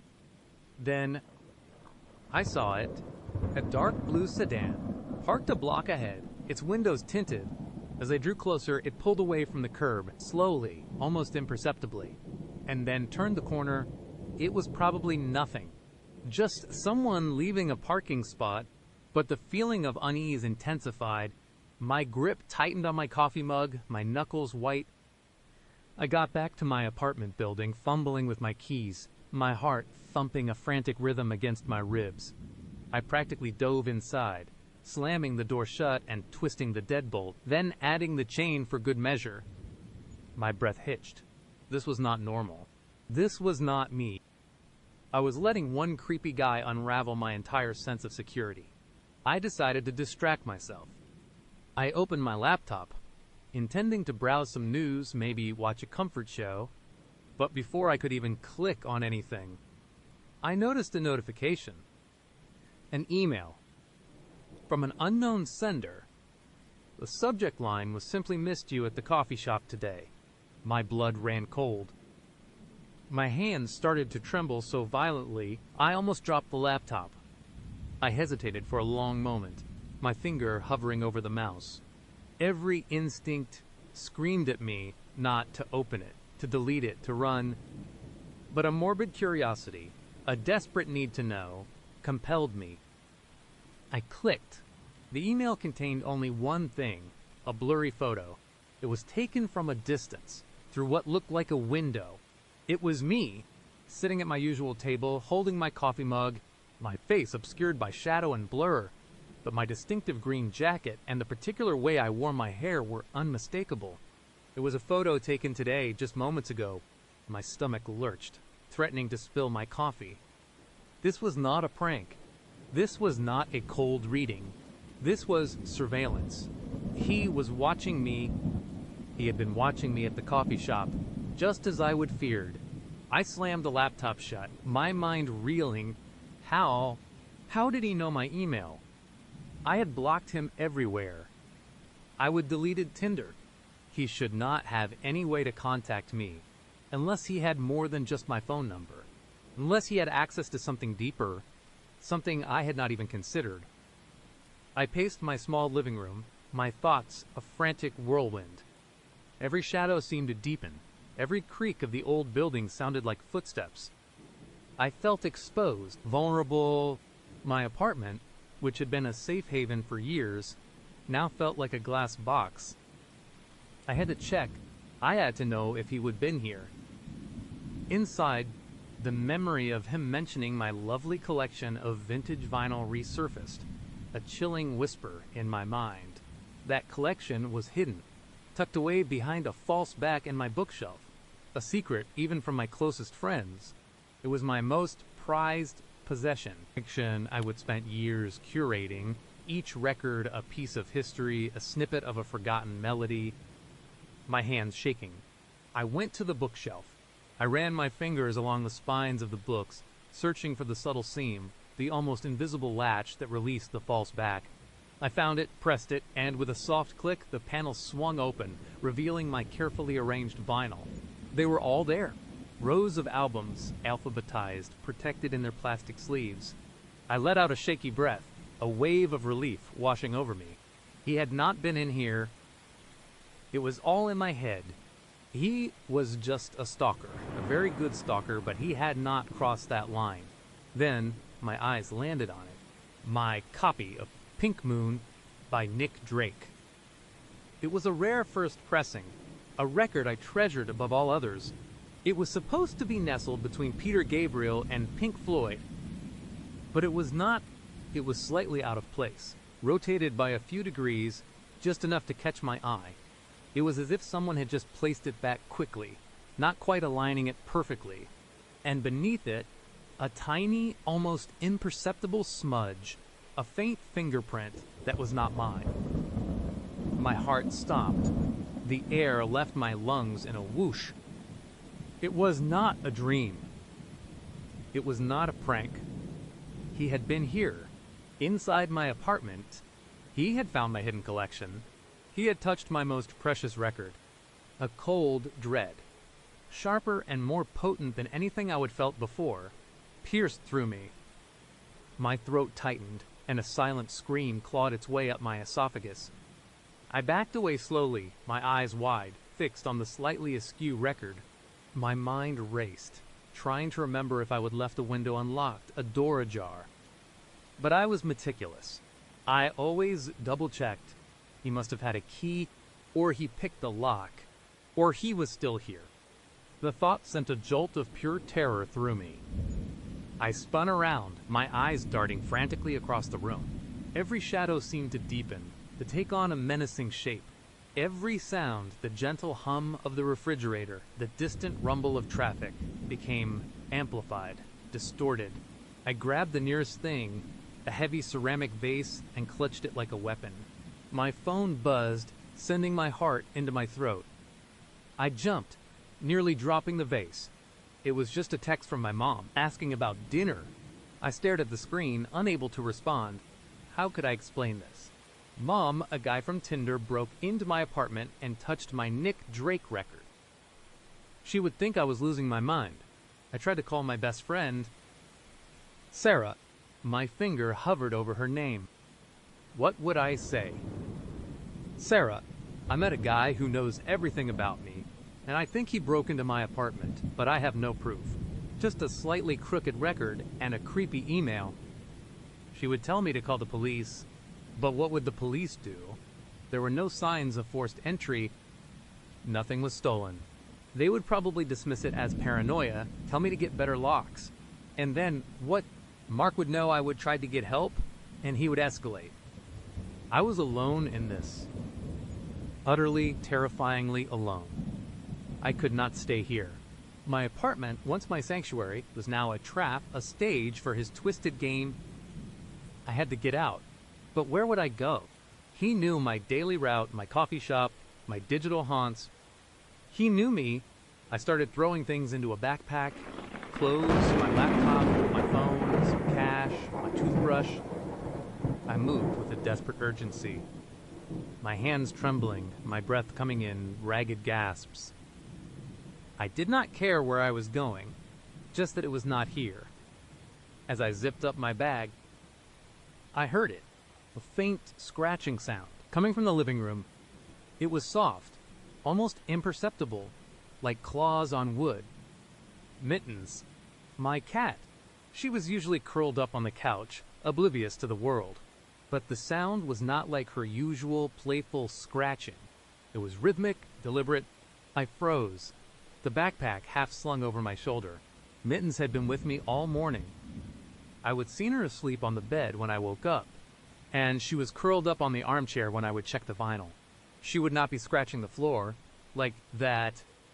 I crept towards the living room, the ceramic vase still clutched in my hand. The scratching continued, a slow, deliberate scrape, scrape, scrape. It was coming from the floor, near the window. My window. The one I always kept locked. I peered around the doorframe, my heart hammering against my ribs. Mittens was not there. The scratching stopped. The window was open, just a crack, barely an inch, but open, and hanging from the sill, swaying gently in the unseen breeze, was a small, crudely fashioned bird feeder. It was made from a plastic bottle, with sunflower seeds spilling out onto my wooden floor. My breath hitched. Mittens loved sunflower seeds. I would only ever given them to her as a rare treat, a secret indulgence. How could he know that, and why a bird feeder? Then I saw it. On the floor, among the scattered seeds, was a tiny folded piece of paper. My blood ran cold. I dropped the vase with a clatter that echoed in the sudden silence. I knelt, my hands shaking, and picked up the note. It was printed, not handwritten, the letters perfectly uniform. I hope Mittens enjoyed the treat. Do not worry. I will be back for the rest of your collection soon, and maybe we can listen to some Nick Drake together. I hear you have a lovely first pressing of Pink Moon. The words swam before my eyes. He was not just watching me. He was playing with me. He had been in my apartment, not just once, but twice. He had opened my window, installed a bird feeder, left a message, and then left. Just to show me he was always one step ahead. The rest of your collection, he knew it was a collection, not just one record. And he knew about Pink Moon, specifically, the shattered vase lay on the floor, a testament to my crumbling sanity. I heard a faint click. From the front door, my blood ran cold. I had locked it. I had chained it. I heard another click, then a soft scrape, like metal on metal. Someone was trying to get in, or someone was already in. I scrambled backward, my eyes wide with terror, scanning the room for an escape route. The front door was blocked. The window was open, but it was 3 stories up. No fire escape on this side of the building. The scraping stopped. A silence descended, heavy and suffocated. My own ragged breathing was the only sound. I clutched my backpack, my knuckles white, my mind screaming. This was it. He was not just playing anymore. He was here. Then, a voice, calm, silky, it echoed from the hallway, just outside the living room. I told you we could pick up where we left off. Did not I? I am a man of my word. It was Mark. I froze, unable to move, unable to breathe. My eyes darted towards the hallway, expecting to see his silhouette, his intense blue eyes. But there was nothing, just the deep shadows stretching out like grasping fingers. I have to admit, his voice continued, still calm, still unnervingly close. I was a little disappointed you did not leave a key under the mat for me. But then again, I always enjoy a challenge. My heart hammered against my ribs, a frantic drum solo of pure terror. He was here. He was in my apartment. I could smell him, a faint scent of something musky and sweet, like old books and expensive cologne.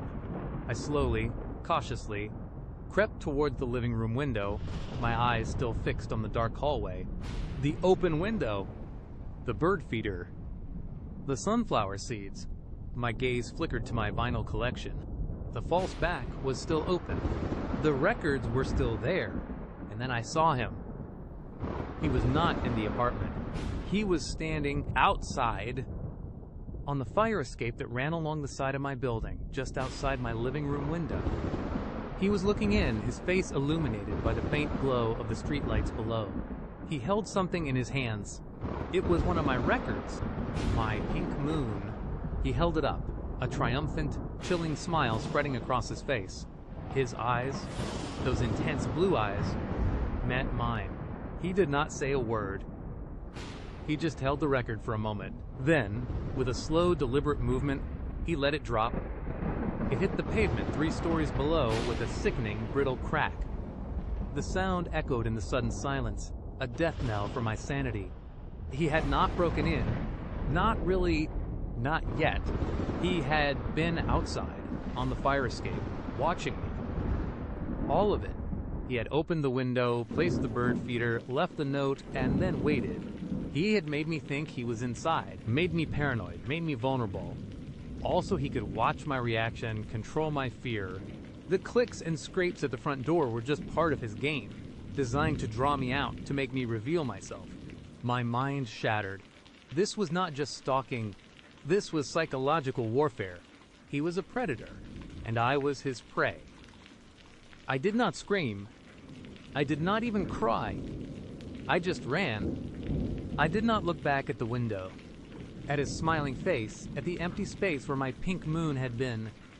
I burst out of my apartment, not through the front door, but through the emergency exit at the back of my building, down the grimy stairs and into the cool, dark alley. I ran until my lungs burned, until my legs ached, until I could not run anymore. I did not stop until I found a brightly lit police station, its fluorescent lights, a beacon in the terrifying night. I stumbled inside, disheveled, panting, my voice hoarse, finally able to articulate my terror, my words tumbling out in a frantic, incoherent rush. They took me seriously this time. Seeing the raw, unadulterated fear in my eyes, they sent officers to my apartment, but Mark was gone. No trace, no fingerprints, just a shattered record on the pavement below my window, a broken bird feeder, and an open window that no one could explain. I never went back to that apartment. My life, my sense of security, my very identity, had been irrevocably shattered, just like my most prized record. I moved to a different city, changed my number, deleted all my social media. I tried to disappear, to become truly invisible. But sometimes, late at night, when the world is quiet and the shadows play tricks on my mind, I hear it. A faint, almost imperceptible melody, a haunting acoustic guitar, the whisper of a melancholic voice singing about a pink moon. And I know, with a chilling certainty that settles deep in my bones, that he is still out there, and he is still listening. After a brief pause, the next story takes over. Hey guys, so this is a story I never thought I would be telling. A story about a Tinder date that went from a little weird to absolutely terrifying. It all started like any other Tuesday night. Me just chilling on the couch, swiping through profiles, half bored, half hopeful. I would have had my fair share of duds, some awkward coffee dates, a few ghostings, the usual, but nothing, and I mean nothing, could have prepared me for Sarah. Her profile popped up, and instantly, she stood out. Her name was Sarah, and she was stunning.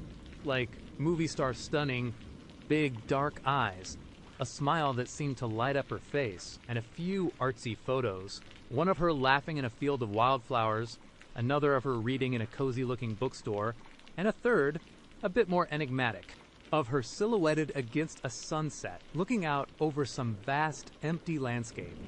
Her bio was short, witty, and intriguing lover of old books, late-night drives, and stories untold. Looking for someone who is not afraid of a little adventure. I swiped right, of course. Who would not? To my surprise, it was an instant match. My heart did a little flutter. I won't lie, we started messaging, and she was just as charming and engaging as her profile suggested. Her replies were quick, thoughtful, and full of a playful energy that was infectious. We talked about everything and nothing, our favorite movies, our dreams, the mundane annoyances of daily life. It felt easy. Too easy. Maybe, after a few days of texting back and forth, she suggested we meet up. "I am tired of the usual bar scene," she typed. "How about something a little different?" There is this old drive-in theater, way out past the county line. The Starlight Drive-In. It is barely clinging to life, only open on weekends. But they are showing an old horror flick I have been dying to see. It has got a real nostalgic, spooky vibe. Interested? Now, I am not gonna lie, my first thought was, way out past the county line, an old, barely open drive-in. It sounded a little isolated, but then again, a late-night drive-in date did have a certain old-school charm, and the idea of a spooky vibe with a beautiful girl like Sarah, it felt like something out of a movie, a romantic one, not a horror one. I hoped. So, I pushed down that little voice of apprehension and typed back, "Sounds perfect." What time? We set a time for Saturday night, around 10 p.m. The drive-in was notorious for its late showings. All week, I felt a buzz of excitement. I even bought a new shirt. I was genuinely looking forward to it. Little did I know, I was driving straight into a nightmare. Saturday night rolled around, and I was on my way. GPS leading me down roads I would never seen before. The city lights slowly faded into the distance, replaced by dense woods and fields. The road became narrower, darker, and less maintained. My headlights cut through the inky blackness, illuminating signs that were rusted and faded, pointing to places that seemed long forgotten. The Starlight Drive-In, when I finally spotted its crumbling sign, looked exactly as Sarah had described, barely clinging to life. The entrance was a cracked asphalt path, overgrown with weeds. The ticket booth was a small, ramshackle shack, its paint peeling, a single dim bulb casting a sickly yellow glow.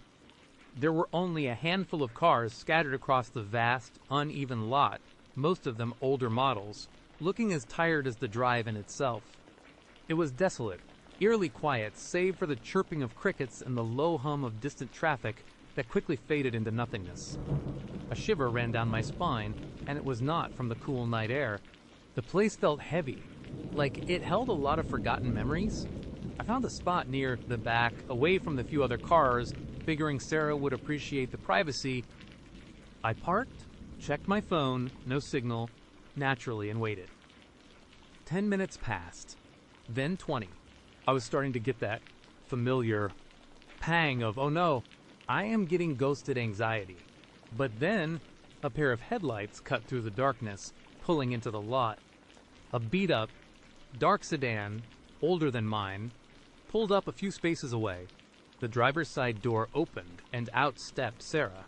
She looked different. Not in a bad way, exactly, but definitely not like her Tinder photos. Her hair was a little messier, her clothes a bit more casual, a dark hoodie and jeans, and her face was a touch paler than I remembered from the pictures. But her smile, that brilliant, captivating smile, was still there. She hurried over, apologizing profusely. "Oh my God, I am so sorry.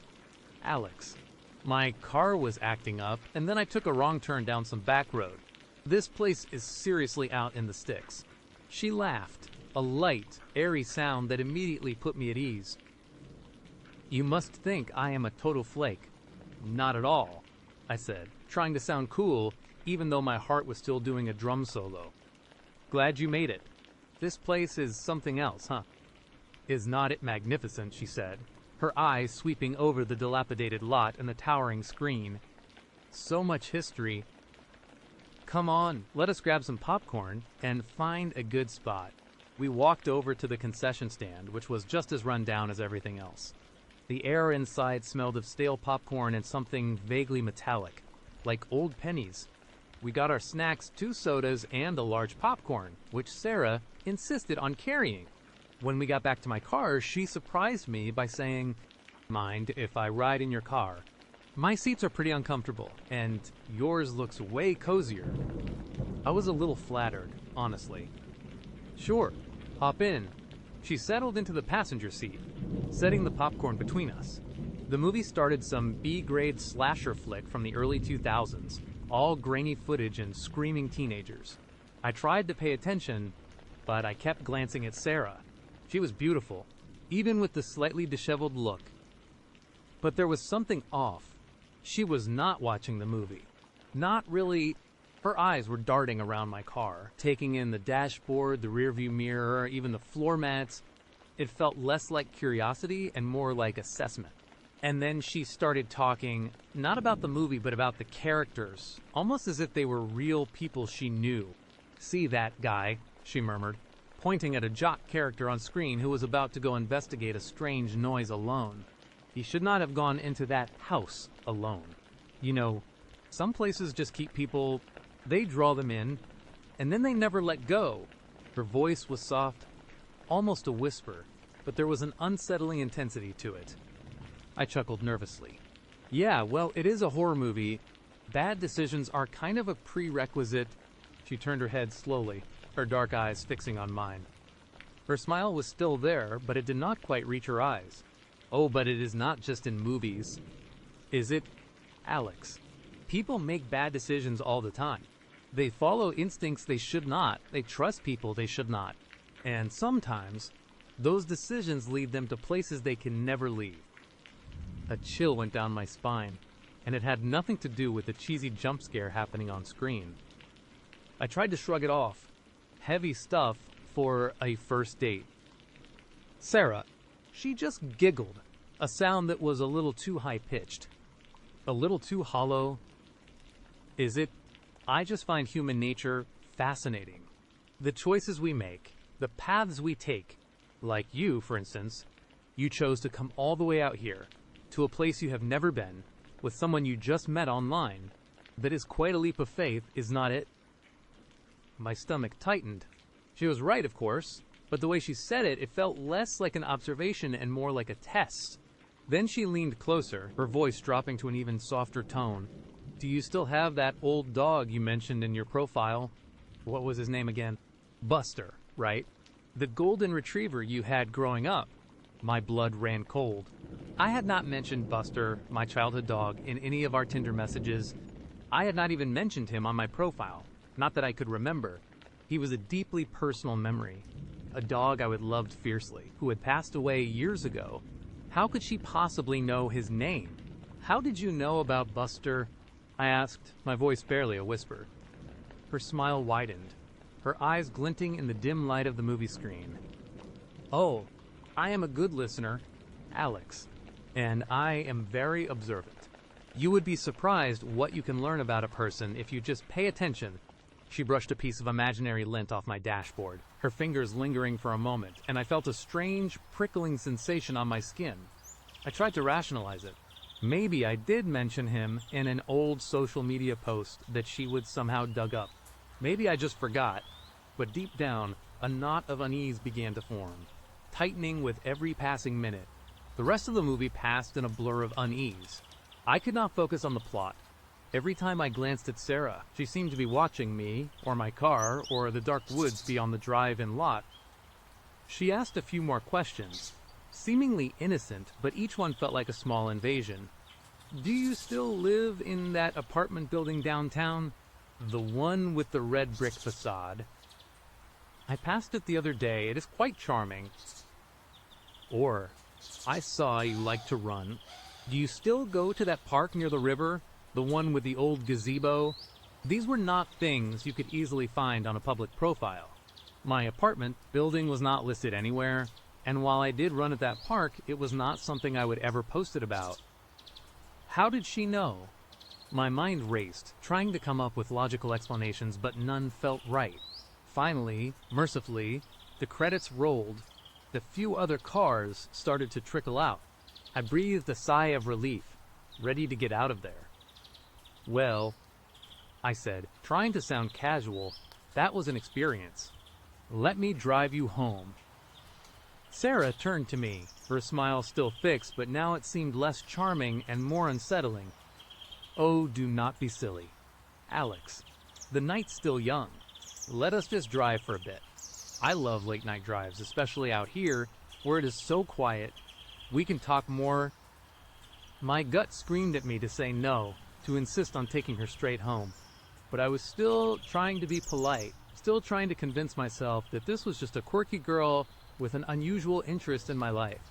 Sure, I said, my voice feeling a little strained. Which way? She pointed to a narrow, unlit road branching off from the main one, heading deeper into the woods. That way, it is a shortcut to a really beautiful spot, a lookout point. Trust me, the stars out there are incredible. Against my better judgment, I turned the wheel. The road was barely paved, just gravel and potholes, surrounded by an impenetrable wall of trees. My headlights were the only source of light, cutting through a darkness so profound it felt like a physical presence. My phone had no signal, of course. I was completely isolated. As I drove, Sarah started talking again, her voice a soft, hypnotic drone. You know, I heard a story once, she began, about a guy who met a girl on one of those dating apps. They hit it off, just like us. He was a graphic designer, loved old movies, lived in a red brick apartment building downtown. He even had an old golden retriever named Buster when he was a kid. Sound familiar? My hands tightened on the steering wheel. My heart pounded against my ribs like a trapped bird. This was not a story. This was my life. She was describing me. He went on a date with her, she continued, her voice never wavering, to an old abandoned drive-in. She was a little late, her car was acting up. She insisted on sitting in his car, and after the movie, she suggested a drive just like this. I tried to interrupt, to demand an explanation, but the words would not come out. My throat felt constricted, dry. He drove down this very road, she said, her finger tracing a path on the dashboard. Deeper and deeper into the woods. He started to get scared, just like you are now, Alex. He wanted to turn back, but she kept telling him, just a little further, there is a beautiful view.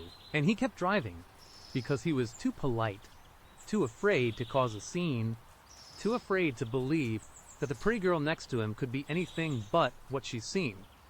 What happened to him?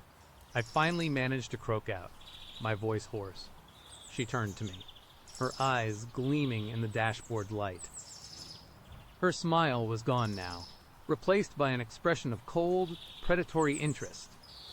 Oh, he eventually realized the truth, that she was not just a quirky girl, that she knew everything about him, that she would been watching him for a very long time, and that this beautiful view she was taking him to was not a view at all.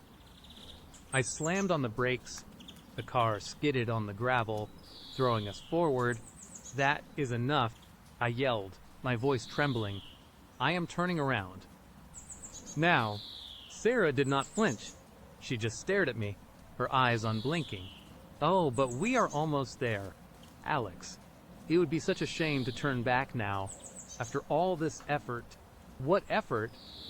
I demanded, my fear turning into a desperate anger. Who are you? How do you know all this about me? I told you, she said, her voice dropping to a chilling whisper. I am observant, and I am a good listener. I have been listening to you for a while now, Alex. Listening to your footsteps in your apartment, listening to your calls, listening to your thoughts as you swipe through those profiles. My blood ran cold. This was not just a stalker. This was something far more sinister. She was implying she would have been inside my apartment hearing my thoughts. It was impossible. It had to be... You are crazy, I whispered, my hand reaching for the gear shift. I was going to turn around, no matter what. But as I reached, her hand shot out, grabbing my wrist with an iron grip. Her skin was icy cold, and her touch sent a jolt of pure terror through me. Do not, she said, her voice suddenly devoid of any playful charm, replaced by a flat, terrifying menace. We are here. She released my wrist, and I looked up, my eyes wide with dread. Through the sparse trees, I saw it.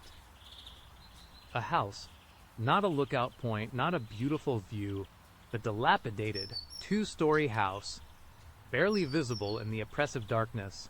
Its windows were boarded up, its porch sagged, and the entire structure seemed to lean drunkenly to one side, as if exhausted by the weight of its own decay. The yard was a tangle of overgrown weeds and thorny bushes, and a single ancient oak tree stood sentinel beside it, its bare branches clawing at the moonless sky. It looked like something out of a nightmare, a place where bad things happened and then festered. "Here we are," Sarah said, a triumphant, chilling smile spreading across her face. "Home sweet home." My mind screamed. This was it. This was where the story ended for the guy and her story. This was where my story ended. I had to get out.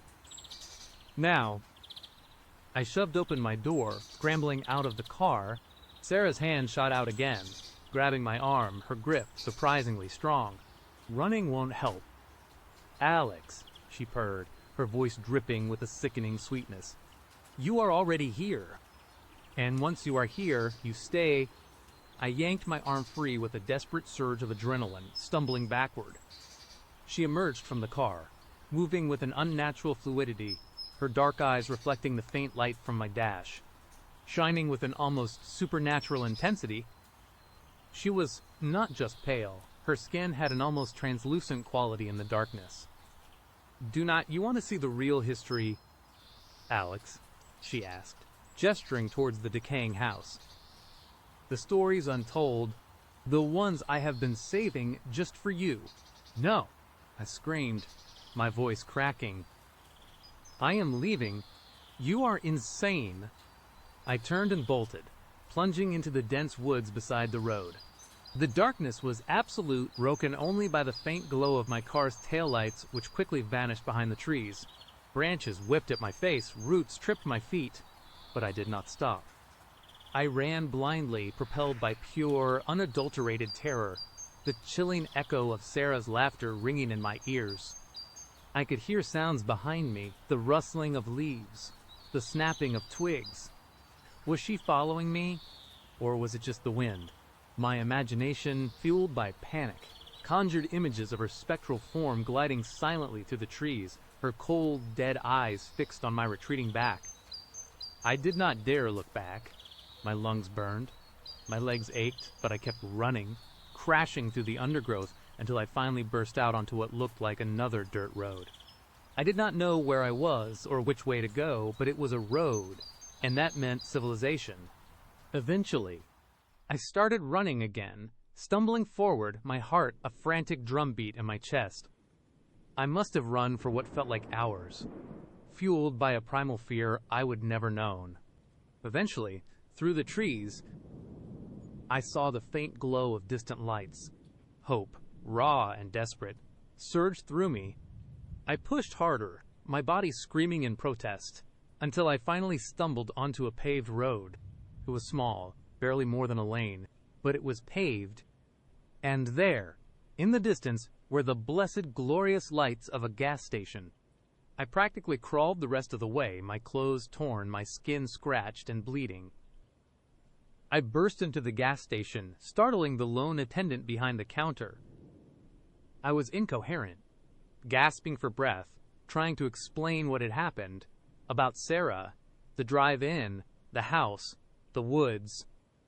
The attendant, a tired-looking teenager, just stared at me, probably thinking I was high or crazy. He eventually called the police. 2 officers arrived. Looking skeptical, I repeated my story, trying to make it sound as rational as possible, despite my trembling hands and the raw terror still gripping me. They took down my statement, asked me to point out the location on a map. I showed them the general area of the Starlight Drive-In and the dirt road leading to the house. They promised to investigate. They drove me back to my car, which was still sitting exactly where I would left it, its interior lights still on, the driver's side door ajar. The popcorn bucket was still between the seats, a few kernels scattered on the floor. But Sarah was gone. Her sedan was gone. There was no trace of her. The police did go out to the area I described. They found the Starlight Drive-In just as dilapidated as I remembered. but they found no sign of a side road leading to a house, or any house at all, in the dense woods I would indicated. They said it was just thick forest, nothing but trees and undergrowth for miles. They looked for the sedan I described, but there was no record of a car matching that description registered to anyone named Sarah in the area. They even checked missing persons reports, just in case, but nothing. When I got home, exhausted and traumatized, the first thing I did was check Tinder. Sarah's profile was gone, completely vanished. It was as if she had never existed. I never dated online again after that. Every shadow seemed to hold a lurking menace. Every unexpected sound made me jump. I changed my apartment, moved across town, trying to shake the feeling that she was still out there, still watching, still listening. Sometimes, late at night, when the house is quiet and the world outside is dark, I still think about that drive. About her cold touch, her chilling smile, her eyes that seemed to see right through me, and I remember her words, "Some places just keep people, they draw them in, and then they never let go." I escaped that night, but I am not sure I ever truly left. A part of me, the part that is constantly looking over its shoulder, that feels a cold dread whenever the phone rings from an unknown number, that part of me is still out there on that dark, lonely road, driving towards a house that may or may not exist, with a woman who was beautiful, charming, and utterly, terrifyingly not human. Now listen. As the next story begins, he chuckled, a low, easy sound, then took another sip of his coffee, his intense blue eyes fixed on mine. "Just a guess," he said, a playful smile still on his face. "Most cats are pretty demanding, right?" My mind raced, trying to process his words, trying to find an innocent explanation. "Just a guess." No. No way. Mittens, bent ear, her judgmental stares. Those were details I only shared with a select few, and definitely not on any public platform. A cold dread, sharp and sudden, pierced through the pleasant buzz of the coffee shop. The casual clatter of cups, the murmur of conversations, the distant city hum, it all felt like white noise. A flimsy curtain, trying to hide the sinister silence that had just fallen between us. "No, really?" I pushed, my voice a little too high, a little too shaky. "How did you know about Mittens?" "I do not think I have ever mentioned her to you." His smile did not falter, but something in his eyes shifted, a glint that was not playful anymore. It was knowing. "You did not have to," he said, his voice dropping slightly, becoming a little too smooth. I have a knack for picking up on things."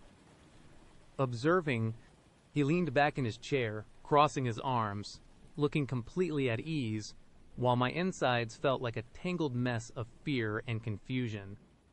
I forced a laugh, a hollow, unconvincing sound even to my own ears. "Observing what?" "My soul." I tried to make light of it, to push back the creeping terror, but it was already too late. The tiny prickle of unease I would felt about the obscure band had blossomed into a full-blown internal alarm. "Something like that," he replied, his gaze unwavering. "You are a creature of habit, you know. Always the same coffee order, the same route to work, the same late-night scroll through obscure music forums. It is all there, if you know where to look." My breath hitched. My coffee order, my route to work. These were things I was certain I would never share. And the late-night music forums.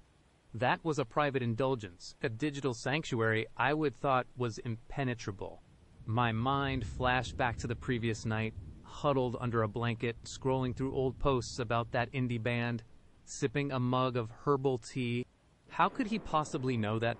My hands, which had been clutching the warm ceramic mug, now felt icy cold. I slowly placed the cup down, the clink against the saucer sounding unnaturally loud in my ears.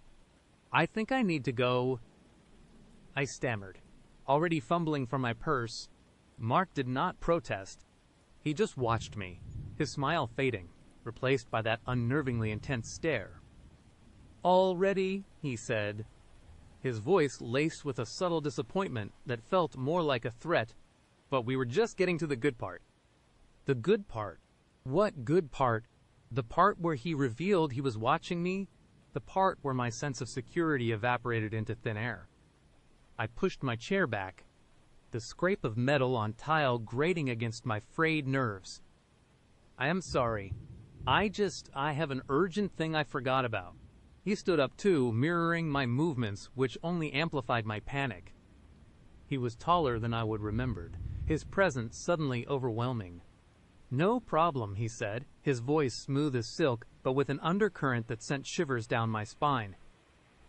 "I understand. We can always pick up where we left off. Maybe at your place. I hear you have a lovely collection of vintage vinyl." My blood ran cold. My vintage vinyl collection was tucked away in a dusty corner of my apartment, something I rarely showed off, even to close friends. It certainly was not mentioned on Tinder or any other social media. This was not a guess. This was not observation. This was something far, far worse. "I really have to go." I practically fled, not even bothering with a polite goodbye. I walked, then jogged, then almost ran out of the cafe, not daring to look back. The bustling downtown streets, usually a source of comfort, now felt like an open stage, every passerby a potential accomplice, every shadow a hiding place for Mark. I did not stop until I was inside my apartment building, fumbling with my keys, my hands shaking so badly I could barely insert the key into the lock. Once inside, I slammed the door shut, twisting both locks. Then leaning against it, gasping for air, Mittens, my fluffy black rescue, padded over, rubbing against my legs, her permanently bent ear twitching. I scooped her up, burying my face in her soft fur, needing the comfort, needing to feel something real and safe. My apartment, my sanctuary, suddenly felt exposed, transparent. I went from window to window, pulling down the blinds, drawing the curtains. I checked the locks on every window, even the ones I never opened. My phone buzzed in my pocket. I jumped, my heart leaping into my throat. It was just a notification from a news app. I scrolled through my contacts, found Mark's number from Tinder, and blocked it. Then I deleted the Tinder app entirely. My hands trembled the entire time. That night, sleep was a distant luxury. Every creak of the building, every distant siren, every rustle of the wind outside my window sent a jolt of adrenaline through me. I kept imagining Mark's intense blue eyes, his knowing smile, the way he casually dropped those intimate details about my life. How could he know so much? Had he hacked my phone, my computer? Was there a camera hidden somewhere? My mind spiraled, consumed by paranoia. The next morning, I tried to rationalize it. Maybe I had mentioned the band somewhere obscure. Maybe a friend had posted a photo of Mittens that I would forgotten about. Maybe the vinyl collection was visible in a background shot of a video call. I tried to convince myself that it was all a series of bizarre coincidences, a trick of memory, an overactive imagination fueled by a bad date. But deep down, a cold, hard knot of fear remained. I went to work, trying to act normal, but my focus was shot. Every time my phone buzzed, I flinched. Every time someone walked past my cubicle, I tensed. I kept glancing at the security cameras in the office, wondering if they were watching me, or if he was watching them. On my lunch break, I walked to the small park near my office, needing fresh air. As I sat on a bench, scrolling distractedly through my phone, I saw a familiar car parked across the street. A dark gray sedan, slightly older model. It looked like Mark's car, the one he had briefly mentioned driving. My stomach dropped. I quickly looked away, trying to appear nonchalant, then stole another glance. The driver's side window was tinted, but I could just make out the silhouette of a head. My heart hammered against my ribs. It could be anyone. It had to be anyone. I hurried back to the office, my sandwich untouched. The thought of being followed, of being watched, was a suffocating weight. I spent the rest of the day in a fog, jumping at shadows. When I finally got home, the paranoia was a living thing, a shadow clinging to my heels. I checked the locks again, pulled the curtains even tighter. Mittens greeted me at the door, purring, and I scooped her up, holding her close. My gaze swept over my apartment, searching for anything out of place. Nothing. Everything seemed normal. Too normal. That night, as I was getting ready for bed, I noticed something small, almost imperceptible. My favorite mug, the one with the chipped rim I always used for herbal tea, was on the drying rack. I distinctly remembered using it last night, washing it, and putting it away in the cupboard. Now it was out. It was a tiny detail, easily dismissed as a lapse in my own memory, but it set off another alarm bell. I lay in bed, staring at the ceiling, my mind a whirlpool of dread. Was I losing my mind? Was I so freaked out that I was imagining things? Or had he been here? The thought was a chilling whisper in the dark. The next few days were a blur of heightened anxiety. I started taking different routes to work, varying my grocery store visits, avoiding my usual cafe. I was constantly looking over my shoulder, my senses on high alert. I felt like a hunted animal, always scanning for danger. Then came the text message. It was from an unknown number. Missed you at the park today. The weather was perfect for a stroll. My blood ran cold. I had purposefully avoided the park that day, thinking I was outsmarting him. He knew my routine, and he knew when I deviated from it. My hands shook so violently I almost dropped my phone. I blocked the number immediately, but the damage was done. He was watching. He was always watching. I finally confided in my best friend, Sarah. We met for coffee at a new cafe, of course. I recounted everything, my voice trembling, my eyes darting around the room. Sarah listened, her brow furrowed with concern, but also a hint of skepticism. Are you sure? Jess, she asked gently. I mean, it sounds really creepy, but maybe he just did some deep dive internet stalking. People can find a lot of info if they try. Not this much. Sarah, I insisted, my voice rising. Not my cat-specific quirks, not my late-night forum habits, not my vinyl collection, and the mug, and the park text. This is not just internet stalking. This is something else. She tried to reassure me, suggested I report it to the police, but admitted they probably could not do much without solid proof. Just block him everywhere, change your passwords, and be extra careful, she advised. Her words, though well-intentioned, did little to soothe the icy dread in my stomach. She had not seen his eyes. She had not heard his voice. She had not felt that suffocating sense of being utterly exposed. That night, I went home and changed all my passwords, email, social media, banking, everything. I even put tape over my laptop, camera, and microphone. I felt a tiny bit safer, but the feeling was fleeting. The next morning, I woke up to a faint scratching sound coming from my living room. I froze, my heart pounding. It sounded like something was at the window. I slowly, cautiously, crept out of my bedroom, a heavy book in my hand. The scratching stopped. I peered through the gap in the curtains. Nothing. Just a normal morning street. Then I saw it tucked into the crack of my apartment door. A small, neatly folded piece of paper. My breath hitched. I knew, with a certainty that chilled me to the bone, that it had not been there when I went to bed. My hand shook as I unfolded it. It was a small drawing. A stick figure, clearly me, sitting on a couch, staring at a laptop screen. And next to me, a fluffy black cat with a bent ear, looking up, its mouth open as if meowing. Below the drawing, in neat, precise handwriting, were two words, "Good morning." Terror, cold and absolute, gripped me. He had been here. He had been at my door. He knew what I looked like in my apartment, what Mittens looked like. He had seen me last night, scrolling on my laptop. This was not just a stalker. This was an invasion. I called the police. This time, I had proof. They sent an officer, a tired-looking woman who listened patiently as I recounted everything, showing her the drawing. She took a report, but her words were deflating. "We will look into it, madam, but without a clear threat or direct contact, it is hard to do much. It is mostly circumstantial.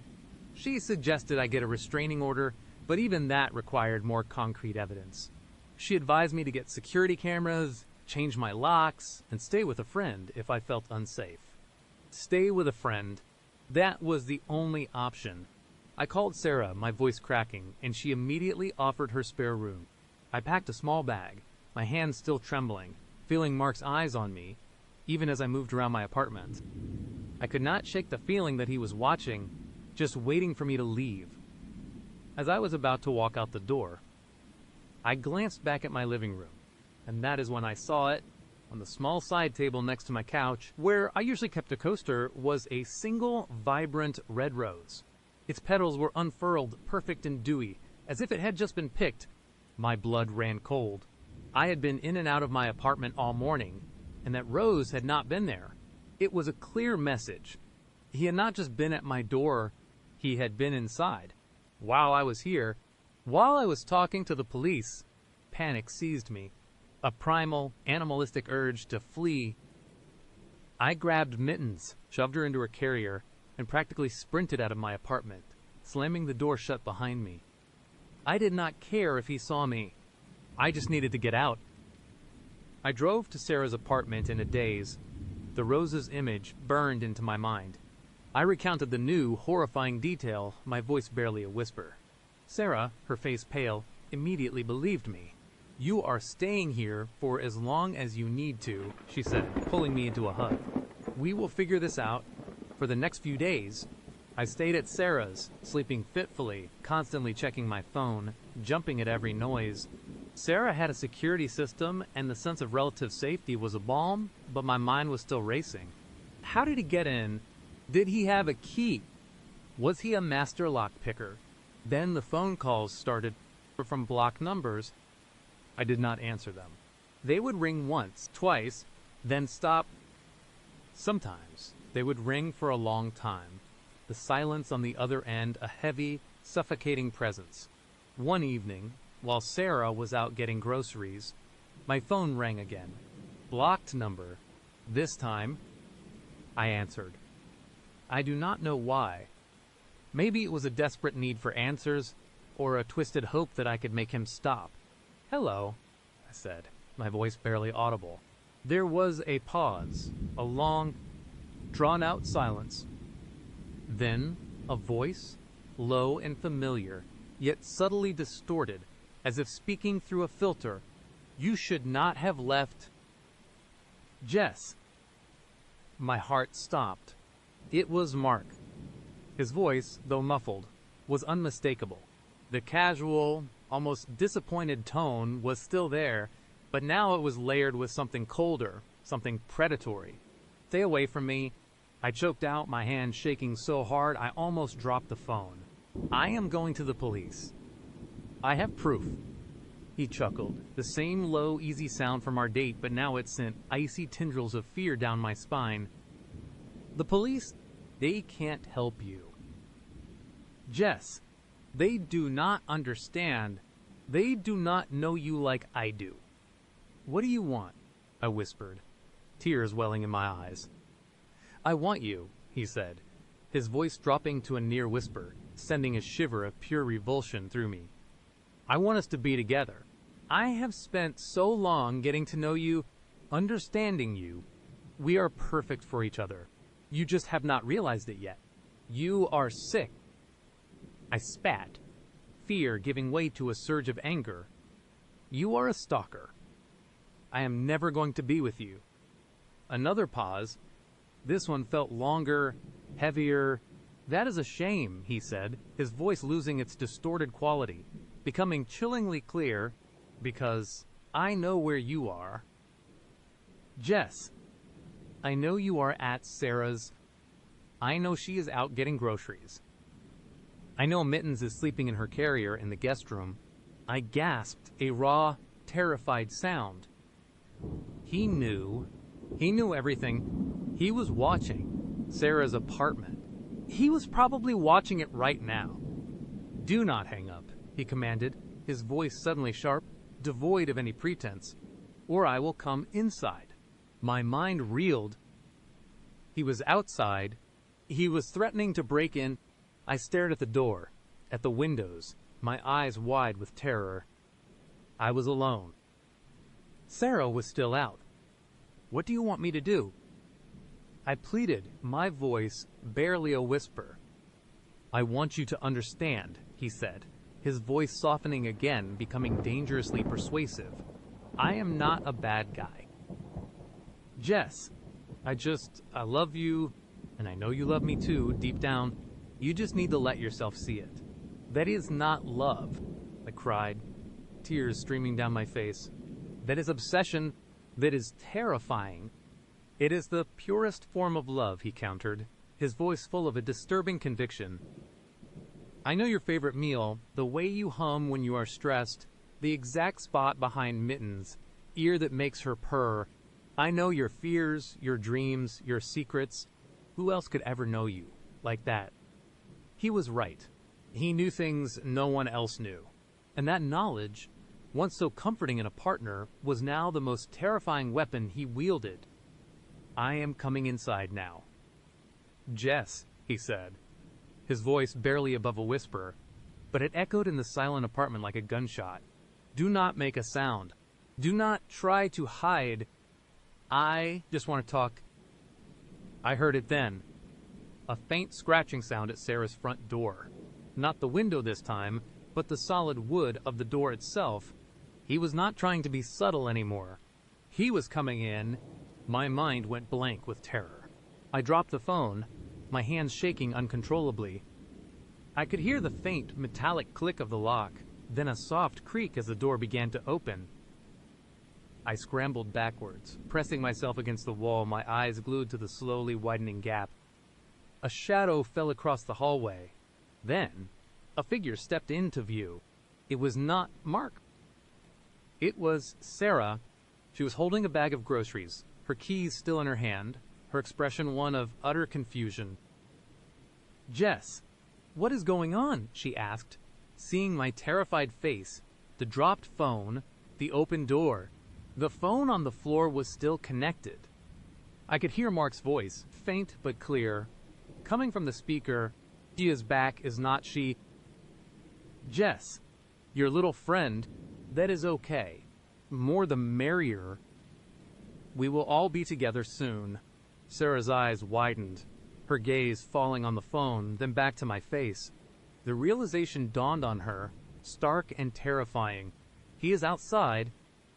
I managed to croak, pointing weakly at the still open door. He is been listening. He is coming for us. Sarah did not hesitate. She slammed the door shut, twisting the deadbolt, her face pale with fear.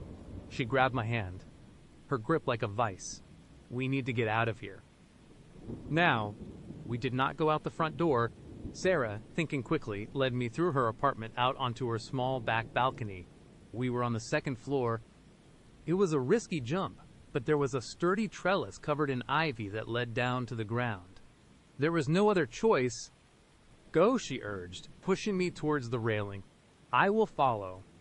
I hesitated for a split second, looking back at the apartment, at the terror that now filled every corner of my life. Then, with a surge of adrenaline, I swung my leg over the railing, found a foothold on the trellis, and began to descend, my hands scraped raw by the rough brick and thorny vines. I heard a crash from inside the apartment, followed by Sarah's muffled scream. My heart seized.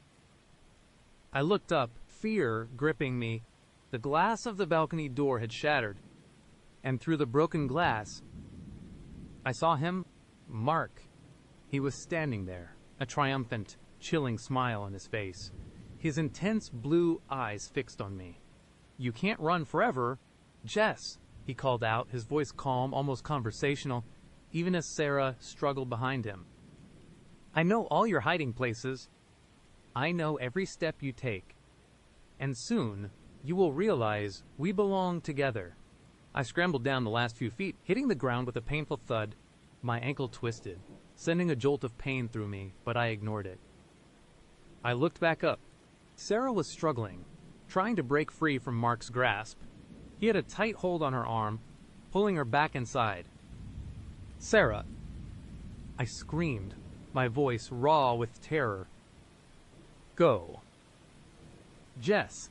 "Run!" she yelled back, her voice strained, her eyes wide with fear. I wanted to help her. Every fiber of my being screamed to go back, to fight, but I knew it was useless. He was bigger, stronger, and he wanted me. If I went back, he would have both of us. Tears streaming down my face, my ankle throbbing. I forced myself to run. I ran down the street, not looking back, not daring to. I ran until my lungs burned, until my legs ached, until the city lights blurred through my tears. I ran until I found a brightly lit store, bursting inside, gasping for air, clutching my chest. I called 911, my voice shaking, barely coherent. They sent officers to Sarah's apartment. By the time they arrived, Mark was gone. Sarah was found, shaken but physically unharmed, huddled in a corner, her phone smashed, her apartment a mess. The police took my statement, Sarah's statement. They promised to put out an APB, to investigate, but I knew, deep down, that it was not enough. Mark was not just a random attacker. He was a shadow, a ghost that knew too much, saw too much. I moved out of my apartment the very next day, leaving everything behind. Sarah did the same, moving in with family out of state. I changed my name, changed my phone number, deleted every online profile I would ever had. I cut ties with everyone, disappearing into the anonymity of a new city, a new life. But even now, months later, the fear never truly leaves me. Every time I see a dark gray sedan, my heart leaps into my throat. Every time my phone rings from an unknown number, I freeze. Every time a shadow moves too quickly in my peripheral vision, I flinch. I live in a constant state of vigilance, always looking over my shoulder, always checking the locks, always scanning faces in a crowd. I know he is out there. I know he is still watching. He said he knew all my hiding places. He said I could not run forever. Then sometimes, late at night, when the silence is too loud, I swear I can hear it. A faint, low chuckle carried on the wind, followed by a whisper that chills me to the bone. Good morning. Jess, we will be together soon. Let us take a breath and move on. You know how it is these days, right? Scrolling through endless faces, swiping left on the boring, the bizarre, the ones who just did not spark anything. It is a game, a gamble, a desperate search for connection. In a world that feels increasingly disconnected, most of the time, it is harmless. Awkward first dates, polite goodbyes, maybe a few weird messages you laugh about later. But sometimes you swipe right, and you do not just open a door to a new possibility. You open a door to a nightmare. That is what happened to me. His name was Mark, or, at least, that is what his profile said. He had one of those effortlessly charming smiles, the kind that crinkles at the corners of his eyes, just enough to seem genuine. His bio was witty, intelligent, full of obscure literary references and a shared love for obscure indie bands. He looked like the kind of guy who'd bring you flowers and actually listen when you talked about your day. He looked safe. He looked normal. We matched, and the messages started. Easy flowing conversation. He seemed genuinely interested, not just in surface level pleasantries, but in my thoughts, my passions, the little quirks that make me, well, me. It was refreshing. After a week of back and forth, he suggested we meet for drinks. A trendy little bar downtown, dimly lit, a bit noisy, perfect for a first date. Public, safe, easy to slip away if things went south. I remember getting ready that night. A nervous flutter in my stomach, the usual first date jitters. I chose an outfit that felt confident but approachable. Fussed with my hair, practiced my opening line in the mirror. I wanted to make a good impression. I wanted this to be different. I wanted it to be something. When I walked into the bar, he was already there, nursing a craft beer, exactly as handsome as his pictures. He stood up, that charming smile widening, and extended a hand. His grip was firm, warm, reassuring. "Alex," he said, his voice a low, smooth baritone. "It is great to finally meet you. The first hour was fantastic. We talked about everything and nothing. Our shared interests, our diverging opinions, our hopes and fears. He was attentive, made eye contact without being creepy, and laughed at all my jokes, even the bad ones. He had a way of making me feel like I was the only person in the room, even with the bar buzzing around us. I felt myself relaxing, letting my guard down. This could actually be it. I thought, this could be good. Then, a subtle shift. It started innocently enough. I was telling him about my love for a particular, slightly obscure coffee shop near my apartment. The one with the mismatched chairs and the grumpy barista who made the best latte in the city. Mark leaned forward, his smile still in place, but his eyes seemed to sharpen just a fraction. "Ah, the daily grind," he said, nodding slowly. "Their cold brew is surprisingly good, too. You usually get the almond milk latte, right? With a double shot." My laughter died in my throat. I stared at him. "How did you know that?" He chuckled, a low, pleasant sound. "Oh, I noticed things. You mentioned it in passing once, did not you? On your profile. Maybe?" I racked my brain. No, I was pretty sure I had not. My profile was vague about my routines. I felt a prickle of unease, but I quickly dismissed it. Maybe I had mentioned it in our messages, or perhaps I would posted about it on Instagram, and he would done a deep dive. It was the age of social media, after all. People did that. Must have slipped my mind, I said, forcing a smile. "Impressive memory, though." He just smiled back, a little too wide, and took a sip of his beer. The conversation picked up again, but that tiny seed of discomfort had been planted. I found myself subtly observing him now, searching for other tells. He seemed to know a lot about my work, too. Details I had not shared beyond my job title. He knew I preferred the window seat on my commute, that I always listened to the same podcast on Tuesdays. Each revelation, delivered with that disarming smile, chipped away at my sense of privacy. "You are just so interesting, Alex," he said, his voice dropping slightly. "Most people are so transparent, so predictable, but you have layers. It is fascinating." A shiver ran down my spine. Despite the warmth of the bar, it was not a compliment anymore.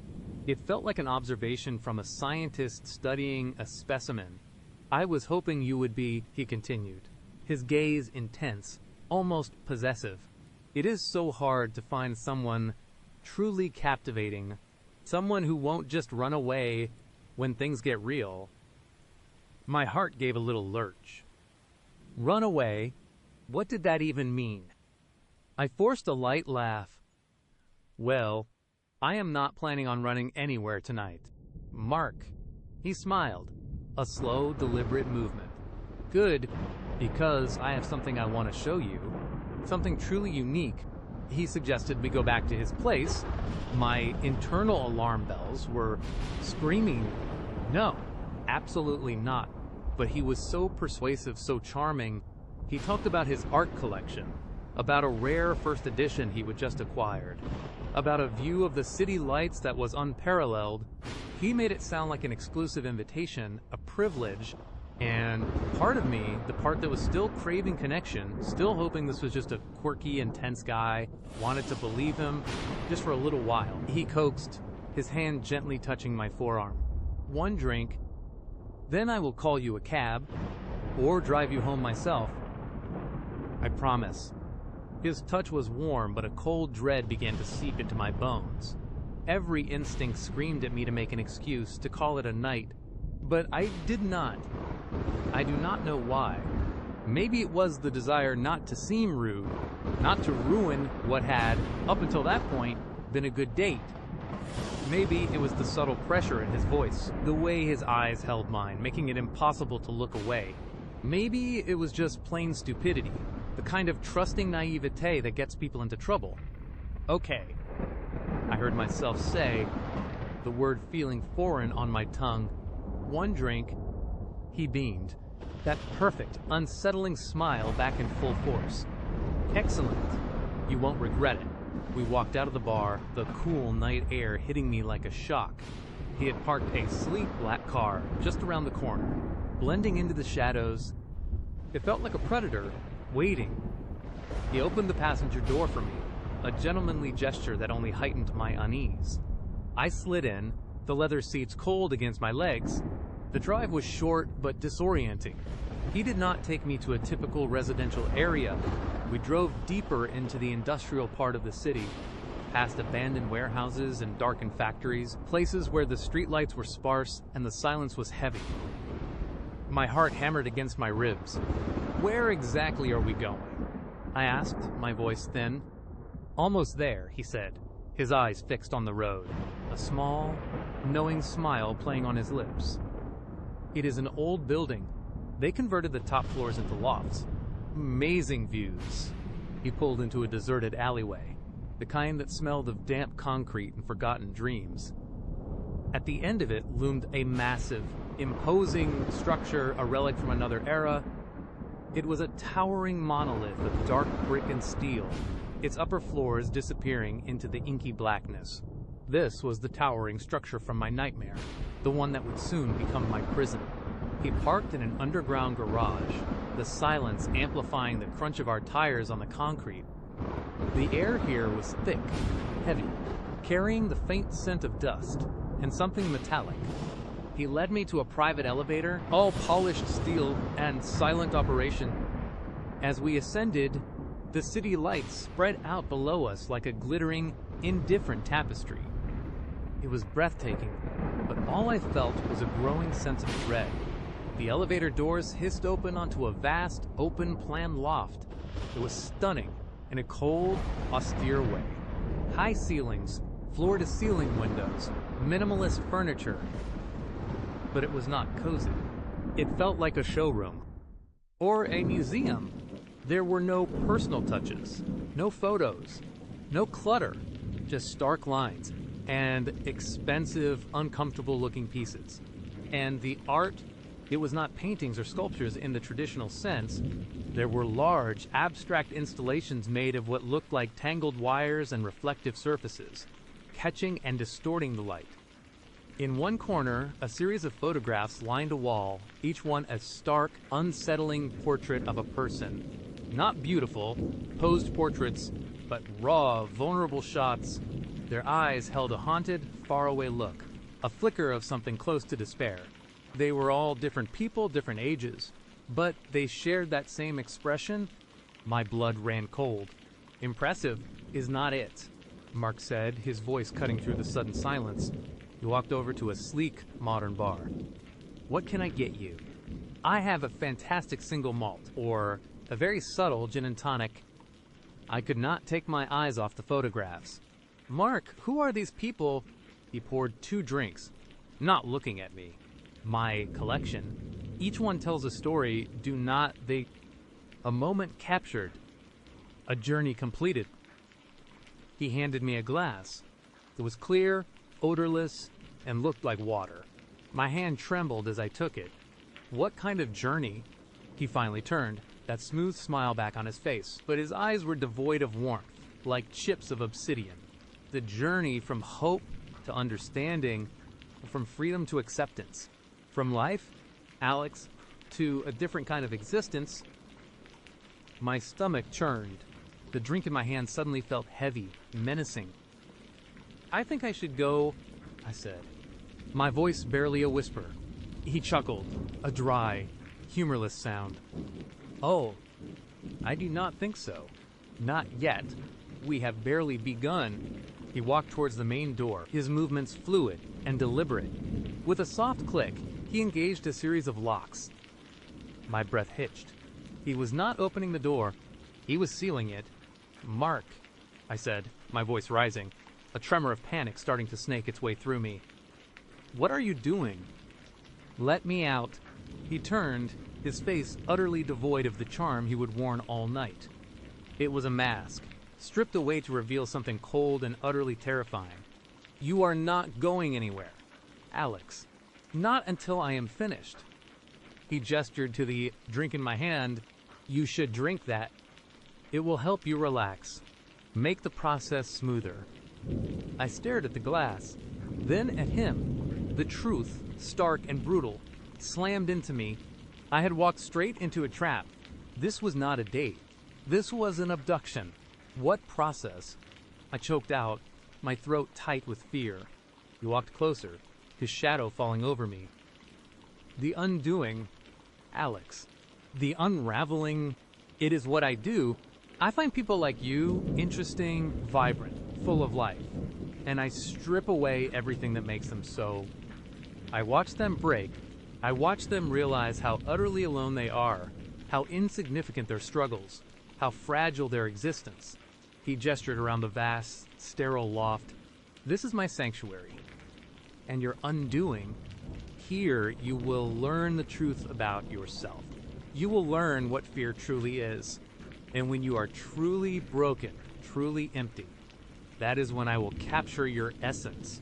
Like those photographs, he pointed to the wall, each one a masterpiece of despair.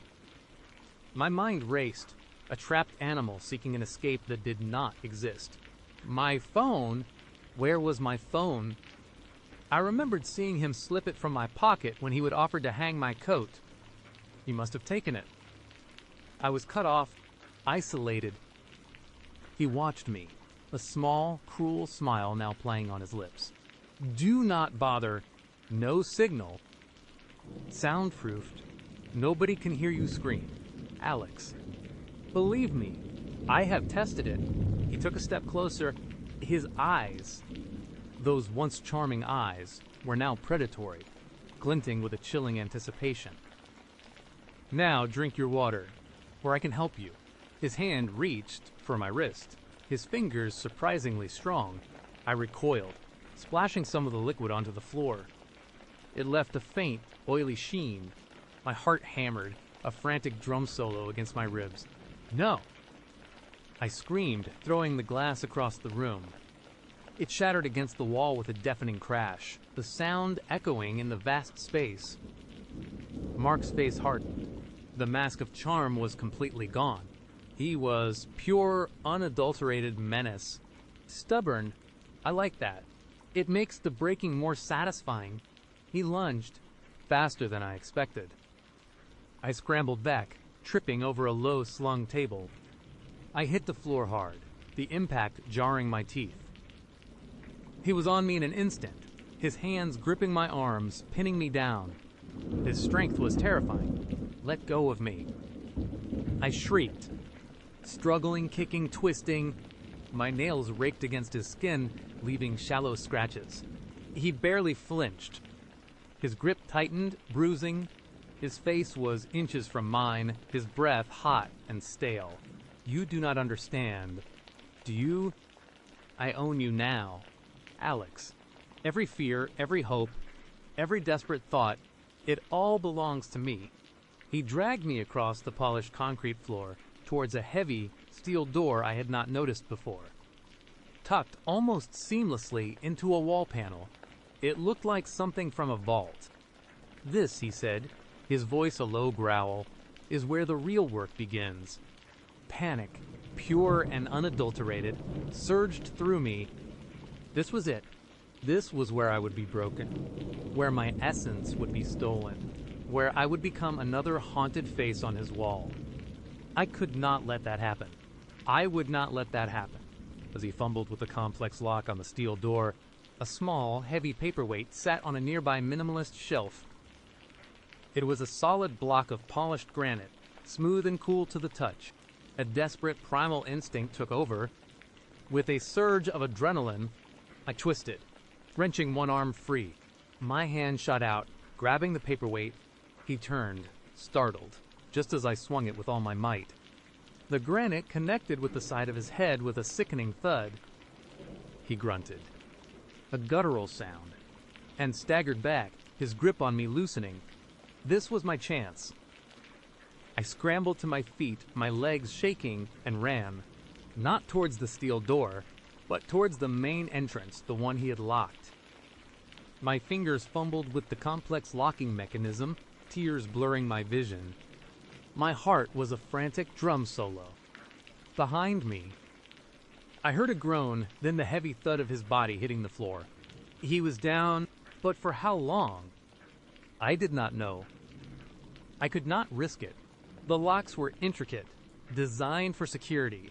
My fingers, slick with sweat, struggled with the unfamiliar buttons and levers. 1, 2, 3. Finally, with a click that sounded like the sweetest music I would ever heard, the final bolt retracted. I wrenched the heavy door open, stumbled through, and ran for the elevator. My mind screamed, but my body just moved on autopilot. Down, down, down. The descent felt agonizingly slow. Every second was an eternity. When the elevator doors finally hissed open into the deserted underground garage, I did not hesitate. I ran. I ran past his black car, past the empty parking spaces, towards the ramp that led to the alleyway, to the night, to what I hoped was freedom. The night air, a cruel, sharp blade sliced through my panic as I stumbled out. Free. But the word was a bitter mockery, a lie that did little to quell the frantic drum solo of my heart. Freedom, it turned out, was just another word for terror, a vast open space where every shadow held the potential for him. For them, my trembling legs carried me in a clumsy stumble away from the revolving doors of what had been my prison, sanctuary, and undoing. That towering structure, once a symbol of stability, now loomed behind me, a silent, accusing monolith. Its familiar facade offered no comfort, only the stark reminder of the violation, a wound still fresh and bleeding in my soul. The city, usually a distant hum, had transformed into a gaping maw. Muted traffic and far-off sirens became predatory whispers in the oppressive silence. Every flicker of light, rustle, or distant cough sent a fresh jolt of adrenaline. My mind raced, a trapped animal seeking an escape that did not exist. Where could I go? Who could I trust? Strangers, faces blurred into threats. Each pair of eyes a harbinger of my doom. The cold was not just in the air, it seeped into my bones, a chilling premonition of the isolation ahead. I was adrift, hunted, burdened by fear in the endless, unforgiving night. You know that feeling, right? When your mind screams, but your body just moves on autopilot, that is where I was. 1 minute, I was headed for what I hoped would be a normal first date. The next, I was running for my life, heart pounding, convinced every shadow held a monster. This whole nightmare started, like so many others these days, with a swipe. The next story is ready to begin. You know, sometimes I look back and wonder what I was even thinking. Tinder. Seriously. I was 31, single, living in a decent apartment in the city, and honestly, a little lonely. So, like millions of other people, I swiped.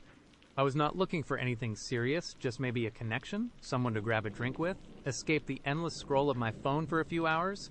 That is how I met Mark. His profile was normal. Not overly styled, not a shirtless gym selfie, just a few decent pictures of him smiling, hiking, looking like a regular, approachable guy. He worked in tech, liked indie movies, and had a surprisingly witty bio that actually made me laugh. We matched, and our initial messages were easy, flowing. He seemed genuinely interested in what I had to say, and his replies were thoughtful, not just one-word grunts. After a few days of chatting, we decided to meet up. Coffee, a busy cafe downtown, my usual first date protocol public place, daytime, easy escape if things got weird. Little did I know, weird was about to become the understatement of my life. The cafe was bustling, the air thick with the smell of roasted beans and the low hum of conversation. I got there a few minutes early, nursed a lukewarm latte, and tried to calm the usual first date jitters. Then I saw him. He walked in, scanned the room, and our eyes met. He looked exactly like his pictures, maybe even a little better in person. He had a kind smile, dark hair, and those eyes, they were a really intense shade of blue. He waved, came over, and slid into the chair opposite me. Sarah, right? Mark. Good to finally put a face to the witty banter. He chuckled, and I felt a little of my nervousness melt away. He seemed genuinely friendly, easygoing. We started with the usual small talk. Work, hobbies, how long we would lived in the city. He asked me about my neighborhood, and I mentioned I loved living close to the park. He nodded. Yeah, it is a great area. Lots of good spots for coffee, too. Like this one. Everything felt normal. Comfortable, even I found myself relaxing, thinking maybe, just maybe, this would not be a disaster. Then, things started to get off. It began subtly. So subtly that I almost dismissed it. We were talking about music, and I mentioned a really obscure indie band I loved, one that barely anyone had ever heard of. It was a band I would only ever talked about with my closest friends, definitely not something I would put on a dating profile. Mark's eyes lit up. Oh, I loved them, especially their early stuff, before they went all synth pop. Whispering Pines is my favorite track on their first album. My stomach did a little flip. Wow, you actually know them? That is impressive. Most people just stare blankly. I forced a laugh, but a tiny prickle of unease started to spread. It was a weird coincidence, but a coincidence nonetheless. He just smiled. A knowing kind of smile that did not quite reach his eyes. Yeah, I have a knack for finding hidden gems and connecting with people who appreciate them. I brushed it off, redirecting the conversation. We talked about movies, books. He seemed to genuinely listen, asking follow-up questions, making eye contact. He was charming, attentive, too attentive. Maybe a few minutes later, the conversation drifted to pets. I love my cat. Mittens. She is a fluffy black rescue with one ear that is permanently bent from a kittenhood injury. She is my shadow, my furry little companion, but I am absolutely positive I never, ever put anything about her on my Tinder profile. I am a little private about my personal life, especially online. Mark took a sip of his coffee, then looked at me, a playful glint in his intense blue eyes. So, Mittens still giving you those judgmental stares when you do not get her food bowl filled fast enough. My heart stopped. Literally. For a second, the bustling cafe, the clatter of cups, the murmur of voices, all faded into a dull roar. All I could hear was the frantic pounding in my own ears. Excuse me. I managed, my voice a little higher than I intended. My hands, which had been resting casually on the table, felt suddenly cold and clammy. Mark chuckled, a low, easy sound. Mittens.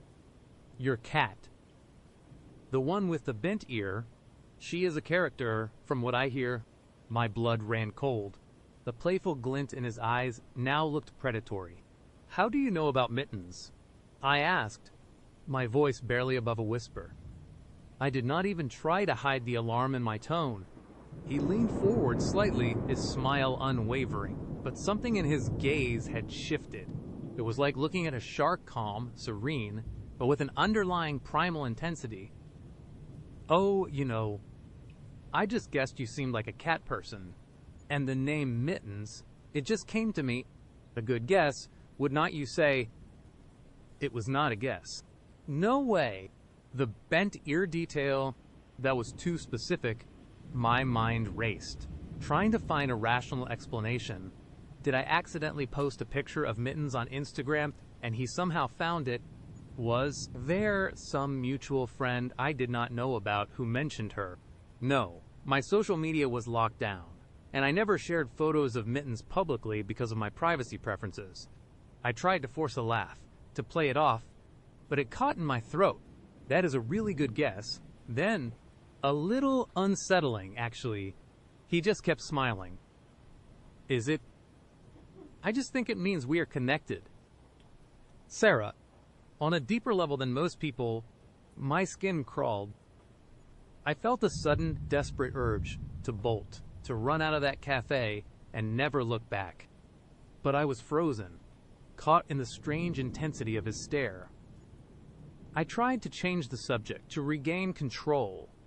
So, Mark, what do you do in tech exactly? He leaned back, taking another sip of coffee. Oh, a bit of everything. Data analysis, system architecture, making sense of complex information. It is all about finding patterns, connecting the dots. His gaze lingered on me, and I felt like I was the complex information he was analyzing, the dots he was connecting. The conversation continued, or rather, he continued to talk, and I continued to nod, my mind racing, every fiber of my being screaming at me to get out. But I could not. I was morbidly fascinated, terrified, waiting for the next shoe to drop. And drop it did. He started talking about my apartment. Not just, oh, your neighborhood is nice, but specifics. I bet your kitchen window looks out onto that little community garden, does not it? The one with the sunflowers. My breath hitched. My kitchen window did look out onto a community garden. And there were sunflowers. I lived on the 3rd floor. No one could see that from the street. Not clearly. How would you know that my voice was barely a whisper? My heart was hammering against my ribs. A frantic drumbeat of pure terror. He took a slow, deliberate sip of his coffee, his eyes never leaving mine. Oh, I just have a good imagination. I can picture where people live, what their spaces are like. You strike me as someone who appreciates natural light, maybe a bit of greenery. It was not imagination. It could not be. The sunflowers. He knew about the sunflowers. This was not a guess. This was knowledge. And you have that big, comfy armchair by the bookshelf, right? He continued. His voice calm, almost soothing, utterly at odds with the terror blooming in my chest. The one with the faded floral pattern. It looks perfect for curling up with a good book on a rainy day. I felt a cold sweat break out on my forehead. I did have an armchair like that. A vintage floral armchair I would inherited from my grandmother, placed right next to my overflowing bookshelf. It was tucked away in the corner of my living room, not visible from any window. This was impossible, unless he would been inside my apartment. The thought hit me like a physical blow, stealing the air from my lungs. My entire body went rigid. I felt like I was going to throw up. My sanctuary, my private space, violated. Mark, I said, my voice shaking uncontrollably. Stop. How do you know these things? Tell me, right now. His smile finally faltered, replaced by an expression that was unsettlingly blank. The intense blue eyes seemed to bore into my soul. Sarah, he said, his voice dropping to a low, almost intimate tone. I told you, we are connected. I just know you, better than anyone else ever will. He reached across the table, his hand slowly, deliberately, reaching for mine. I instinctively recoiled, pulling my hand back as if I would touch something scalding hot. The sudden movement drew a few glances from nearby tables, but everyone quickly went back to their conversations. No one was paying attention. No one would help. Do not touch me, I hissed, my voice trembling with a mixture of fear and growing anger. This is not a connection. This is creepy. You are stalking me. His expression hardened, the blankness replaced by something colder, more possessive. Stalking? No. Sarah, I am just learning about the woman I am going to spend the rest of my life with. The words hung in the air, heavy and suffocating. The rest of my life with. This was not a date. This was an ambush. And then he delivered the final crushing blow. The detail that broke me. Remember that little porcelain music box you had when you were a kid, he said? His voice soft, almost nostalgic. The one that played Twinkle, Twinkle Little Star. Your grandmother gave it to you. You used to keep your baby teeth in it, hidden under the velvet lining. You still have it, do not. You, tucked away in that old cedar chest in your bedroom closet. My grandmother's music box. The baby teeth, the cedar chest, the secret I had never, ever told anyone. Not my best friend, not my ex-boyfriends, not even my parents knew about the baby teeth. It was a private childhood ritual, a silly little secret I would kept all these years. My vision blurred. The cafe spun around me. This was not just a stalker. This was something far, far worse. This was someone who had not only invaded my physical space, but had somehow burrowed into the deepest, most guarded corners of my past. You were in my house. I choked out, tears stinging my eyes. You were in my apartment. How? He just smiled again. That chillingly serene smile. I am good at getting in. Sarah. And out. You would be surprised what people leave unlocked, or how easy it is to make a copy of a key. The implication was clear. He had not just broken in once. He had a key. He could come and go as he pleased. The thought was a physical punch to my gut. I slammed my hands on the table, the sudden noise making a few people jump. I am leaving. I scrambled out of my chair, my legs feeling like jelly. I did not care about being polite, about making a scene. I just needed to get away right now. As I turned to flee, he moved with startling speed, grabbing my wrist. His grip was surprisingly strong, like steel. Not so fast. Sarah, our date is not over yet. Panic surged through me, raw and primal. I yanked my arm, screaming, "Let go of me." His eyes flashed with something I could not quite decipher. Anger, disappointment, something cold and unfeeling. But he released my wrist. Maybe the public setting was still a deterrent. Maybe he did not want to draw too much attention. I did not wait to find out. I bolted. I pushed through the crowded cafe, ignoring the confused glances, the murmurs. I burst out onto the busy street, gasping for air, my lungs burning. The humid August air felt thick and suffocating. I ran. I did not look back, not at first. My mind was a whirlwind of terror and disbelief. How could this be happening? Was he behind me? Was he watching me? I fumbled for my phone, my hands shaking so violently I almost dropped it. I needed to call someone, anyone. My best friend, the police. But who would believe me? My Tinder date knew about my childhood secrets and my cat's bent ear, and he said he has a key to my apartment. It sounded insane. I risked a quick glance over my shoulder.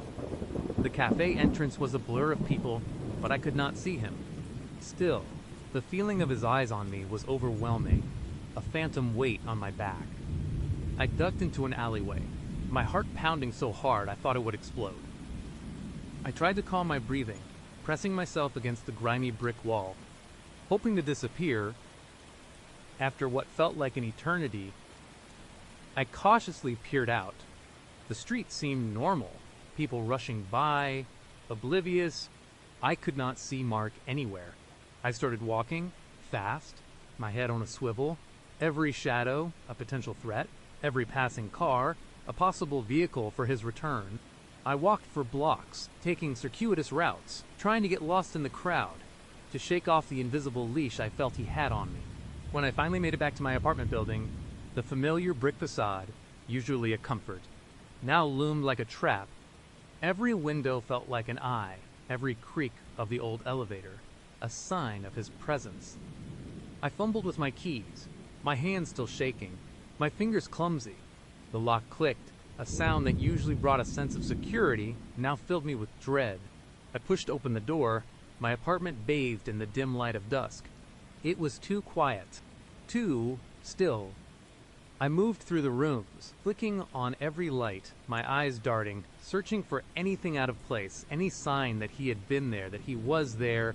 My heart was a frantic bird trapped in my chest. Everything looked normal. Too normal. The armchair was there, next to the bookshelf.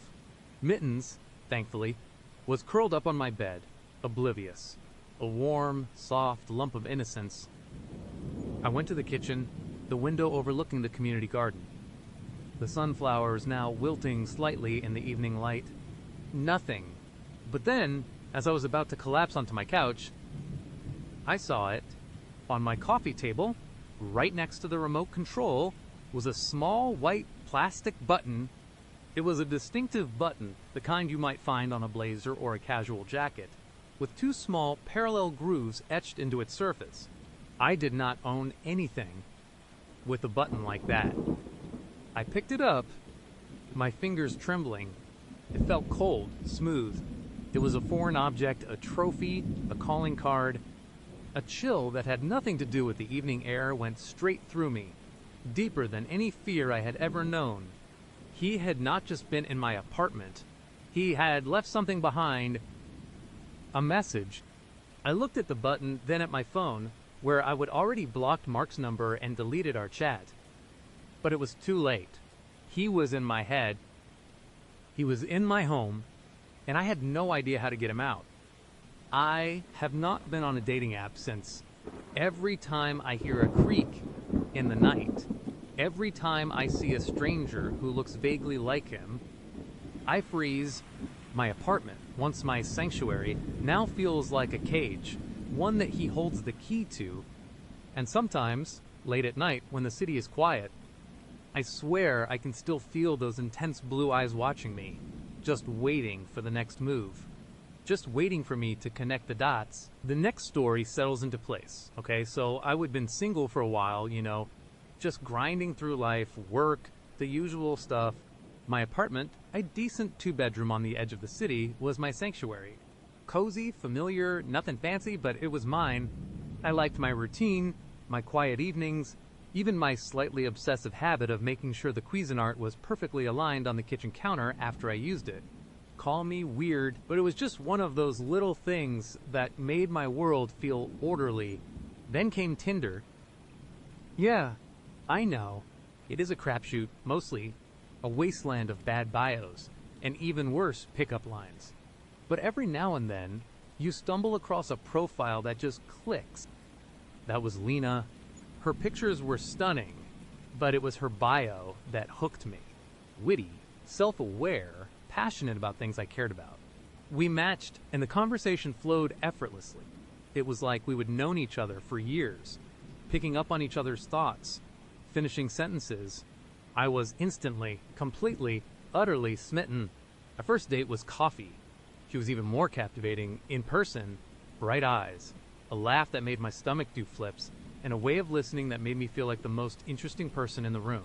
We talked for hours, the kind of conversation where you lose track of time, where the world outside the cafe just fades away. Second date, dinner. Third date, a walk in the park, sharing stories from our childhoods. I was head over heels. I felt like I would finally found someone who truly got me. I was so caught up in the whirlwind, so eager to impress, so desperate for this connection to be real, that I just opened up. I gave her everything. My hopes, my fears, the stupid little anxieties that kept me up at night. I told her about my job, my family, my friends, my favorite obscure indie bands, my weird tea habits, even the little quirks of my apartment. I gave her the keys to my entire life, handed them over with a laugh, like an idiot. It was on our fourth date, a quiet dinner at a charming Italian place downtown, that the first flicker of unease sparked in the back of my mind. We were talking about our families, and I mentioned my grandmother. She was the one who got me into Earl Grey tea. I said, taking a sip of my water, always insisted on a slice of lemon too. It is a habit I still have, even though it is a bit specific. Lena smiled, a soft, knowing curve of her lips. Oh, the Earl Grey with a slice of lemon. I figured. My fork clattered against my plate. I had not told her that. Not specifically. We would talk about tea, sure, and my grandma, but never that exact detail. I paused, trying to replay our previous conversations. Had I mentioned it in passing, maybe she would see me drink it. But I usually just made it at home. How did you know that? I asked, trying to keep my tone light, but a cold knot was already forming in my gut. She just shrugged, her eyes sparkling. Just a guess. I suppose you have that kind of refined, yet quirky, old soul vibe. It just seemed to fit. She laughed. A light, tinkling sound, and the knot loosened a bit. I told myself it was a coincidence. A lucky guess. She was just perceptive, That is what I told myself anyway. But the seed of doubt had been planted. Over the next few weeks, those seeds started to sprout. Small things at first. We would be talking, and she would mention something about my workday that I had not told her. Long day with that new client. Huh, she would say. Or did you manage to fix that glitch in the quarterly report? I would brush it off, assuming I must have mentioned it in a text or a call, my memory just fuzzy. But deep down, I knew I had not. These were specific, almost daily details. Things I only ever discussed with Mark, my best friend and coworker. One Saturday, I was at the grocery store, picking up my usual obscure brand of artisanal sourdough. I turned down an aisle, and there she was, Lena, standing by the organic produce. "Oh hey," she said, a wide, innocent smile on her face. What a coincidence. It was a strange part of town for her, a different grocery store than she usually went to, according to her. And I was there at an odd time, trying to beat the rush. Another coincidence.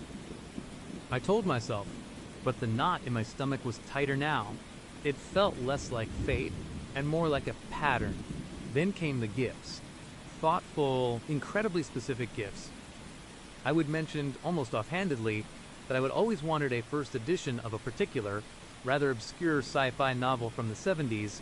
A week later, a package arrived at my door. Inside, wrapped beautifully, was that exact book. Surprise, her text read, "I just had a feeling you would like it." I was touched, but also unnerved.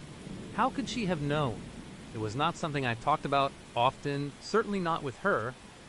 I started noticing other things in my apartment. Subtle shifts. A book on my shelf slightly out of place. A window I swore I would close and locked, now ajar. I blamed myself, my own absent-mindedness, but the feeling of being watched, of not being alone, began to creep into my quiet evenings. I would find myself pausing mid-sentence, listening to the silence, convinced I heard something, a faint creak, a rustle, the Cuisinart. That damn Cuisinart. I would have been talking to Mark about getting a new one. Mine was old, a bit finicky. I would even looked at a few models online but had not pulled the trigger. A few days later, another package. This time, a sleek, brand new Cuisinart. Exactly the model I would have been eyeing. Lena's text popped up, almost immediately heard you talking about it. Thought you deserved an upgrade. That is when the terror truly set in. I had not mentioned it to her. Not once. I would only discussed it with Mark, and briefly, to myself, while browsing online. The realization slammed into me like a cold, wet sack, stealing my breath. I would given her the keys to my entire life, handed them over with a laugh, like an idiot.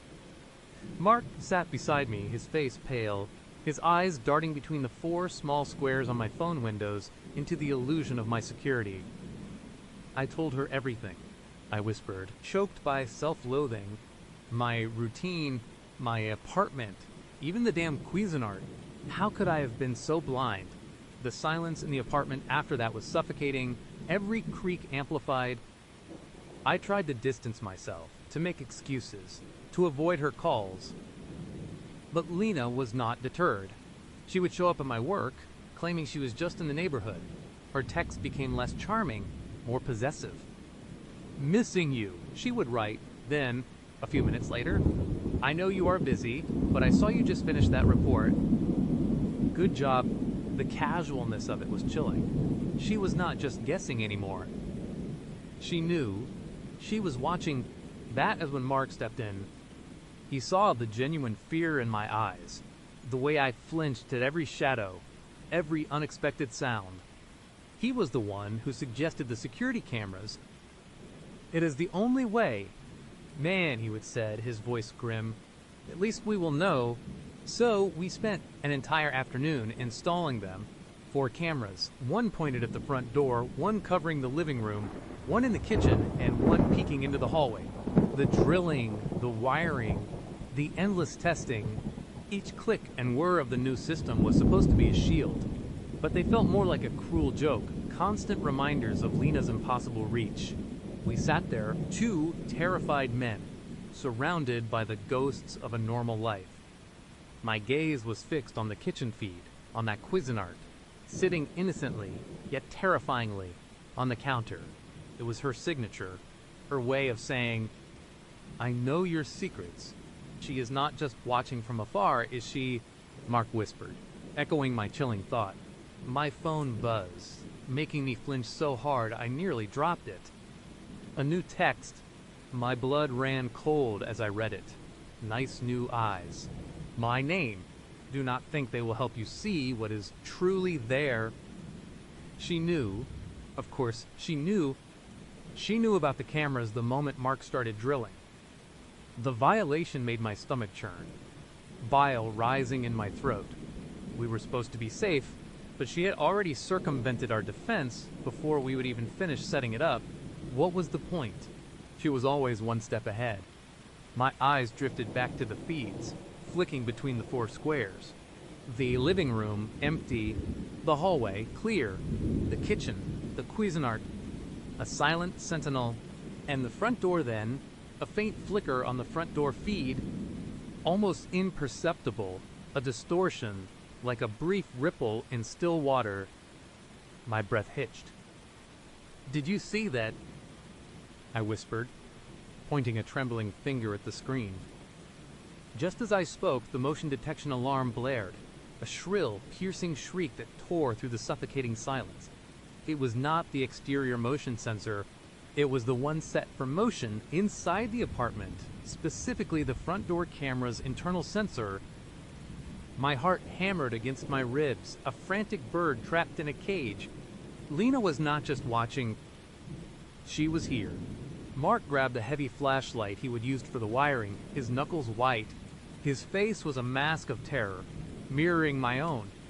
The alarm continued its deafening scream, a frantic pulse in the room. We stared at the front door feed, but it was just static. A blurred, pixelated mess, like someone had deliberately interfered with it, or maybe the sudden motion had overwhelmed the sensor. The other feeds, living room, kitchen, hallway, were still active, showing nothing out of the ordinary. Just empty rooms, bathed in the dim glow of the apartment lights. "She is in," Mark choked out, his voice barely audible over the alarm. "She is in," and she knew we put up the cameras, so she probably disabled that one. My mind raced. How could she have gotten in? We would triple check the locks, replace the deadbolt. Was she already inside when we installed them? Had she been hiding, watching us? The thought made my skin crawl. The apartment, my sanctuary, suddenly felt like a tomb. "We have to check," I whispered, my voice hoarse.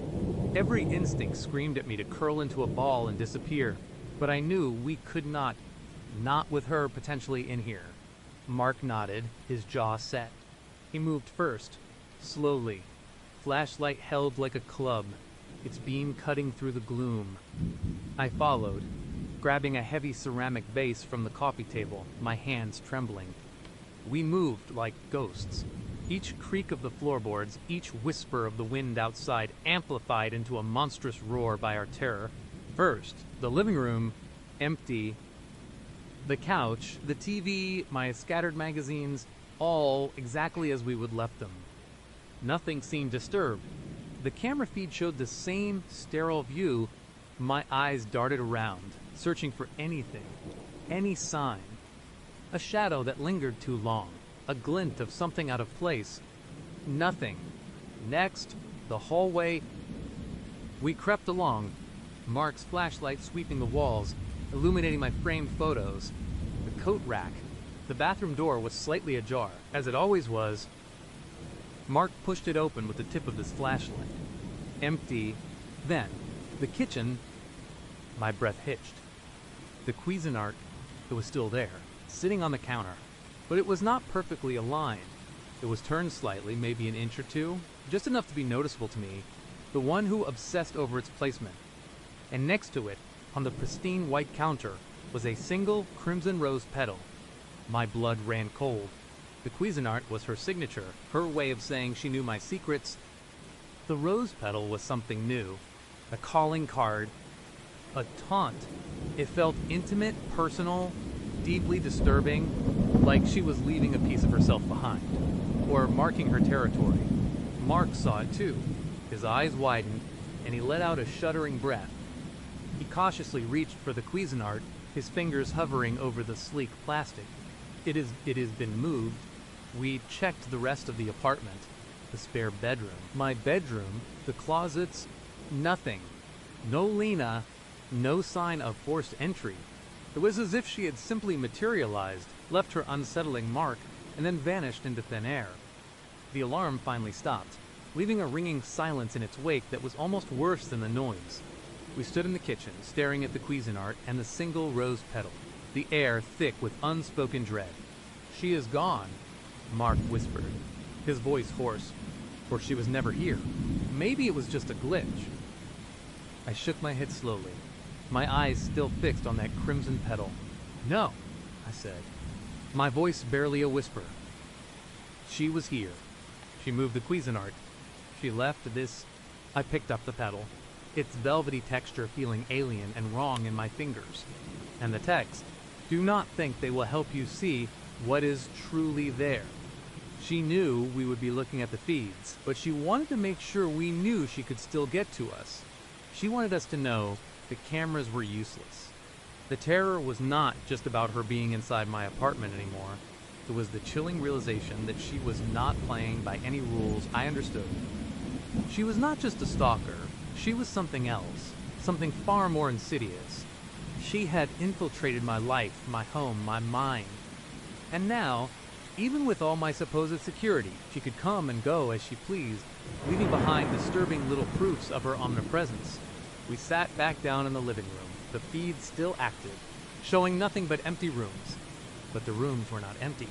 They were filled with the phantom presence of Lena, her unseen eyes watching, her unheard whispers echoing in my mind. The Cuisinart on the counter, now a symbol of my utter vulnerability, seemed to mock me. What was truly there, I did not know, but I knew one thing for certain in my life. My sanctuary would never be the same. The keys I would given her had unlocked more than just my home. They would unlock the nightmare that had just begun, and I had no idea how to lock it away again. You have been listening to Daily Story, where real experiences are shared with honesty. Thank you for taking this moment to listen. If you would like to support the channel, you are welcome to subscribe, share your thoughts in the comments, or pass this story along to someone who might appreciate it. Wishing you a calm and thoughtful rest of your day.